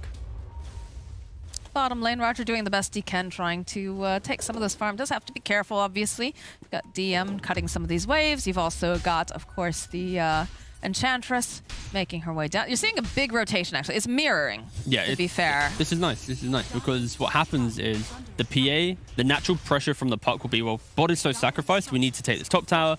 VP identify that, instantly move to bottom. Roger, one of the few heroes that can maybe survive on these rotations with the dive, why can you still go off the map? I don't know. Doesn't really matter. It wouldn't have changed anything here, but yeah, just nice mirroring moves. Unlock both safe lane towers from both teams, and now the map split goes from that simple diagonal from Radiant to Dire to more of like a vertical through the middle. Each of them will be sharing the Ancients and a little bit of their opponent's jungle. But just nice solid moves coming out from both teams here. Just farm efficiency. Both drafts, they need a little bit of time to come online. Puck wants to get maybe like the Witch Blade or a Blink Dagger. Medusa realistically needs Manta Butterfly or Manta Skadi pretty quickly. And then that's when we're going to see the two teams really kind of clashing at each other. I don't know. I feel like we're going to see some clashing coming through in the mid lane fairly soon because each of the safe lane towers have been removed. And Na'Vi doing a good job of invading the stacks here, actually. Because VP rotated to bot lane, it freed up these stacks that VP had made, and they just got stolen away. So right now, this camp stacked indicator is pretty much all going towards Na'Vi. VP helping them out a little bit there. you got to be very happy about that, yeah. Na'Vi. And that's kind of the difference when your Magnus is position 3 to 5. The utilization of the Empower comes in a little bit later. Oh, we just got to pick off on Always Wanna Fly. Not sure which lane that was going on in there, but... And now you get to see Nightfall. He gets to come to his off-lane Magnus. Please give me Empower. Bye-bye now. I run back to my tri-camp. But they do have vision. They do realize exactly where this Phantom Assassin is, which is nice. So they can play around this a bit. And I'm sure they expect this as well, that they would make this rotation. Yeah, for sure. Na'Vi's best play is to completely ignore the farming patterns, just because if they kind of fall victim to chasing the PA will always farm during this absence. Medusa won't get the farm. You'll start wasting your big cooldown. So yeah, it's on Na'Vi to accept that farm's occurring, quickly flash farm as much as possible, and then when VP gets the Desolator on PA and they make that big first move to an objective, be ready. Have the egg, have the Ravage, have the coil, crush them in that fight, and then it opens up that game for Medusa to continue farming. But if they don't win that fight, this could easily become the snowball effect of the empowered PA running around with the team fight of the Disruptor and Magnus. Here's the smoke up from Virtus Pro. They don't have the Desolator on PA. He is completely committed to farming right now. Looking to make a step here over on Ramses. They just finished up that Yules on GPK. Follow up with the Static Storm. And one more hit should be able to do the trick. Can they do it though? It looks like yes. At the last second, the Dream Coil gets used and the egg. Laguna Blade comes out, but GPK's already away. They just run out. A little bit off the timing here as Nightfall joining right back in again. Good LSA. They turn back around, trying to heal, trying to get a little bit more damage. The impetus coming in hot, followed up. Oh, there it is. There's the RP from DM. They want Roger, and by God, they're going to get it. As now Iceberg forced to run and flee. And GPK, he wants this, though. He's going to set up, gets the taunt, the drag back, and see you later, Iceberg. Oh, one by one they go in, and then one by one they die. You know, Ramses, and then the pause. Oh, so they can reflect on these events. Oh, we get a replay. Woof. Yeah, so at the start of that fight, Tidehunter instantly dies. They don't have any catch to, you know, punish VP retreating. And PA's in the area. Instantly comes back in. You have all this range damage. Non-committal. Impetus dagger. A nice RP just to kill off the Phoenix. And yeah, it's Na'Vi. They have the big spells. It looks good on paper. But when your Ravage dies instantly, that's the big lockdown. When you don't have the coil or an effective coil to pair with the egg, it's just whiff spells. And for Na'Vi, they are just completely run over. And this was key because it was a pre-Desolator fight from the PA. That isn't even her at her strongest. This is a Desolator coming out now for the Phantom Assassin. I thought for like a split second there that Ramses was going to survive. Like he was very, very close there. At the He last did second. have 3-1 charges, so maybe. That's a little... Didn't use them there, Moxie. You know, normally I'm the one that's like very, very optimistic. It's Yeah. nice. It's Yeah, I'm refreshing to have trying someone my else best here here. who's, you know, also trying to look on the bright side, perhaps, maybe. But at the same time, we do have that Deso online here for Nightfall. So it's looking a little bit scary. I'm sure always want to fly. He doesn't want to be seen anywhere near that PA. He is going to just get absolutely blown up. And that's usually the Lina who's supposed to be able to do that. So The saving grace of this mid-engagement was the fact that Medusa AFK in the triangle. Once True. again, PA farmed 2 camps compared to the Medusa farming an Ancients 2 camp and a lane. Top net worth now, which, you know, 4 minutes ago, this was a Medusa who was sitting at 5th or 6th net worth. So we're going to be seeing Medusa having a happy time. The rest of the team, not so much. And that's where this next fight, this is so critical. We have to see Na'Vi use their big spells because VP is so threatening with this timing they have. well, that's the concern that I have here is, you know, yes, Medusa is sitting very pretty on the top, but you have the 3 heroes over on the side of VP that are sitting a hair taller than whatever's coming out from the side of Na'Vi. So while you have one hero that's farming, it's a lot of pressure on just to do so, right? Especially because she has not hit that peak timing here. Iceberg, though, might be able to find a nice quick little pick off here. As Kingslayer. Okay, they'll use the Laguna Blade. They just want to get rid of him. But then instantly VP rotate to the mid lane to punish the Medusa. Taunt in, and they have all the damage necessary as they just get rid of V-Tune. And if we click on Medusa right now, didn't have Mana Shield active. Unfortunately, that's how quickly she fell. Woo. Yeah. Na'Vi, they're the ones instigating the initial smoke. They were moving to the bot lane. And then, yeah, see here, no Mana Shield active. Oh, dear. Just 100 to 0, used up into an instant stun. There's just no time to get it off. Just wasn't ready for that engagement.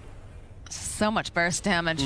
Oh, didn't even have a chance. And Kingslayer tipping him because it's like, why are you running out of Mana Shield, bro? Come on. Rule 1 of Medusa. Always have Mana Shield up. Always.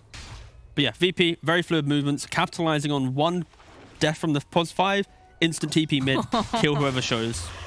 That pesky little kobold just denied the rune there from Ramsey. He's got to be feeling pretty good. He is this little speedy one, too, you know? That's one of the... Gotta go fast. That's the underrated thing of Enchantress, right? It's having that creep, having that additional vision and finding out what's happening. And sometimes you do sneak a little old rune kill. I do like, I feel like especially in the Eastern European region, we're seeing a lot of focus on vision. Especially like, you know, the first team that comes to mind is like Windstrike. Windstrike has like really fantastic warding position. You started to see it a little bit in some of the Team Spirit games. And then, you know, especially with VP picking up the Enchantress or whatnot, like they put a lot of focus on just choking out the map, which I feel is very important, but we don't see it held in the same esteem, I feel like, in some of the other regions. I feel like just the pace of Eastern European Dota is a little bit slower than everyone else. When VP is arguably the best team in the region and they play at such a slow pace, which is very reactionary, naturally the trickle-down effect is all the other teams try and emulate that. And 60 minutes into a game, it's only 10 kills. And that allows for this vision game to occur because when there's not constant ping-ponging around the map deaths occurring, the 5's position's like, oh wait, I have time to actually go place an aggressive ward. And on the flip side, Na'Vi, really good job in the bottom side of the jungle, instantly dewarding any of the aggressive vision that VP just placed. So yeah, both teams doing a really good job at preventing this aggressive vision. As Puck is getting closer to a Blink Dagger too, so perhaps we will see some more aggressive plays coming out because they do need to make the space for the Dusa. Again, she's sitting fairly nicely here, just a little bit below the PA, 8.9 on PA, 8.6 on Dusa, but the rest of the team falling pretty far behind over on the side of Na'Vi.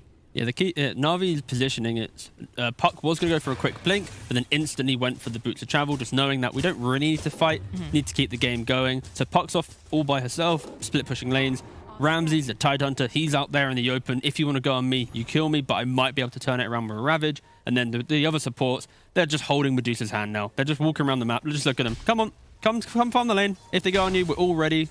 And that's just a nice setup from Na'Vi to enable the Medusa, but it is very much a sacrifice. Look at the net worth. It is Medusa versus the world. She played a little bit bottom, and then after laning phase, that tri-camp is her home.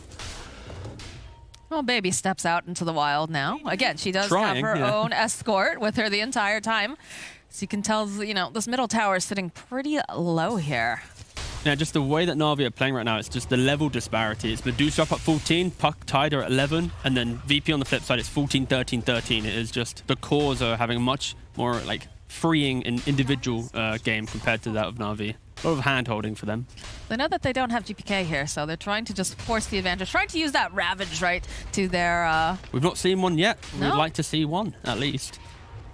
Can they set up, though, is the question. As they jump in immediately over onto Ramsey's Kingslayer, getting into position here, not going to be able to quite land that kinetic field. And you can feel they just don't really want to commit as they get a Dream Coil off, and they do get the silence off, though, here over onto Ramsey. They're going to try to blow him up before he can get that Ravage off. Over on the back lines, though, the stun comes out, and they use that Stone Gaze. They'll kill off Roger, though. Followed up, there it is. There's our Ravage, but it doesn't do much of anything as Ramsey's fall. Now, V-Tune here, all the back high. They have the RP, and they have plenty of damage here as they're chasing after Puck. This toss back there, right over onto V2. He just can't do anything. He's being controlled, and now Iceberg also will just get slain by GPK. Or Save, rather, with the last hit. I'm just Na'Vi. Oh, they got all the big spells, but they just can't use them. It's just so unfortunate when they're playing into this disruptor. They're scared. Like Ramsey's like, well, I don't want to just RP this one guy. I want to have a little bit more information. Holds it, and then it's just a little bit too late. This Phoenix Egg, he dives in, but he gets hit by Static Storm, so it's now a lot more defensive than needed. Na'Vi just showcasing, you might have all the team fight in the world, but when you can't cleanly go Coil, Egg, Ravage, Medusa right-click, the fight is so hard with the poke and prod. Like the start of that engagement, Tidehunter was at half HP just from impetus and daggers, and yeah, it's so hard for Na'Vi to move to an objective right now, unless they just have the blind confidence of just go in. Like, this is the start of the engagement. Tidehunter, he's already half HP. He keeps looking for the Ravage, but then he's like, maybe not. Puck starts to fight an amazing Static Storm, because now look how defensive these spells are being used. They have to disengage from the Static Storm, and at this point, it's too hard. V-Tune is unable to get the Stone Gaze onto the PA, and the whole fight construct from Na'Vi's collapsed. The Ravage is like just a desperation Ravage. V-Tune, you know, he tried to mount a dodge, but DM did cancel and then go again. But yeah, Na'Vi, unfortunately, just not being decisive with their spells. I mean, it's like a very talented bunch of musicians, right? Everybody's got, you know, Yeah, yep. that is not the face of a happy that's Iceberg. Meanwhile, in the middle lane, Ramses will fall. But yeah, you've got all this talent. It's just all the talent, all the heroes to make something happen. But if everybody's playing at a different time, if one's a little bit too early or a little bit too slow, the whole song's going to be off, right? Bottom lane, Iceberg just gets picked off here by GPK. The tips are coming out now. They're very pleased with that. Kingslayer over here gets the Static Storm out. The jump forward, though, here, coming out from Nightfall. Just blows up Always Want to Fly, and they get the glimpse back here on Roger.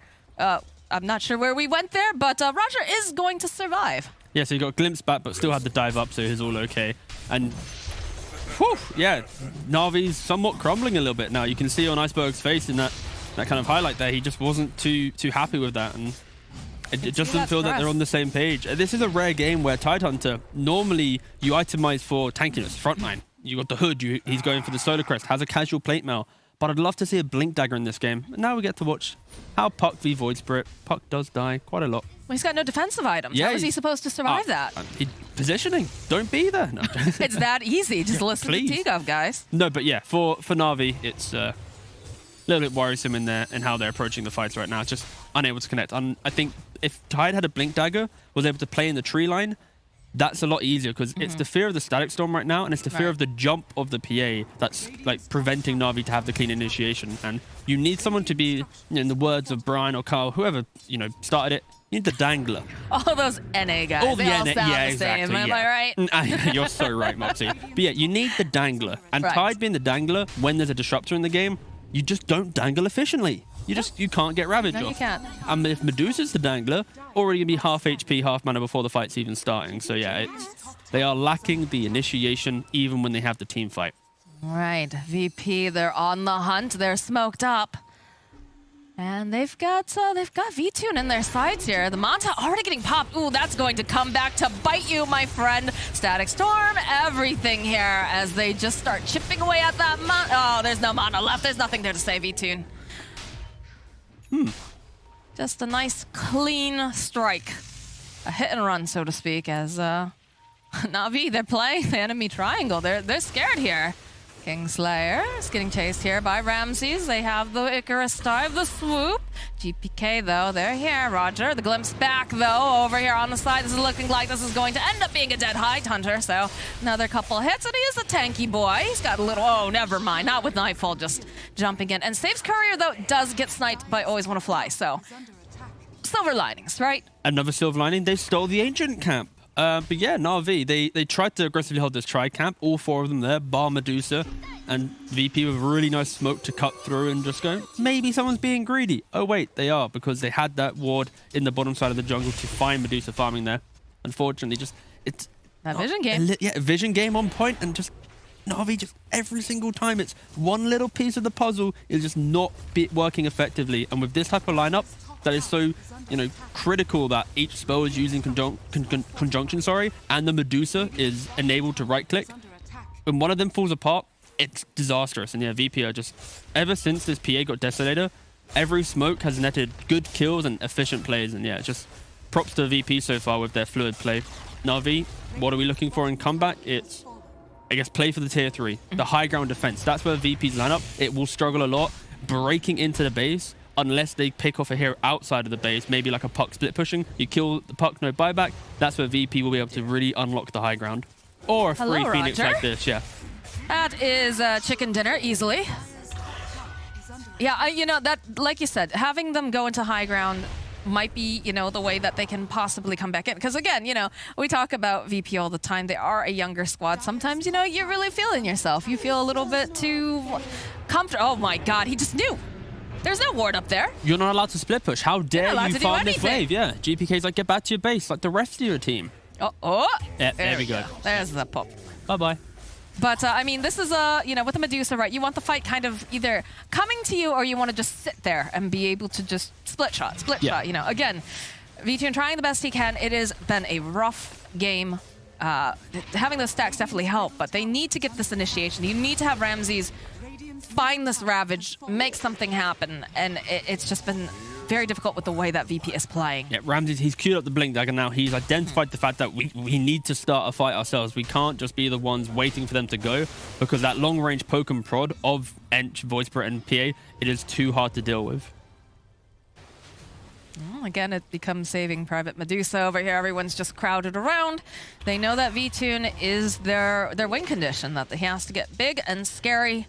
And it's looking scary for them, though, as there is an Abyssal Blade picked up now for the PA. A slightly different build from the Enchantress as well this game. So far from pods for Enchantresses, we've seen magic resistant tankiness going for Solar Crest. Right. But this time, Save, he's just been a bit more greedy, just going for the Dragon Lance. It's DM the one who's actually going for the auras, so allowing for Enchantress to be a little bit more obnoxious in the fight. And I like the idea of Dragon Lance on this hero, because you have a new form of killing the egg. Ench can hit egg, PA with BKB if you blink in and then just kind of reinitiate onto the egg.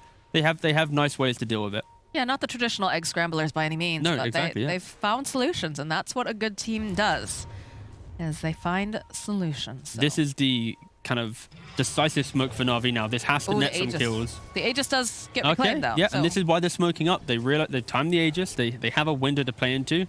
But it's a smoke into then kind of awkward retreat. They're hoping that VP maybe pokes their head up into the tri-camp to punish. But here we go. Ench creep. Just doing some scouting, seeing, are these Have a little camps swig. cleared? Look at him. Oi, He's oi, a lads. jovial little boy. Where you at? Not here, mate? All right. Oi, Mum, I've got the vision. Just want to gank Oh it, innit? no, oh no, Oh, no. he's a forward, he has a... Oh, Feels bad, man. doesn't feel bad if you're short but great Navi life. fan. It's like, get him out of here. I don't want to see him. I don't want to see this vision. But of course, Enchantress can just go and try herself another creature along the way. And Yeah, VP just showing the respect to Na'Vi because they're like, well, we understand that you have the big spells and you get to use them cleanly, and that's why we're not going to hold this high ground area, this tri-camp. This is quite a traditional spot to hold when you're in the lead, but if you don't have the team fight, it is truly hard to hold that without the perfect vision. So they give it up, they allow Na'Vi to smoke out, but then instantly when they see them back in base defending from creep waves, they flood back through and remove any of that small advantage that Na'Vi had in the kind of division game that we've been mentioning. that was the Demon Edge for V-Tune.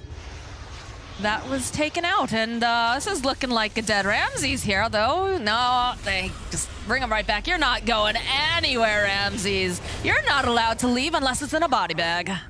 A godlike PA, 9-0 and 6. Who's the feeders on the side of VP right now? It's kind of like a team effort right now. You know, Ramsey's up Disruptor at and 6. Save, both of them. The feeders. Yeah, unfortunately for Na'Vi, their kill score doesn't look great because they only have 2 kills as a team. Yes. So V-Tune, Roger, and Ramses have had 0 kills and 0 assists this game. Sometimes this happens. Sometimes it be like that. Yeah, sometimes you don't get a Ravage off, you don't get an egg or a coil, and you don't get any kills. And now the game's a bit troublesome. But again, I think VP, they're that's- so scared to go high ground, and that's where Na'Vi, that is their lifeline. The fact that we are not seeing VP ever pressure tier 3s, they're pressuring the lanes through pushing them out quickly, forcing Na'Vi to AFK in their base to defend the wave after wave of creep. This is just going to keep happening to It is, yeah. Iceberg, though, because Yep. he doesn't have anything defensive, but he needs to get farm, right? He needs to Yep. be able to step outside the base, try to make things happen, and it's just... But because of this deft top, it does allow bot to be a little bit more pushed out. And it's how quickly can VP go from killing in one lane to then instantly pressuring elsewhere. And they don't really have that kind of fluidity of play right now because, Fair. again, high ground is not in the question for VP. It's simply Roshan. They're waiting for Roshan. And maybe that's why Na'Vi, Iceberg, he's like, well, I can sacrifice myself a couple of times. As long as I'm not split pushing as Roshan is respawning, and then I die and they do Roshan after buyback, like they will be happy with kind of throwing themselves just to get at least some reaction to open up one lane to be farmed. Like, look at Roger in the bot lane. He's been able to push it out all the way from tier 3 down to the tier 1 tower now. He's going to be a little bit happier, soaking up some XP. And he will have Aether Lens most likely for the next fight. So the egg will always be able to go off with that proccing. I mean, that's the nice thing about, you know, having some ability over on the side of Na'Vi. You've got the Puck, who's able to be a bit elusive. You also have Roger, who's able to, you know, Icarus dive and then kind of fly up the map using the sunlight. So you have some solutions. It's just, again, it's definitely, you know, the style of just choking out your opponent while you wait. And look at this. They've got a double damage rune here for Nightfall. Ooh, and Roshan's respawning in 1 minute. So if they have... Or is no... Hello? Do No? they have a bottle available? They're Yep, waiting. GPK giving it over to Nightfall. Therefore, DD will be available for the Roshan. And then subsequently the fight after the Roshan as well, if Na'Vi is to contest. It's going to be a hard Roche to contest. And they have no Dispel on the side of Na'Vi either, so this will just be a DD in full effect the entire time. That's scary. Luckily for Na'Vi, though, they have the MKB complete on Medusa, one of the few forms of True Strike now in the game. If they surprise the PA, if they can get the right clicks from the Medusa, this PA should be able to fall pre-Aegis. Safe. Breaking the smoke. The Iceberg. Nightfall, great positioning, already blowing up the balloon. Oh, always on a flight just gets absolutely obliterated here. Stone Gaze comes out. Everybody just runs away. That was a bit anticlimactic. You know, like the way in which it started the fight, I wanted like, whoa, they're not done spells. yet. They're going back All in, right, see? there we go. They're looking. They want this. Look, the Static Storm getting dropped. Aeon Disc immediately getting procced over here on Roger. Ramses is very, very far forward, and the rest of the team is not there. Glimpse back over onto Ramses. The silence. They need to burst him, and they find it very, very easily. His my. buyback coming out. Egg over here on the side. It looks like no one's going to pay attention to it, but they all just Delta split. DM's just going to be able to teleport out. They have no way of canceling that. Maybe this could unlock Roshan with no RP available and Static Storm on cooldown for 50 seconds. If Na'Vi's able to poke their heads into this Rush Pit, they have the Solar Crest on Tidehunter, they have the Gush. This could potentially be, it could actually be a good sign. A trader for a buyback, you are 15k down, but it's seeing through what you've just lost and trying to find that window of opportunity. And this is a very small window right now for Na'Vi to capitalize on this. The Centaur trying to get any sort of information that he can. A smoke coming out from VP, though. Hoping to make something happen. They do need to burst down Ramses. That's going to be one of the big things here. It's Nightfall hunting on the prowl. Going up is going to run directly into V2. Jumping forward here. Can they get off this Ravage? Yes, they will, but they have the BKB over here on Nightfall. Just going to 10. There's no mana left over here on this poor Medusa as they just chunk away. V2 will fall now. Ramses is next on the hit list. As always, want to fly. Falls onto the back lines. They'll find the kill on Ramses. The glimpse back over here. Oh no. Oh, Roger.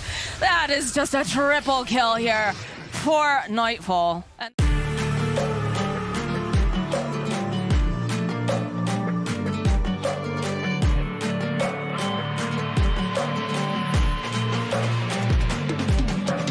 If we are one grain of sand in the middle of the ocean, can you try to understand how a touch can cause explosions?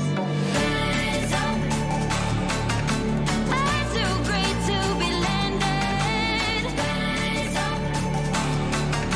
We're too great to be standing. They ain't never gonna stop us, fly madam like choppers, better took those risks, cold blood in my fist, we fire starters, one out of a million will reach those heights, always got a feeling that I won't deny that work, never could toss, look in my eyes, I'm on the rocks, rise.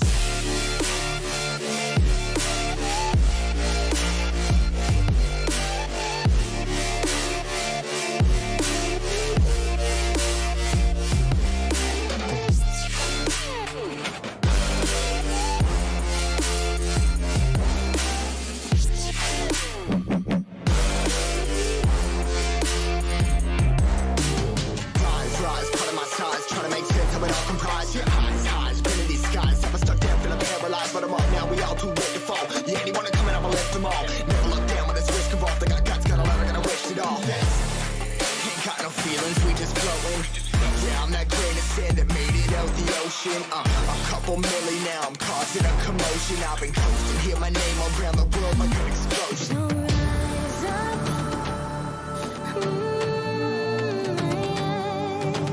Rise up. We are the apocalypse and a pill that keeps us floating as we fly above the sun. It's been banned out quite a lot where you know that a team has a brood specialist, especially in the Western European division, and we finally get to see one. I've been doing a little bit of research, and Ramses, he plays the brood a little bit differently. He's a bit more of an aura buyer. In the games that he played so far, fun fact, Ramses has like 6 accounts, 5 Smurfs and a main. So I had to dive deep into Smurf number 5 to find this. But yeah, he's been buying like Pipe, Solar Crest, Mech. So it's a bit more of a utility style offlane brood. And that's kind of what they're missing in their draft, was that kind of front line. So you're going to have this annoying lane pressure hero, very right-click orientated, building quickly, potentially, if he does that this game, into an aura buyer hero. So don't expect the brood to be the classic brood that you saw many patches ago. Unless everything he done in his pub was a meme and he's got a new idea for this game. And he was just like, let's mess with T-Governor I today. mean, please don't, Ramses. Thanks, mate. He's cheeky. I feel like he would do that. Yeah, mate. Yeah, 4 games. He lost 3 of them, only won 1. So not the most successful of pub brood players. And then let's talk about VP. This Troll Warlord, the reaction pick to the brood. I don't mind it for the idea of brood is now all about the right clicks in laning phase, and your entry to the game pre-6 is heavily dependent on your ability to, actually hit creeps like a normal hero. You're not old style brood throwing out these little spider balls where you're like, oh, hey, I got a whole spider army to play around. So yeah, I don't mind the troll pick for that idea. And of course, troll into PL, you do have the ability to itemize to deal with him, and the whirling axes can be okay. So yeah, VP, all about pace and fight. And RV, it's about getting this brood to being that tanky hero that it wants to become, get through laning phase, and then the annoyance of playing into a late game PL, Storm, and then the peskiness of a brood running in and out of her webs. I don't know how I feel about this, though. I feel like Na'Vi do this like fairly frequently, right? They try to just get this specific timing on one of their heroes to make space for the other one, but VP, I feel a lot of the times they all work for a similar timing. Yeah. With their draft. So is this necessarily the way to play this? Is this too much of a gamble, especially against a team like VP? I don't mind it in the idea they have so many cores that it's not like the free Doom game, right? It's not 4 protect 1. Like, realistically, you kind of want to doom the Storm, but then you kind of also want to doom the PO. And now, what happens if this new age Broodmother that no team truly understands has timings that no one gets? And that's the thing, like, we've not really seen this hero at all. And I'm excited to see how Brood is actually played from the off lane. What type of game plan are we going to see from Na'Vi? Is it going to be we just absorb the enemy jungle, have a sea of webs everywhere, and now we just get to slowly take over the map? Or is it a little bit more fast-paced where the Brood's actually relocating around the map, applying pressure from just putting down these webs and being a little more active because you have the auras? And yeah, it's going to be an interesting game. It has the ability to be a great game from Na'Vi, or it could be a quick whitewash because they haven't gone online, because the puck is moving around, coiling PL, coiling Storm, Brood stuck in the side lane with no webs to move around. So yeah, this is eyeing up to be hopefully a really competitive game. If they truly understand the Brood, that is, Moxie. That is true. If we can figure out the Brood too, because, you know, generally speaking, you see a Broodmother in the game and they just like to park themselves in one lane, continuously push. But now that, you know, you don't have the Spiderlings accumulating super early, in fact, top lane already, this harass over on Ramses feels a little rough to have to deal with, considering that he is, of course, the one that's going to have to be the enabler. Yeah, just like all things, it will be a hard start, but then it'll soon transition into being very, very solid for the Brood. Very independent, probably skipping behind the tower and kind of emulating the play that a Centaur on Axe brings, which is, I can never really chase him down, let him just free farm the jungle on the lane. Bottom lane, this is looking rough here. Not a lot of mana here as Nightfall tries to get off into the heat. One more hit. One more. Oh, no, Ramses is going to be allowed to live here, but... Honestly, I think dying probably would have felt better now. You're a Broodmother with no regen. DM also gets first blood. With the level 2 Scorched Earth that damaged the rundown. Yeah, poor old PL. He is to die. PL indeed. I believe he got body blocked by the creep of save with the DM Doom having the Scorched Earth as well. Yeah, if you're Ramses right now, you're feeling pretty badly because, you know, at least you come back to lane with full mana, full health, and here we go. Gonna try to munch down on this creep. There we go. You know, a little bit of staying powder, but that was one creep, and he went from like near nothing to near full. Like, that's kind of absurd that you get that much lifesteal from a single spell. 70% lifesteal, and you get 35 bonus damage. Yeah, Brood is a pretty solid hero if it's picked correctly into the game. TPK just poking a little bit here in the middle lane, but yeah, the top lane, it's a little difficult, right? Especially, you know, when you've got a Crystal Maiden, there's only so much you can do, and she's also using that Frostbite, trying to get rid of the creeps here, so you don't necessarily have it up to try to, you know, hold someone in place and let, you know, your core escape.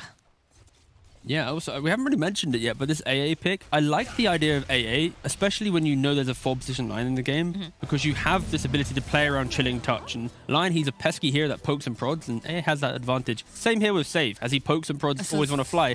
It's the same as game 1, right? Yeah. The Lina, the CM, these heroes, they can't play into this Enchantress, which has that free hero creep in front of it, plus the impetus and the right clicks. And CM kind of can if you root up the creep, but then you still can't deal with the right clicks of the Enchantress. The slow deaths are the most painful, and that was a very slow death for the Crystal Maiden. It's difficult to figure out, you know, the exact positioning that this Crystal Maiden needs and what her role is kind of in this lane. Because traditionally, again, you want to be able to get rid of these creeps, but if you do that, then you're just going to get run down, or your core is going to get run down. And look at this. They rotate up Roger now. They're trying. But this is the worst thing right now. They've rotated the support up to top, whilst the lane is already so favored towards DM. There is no small camp to pull. There is no hard camp to pull if DM contests it as well. So yeah, DM's gonna be happy. Ench is now just farming the jungle.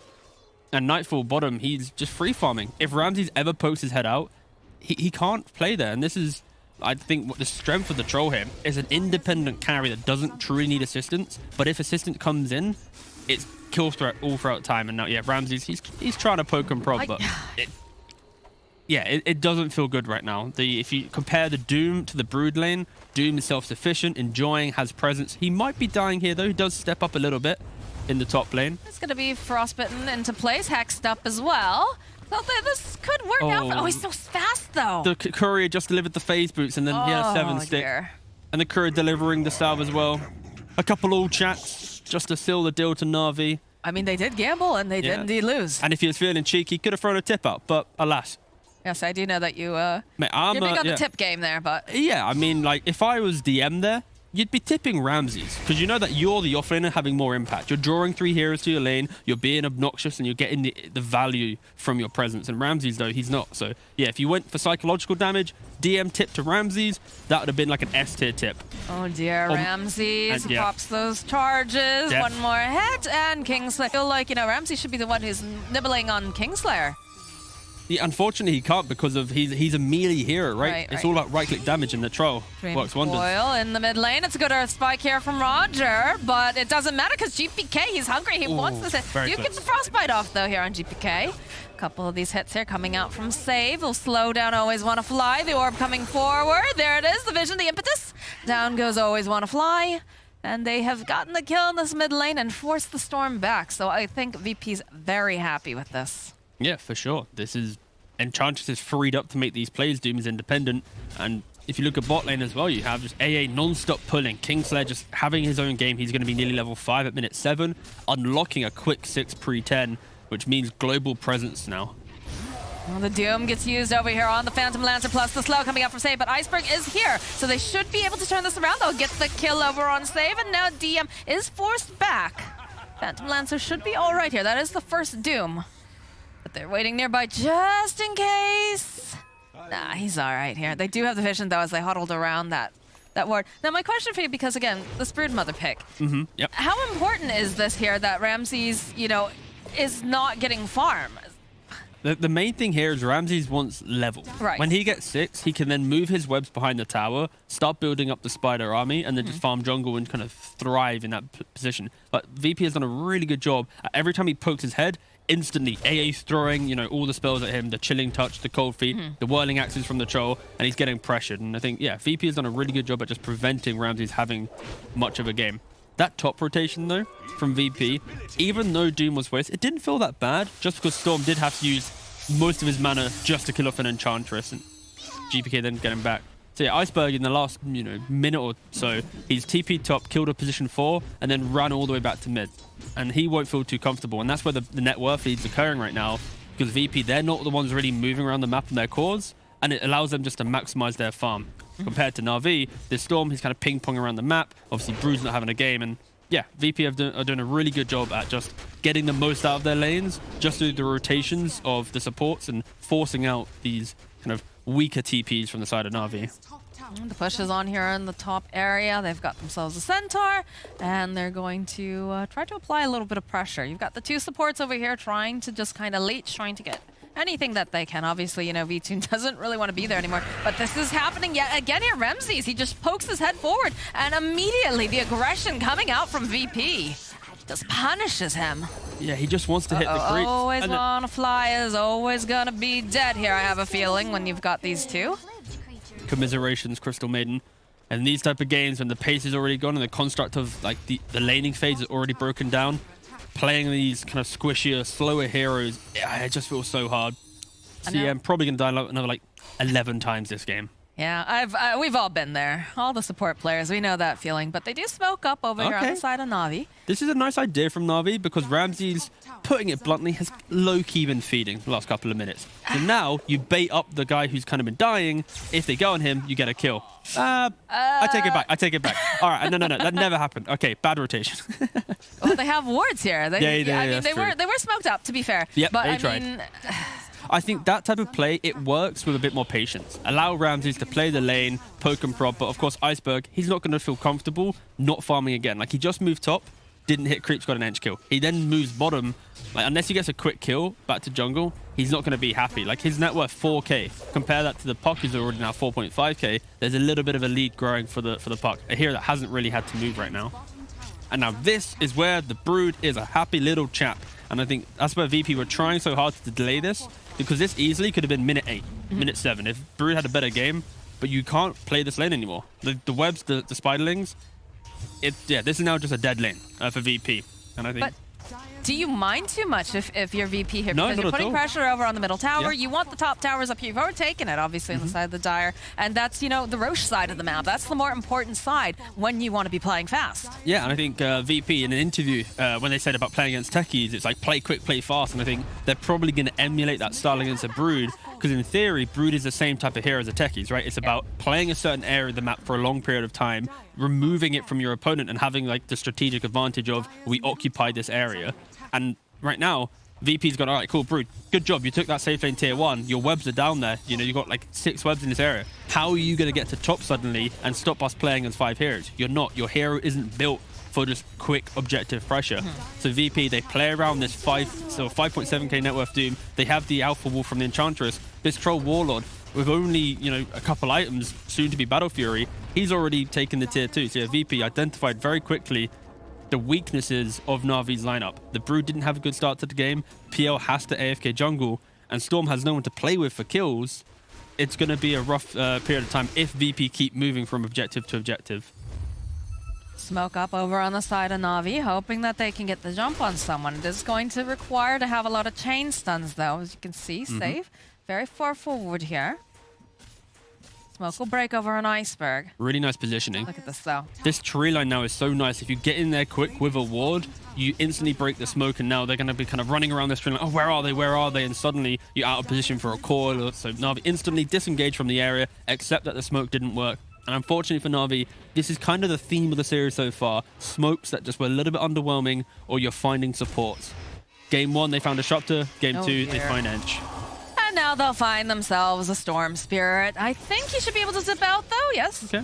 Very, very close, though. I'm sure that feels very bad. Although they'll turn back around. They get the finger off over onto Kingslayer. Save, though, jumping in. Wants to get the damage off over onto Roger. The silence getting used over here on Crystal Maiden. One more head down will go the Maiden. And now Roger running for his life. And put this from long range. Ooh, but he has those charges. Yeah, right. He's going to be a liver. Yeah, that's the mini-map right now. The amount of pressure VP are applying with just positioning and the aggressive farm. Brood is occupying the bottom part of the jungle. You have Storm, PL farming a small camp together at minute 13. This is just how uncomfortable it is to be Na'Vi. You picked greed. You have a really nice idea for getting to mid to late game annoyance. But getting there, that is what VP is not allowing Na'Vi access to the game. You want to hit jungle camps, you're going to have to double stack farm them together. And yeah, that's about it. Go hold hands and farm one tri-camp. It's, yeah, really... clinical stuff from VP. Pressure and greed. We got a Blink Dagger coming out now for DM, which means Ramses has to be even more careful, because otherwise he's going to have a big old Doom running at his face here. It does have quite a nice little spider army, though, and has been trying to put the pressure down. I think it's kind of interesting, though. We talked about GPK popping off on this puck, and... ooh, hold that thought there. Dream Coil, silence, GPK. Followed up here with the save. They're going to try to get the Ice Blast in, and it goes out. Roger falling here. Iceberg is out of mana and always want to fly. His mana creator is, of course, dead, so... he is forced away, you know? That double damage, it felt exciting. Felt like they could get something done here. Yeah, a bit of an ambitious play from Na'Vi. Really trying just to get Puck if he wasn't looking, maybe. Puck has a lot of gold. Maybe he was shopping at the time Storm zipped in, but yeah, they tried their best to kind of jump the Puck, and you know, when you're zipping in daytime onto a Puck, he's going to be able to change it around, and Roger just couldn't really get spells off either. So yeah, Na'Vi just a little bit desperate moves here. VP now taking the tier 2 at minute 14. 4 towers have fallen. They actually haven't itemized for a Solar Crest, which is a little bit kind of against the patch. DM going a bit greedier, going for the Vanguard so you can actually frontline, instant blink to jump the PL or the Storm.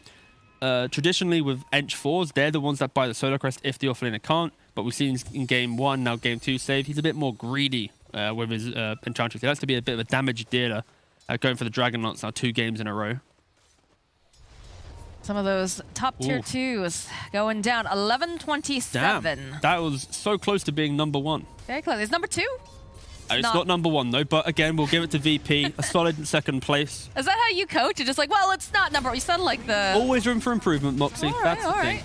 But the question is, maybe they have the best time for tier 2s taken and then Roshan after. That could be it too. I want to see those stats there, JJ. Pop those up on there. I don't think that's easily accessible. I don't think so either. I'm just, you know, it's a casting is a, you know, duo support sort of thing. Yeah. You know, I'm supporting my co-caster here. But yeah, this version is going down. That doesn't matter. They don't need a Solar Cross here. It's impressive stuff from VP, honestly. I think the team has, they identify greed really well and how to maneuver around kind of the weaknesses of how that greed comes into play. Because in Dota, greed comes in different forms. Like sometimes you need to jungle a bit more. Sometimes you need to kind of sit in the dead lane for a little bit longer. And yeah, VP have just done a really good job at just opening up the map for themselves. Are they going to try to make a play here on Kingslayer? They smoked up behind him. Oh, look at this. There it is. The finger. The Ice Blast is already out, though, and they get the kill on the Storm. They haven't managed to take down the AA. Kingslayer at the last second there. Ice versus Ice. Always want to fly. Will be able to get the kill, but he'll pay for it with his life. So Ramses is just, God, please don't look over here. Yeah. And they're not, because they're putting damage on the tier 3's top. Yeah, and Ramsey's going for the build that I assumed he'd go for based off of his pub performance so far. He does have the pipe complete. Looking at then maybe going for a mech after. He has mana boots queued up right now. So it's not like Ramsey's going to have some big impact with a surprise. What? I've got the Orchid or something. That was a bit strange here coming out from Ramses. He started channeling and then dipped away and then started channeling again. Just teasing him. Now, well, I mean, is it really teasing if you've got all these other heroes hot on your heels here? When they get off the Doom, this is going to be a dead brood mother. I mean, he's maybe? juked and jived. He went up, he went down, and then suddenly, that's a wasted Doom. Oh, I guess not, yeah. Wait, are they going to find it? All right, GPK. Oh, he's walking out. Oh, no, there it is. They found Ramses, and save will... He nearly did it. Almost. He was afraid that GPK was going to scout out with the orb, and of course, he's like, maybe I've made the save, but unfortunately for him, a little bit of impatience, and then bam, VP capitalized on it once again. Yet to see the Brood really have entry to the game. Full array tips coming out. Kingslayer tipping V-Tune just for a bit of fun. DM then supporting save. Going good job on the Ench, you little greedy Bambi with your Dragon Lance. Yes, I'm sure that's exactly what he was saying. I can feel the tips. I understand, yes. All right. Tip connoisseur, some would say. I see, yes. I see. Interesting. Again, I still feel the 5-head tip is tipping the guy that was not ever involved in an engagement just because, hey... We've seen that a couple times now, actually. It's very meta. But Like, why weren't you here? Your team died. Good job. I'm trying to remember which game. It was like the Abaddon, and one of the games just wasn't present at the time. And Tipping. Yeah. But look at this tower. It's just getting Chunk. Look at that. chomped down here. Wow. Look at that. Building damage live update as well, and a 4.9k. To be fair, though, Ramses is #1 on the dire side for building damage. Because no one else has hit buildings, really, it There we seems like. go. Ramses literally has been plunked in the lane, Mm-hmm. and yes, he's doing the job that he was assigned, but it's not doing enough here in this game, and that's the problem. I don't think you can pick something like this against VP. It's troublesome for sure right now, and I think the minimap is the most telling thing about a Broodmother. When you're behind, all those little red dots in the Radiant jungle, that is where Brood was playing, and now he's going to have to spend more time rebuilding his webs up and having a new network to play around. And that's where, like, you lose top lane because you can't quickly do that early in the game. You lose mid lane, again, you can't relocate that quickly. So because Na'Vi wasn't able to dictate where VP have to play, it does feel like a 4v5 game right now. And finally, we get to see Ramses appear in a fight where he tickles the Ench for 1 second and goes, nah, sorry, lads. Did you see? It was like a little nib, but just like, maybe that was next for me, but immediately following it up with the coil. Big ol' Ice Blast takes down Iceberg. Now Ramses is forced to just run out as they have all the damage to just squash the spider and turn back around and slay a maiden. I honestly thought the series would be a little bit closer. Na'Vi, after the start of their DPC run, looked a little bit shaky, but then they quickly found some form. Again, it was off the back of 4 games of PA, where V-Tune was able to just really show off the kind of strength of this hero. We get to see a little bit of a heat map from Broodmother. Oh, Roger. Na'Vi, 1 by 1 dying. And on the back line, there's the Doom. Phantom Lancer. He literally can't do anything here.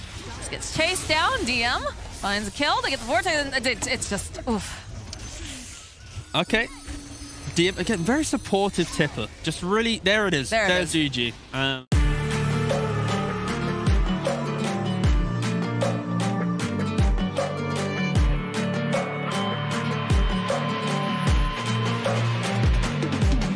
If we are one grain of sand in the middle of the ocean, can you try to understand how a touch can cause explosions? I'm too great to be landed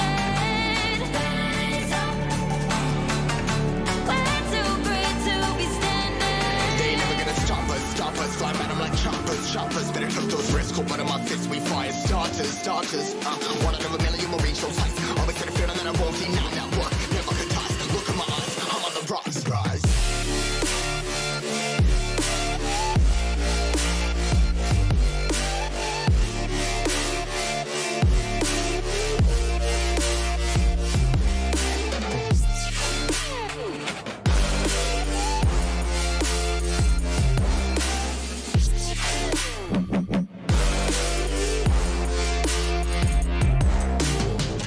Rise, cutting my size, trying to make sense of it all comprised. Yeah, highs, been in these skies. I was stuck down, feeling paralyzed, but I'm up now. We all too late to fall. Yeah, anyone coming, I'ma lift them all. Never look down when it's risk involved. I got guts, got a lot, I gotta wish it all. Ain't got no feelings, we just floating. Yeah, I'm that grain of sand that made it out the ocean. A couple milli now, I'm causing a commotion. I've been coasting, hear my name around the world like an explosion. Rise up.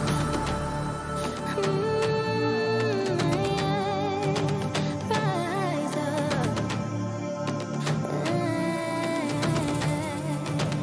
We are the apocalypse, and a path that keeps us floating.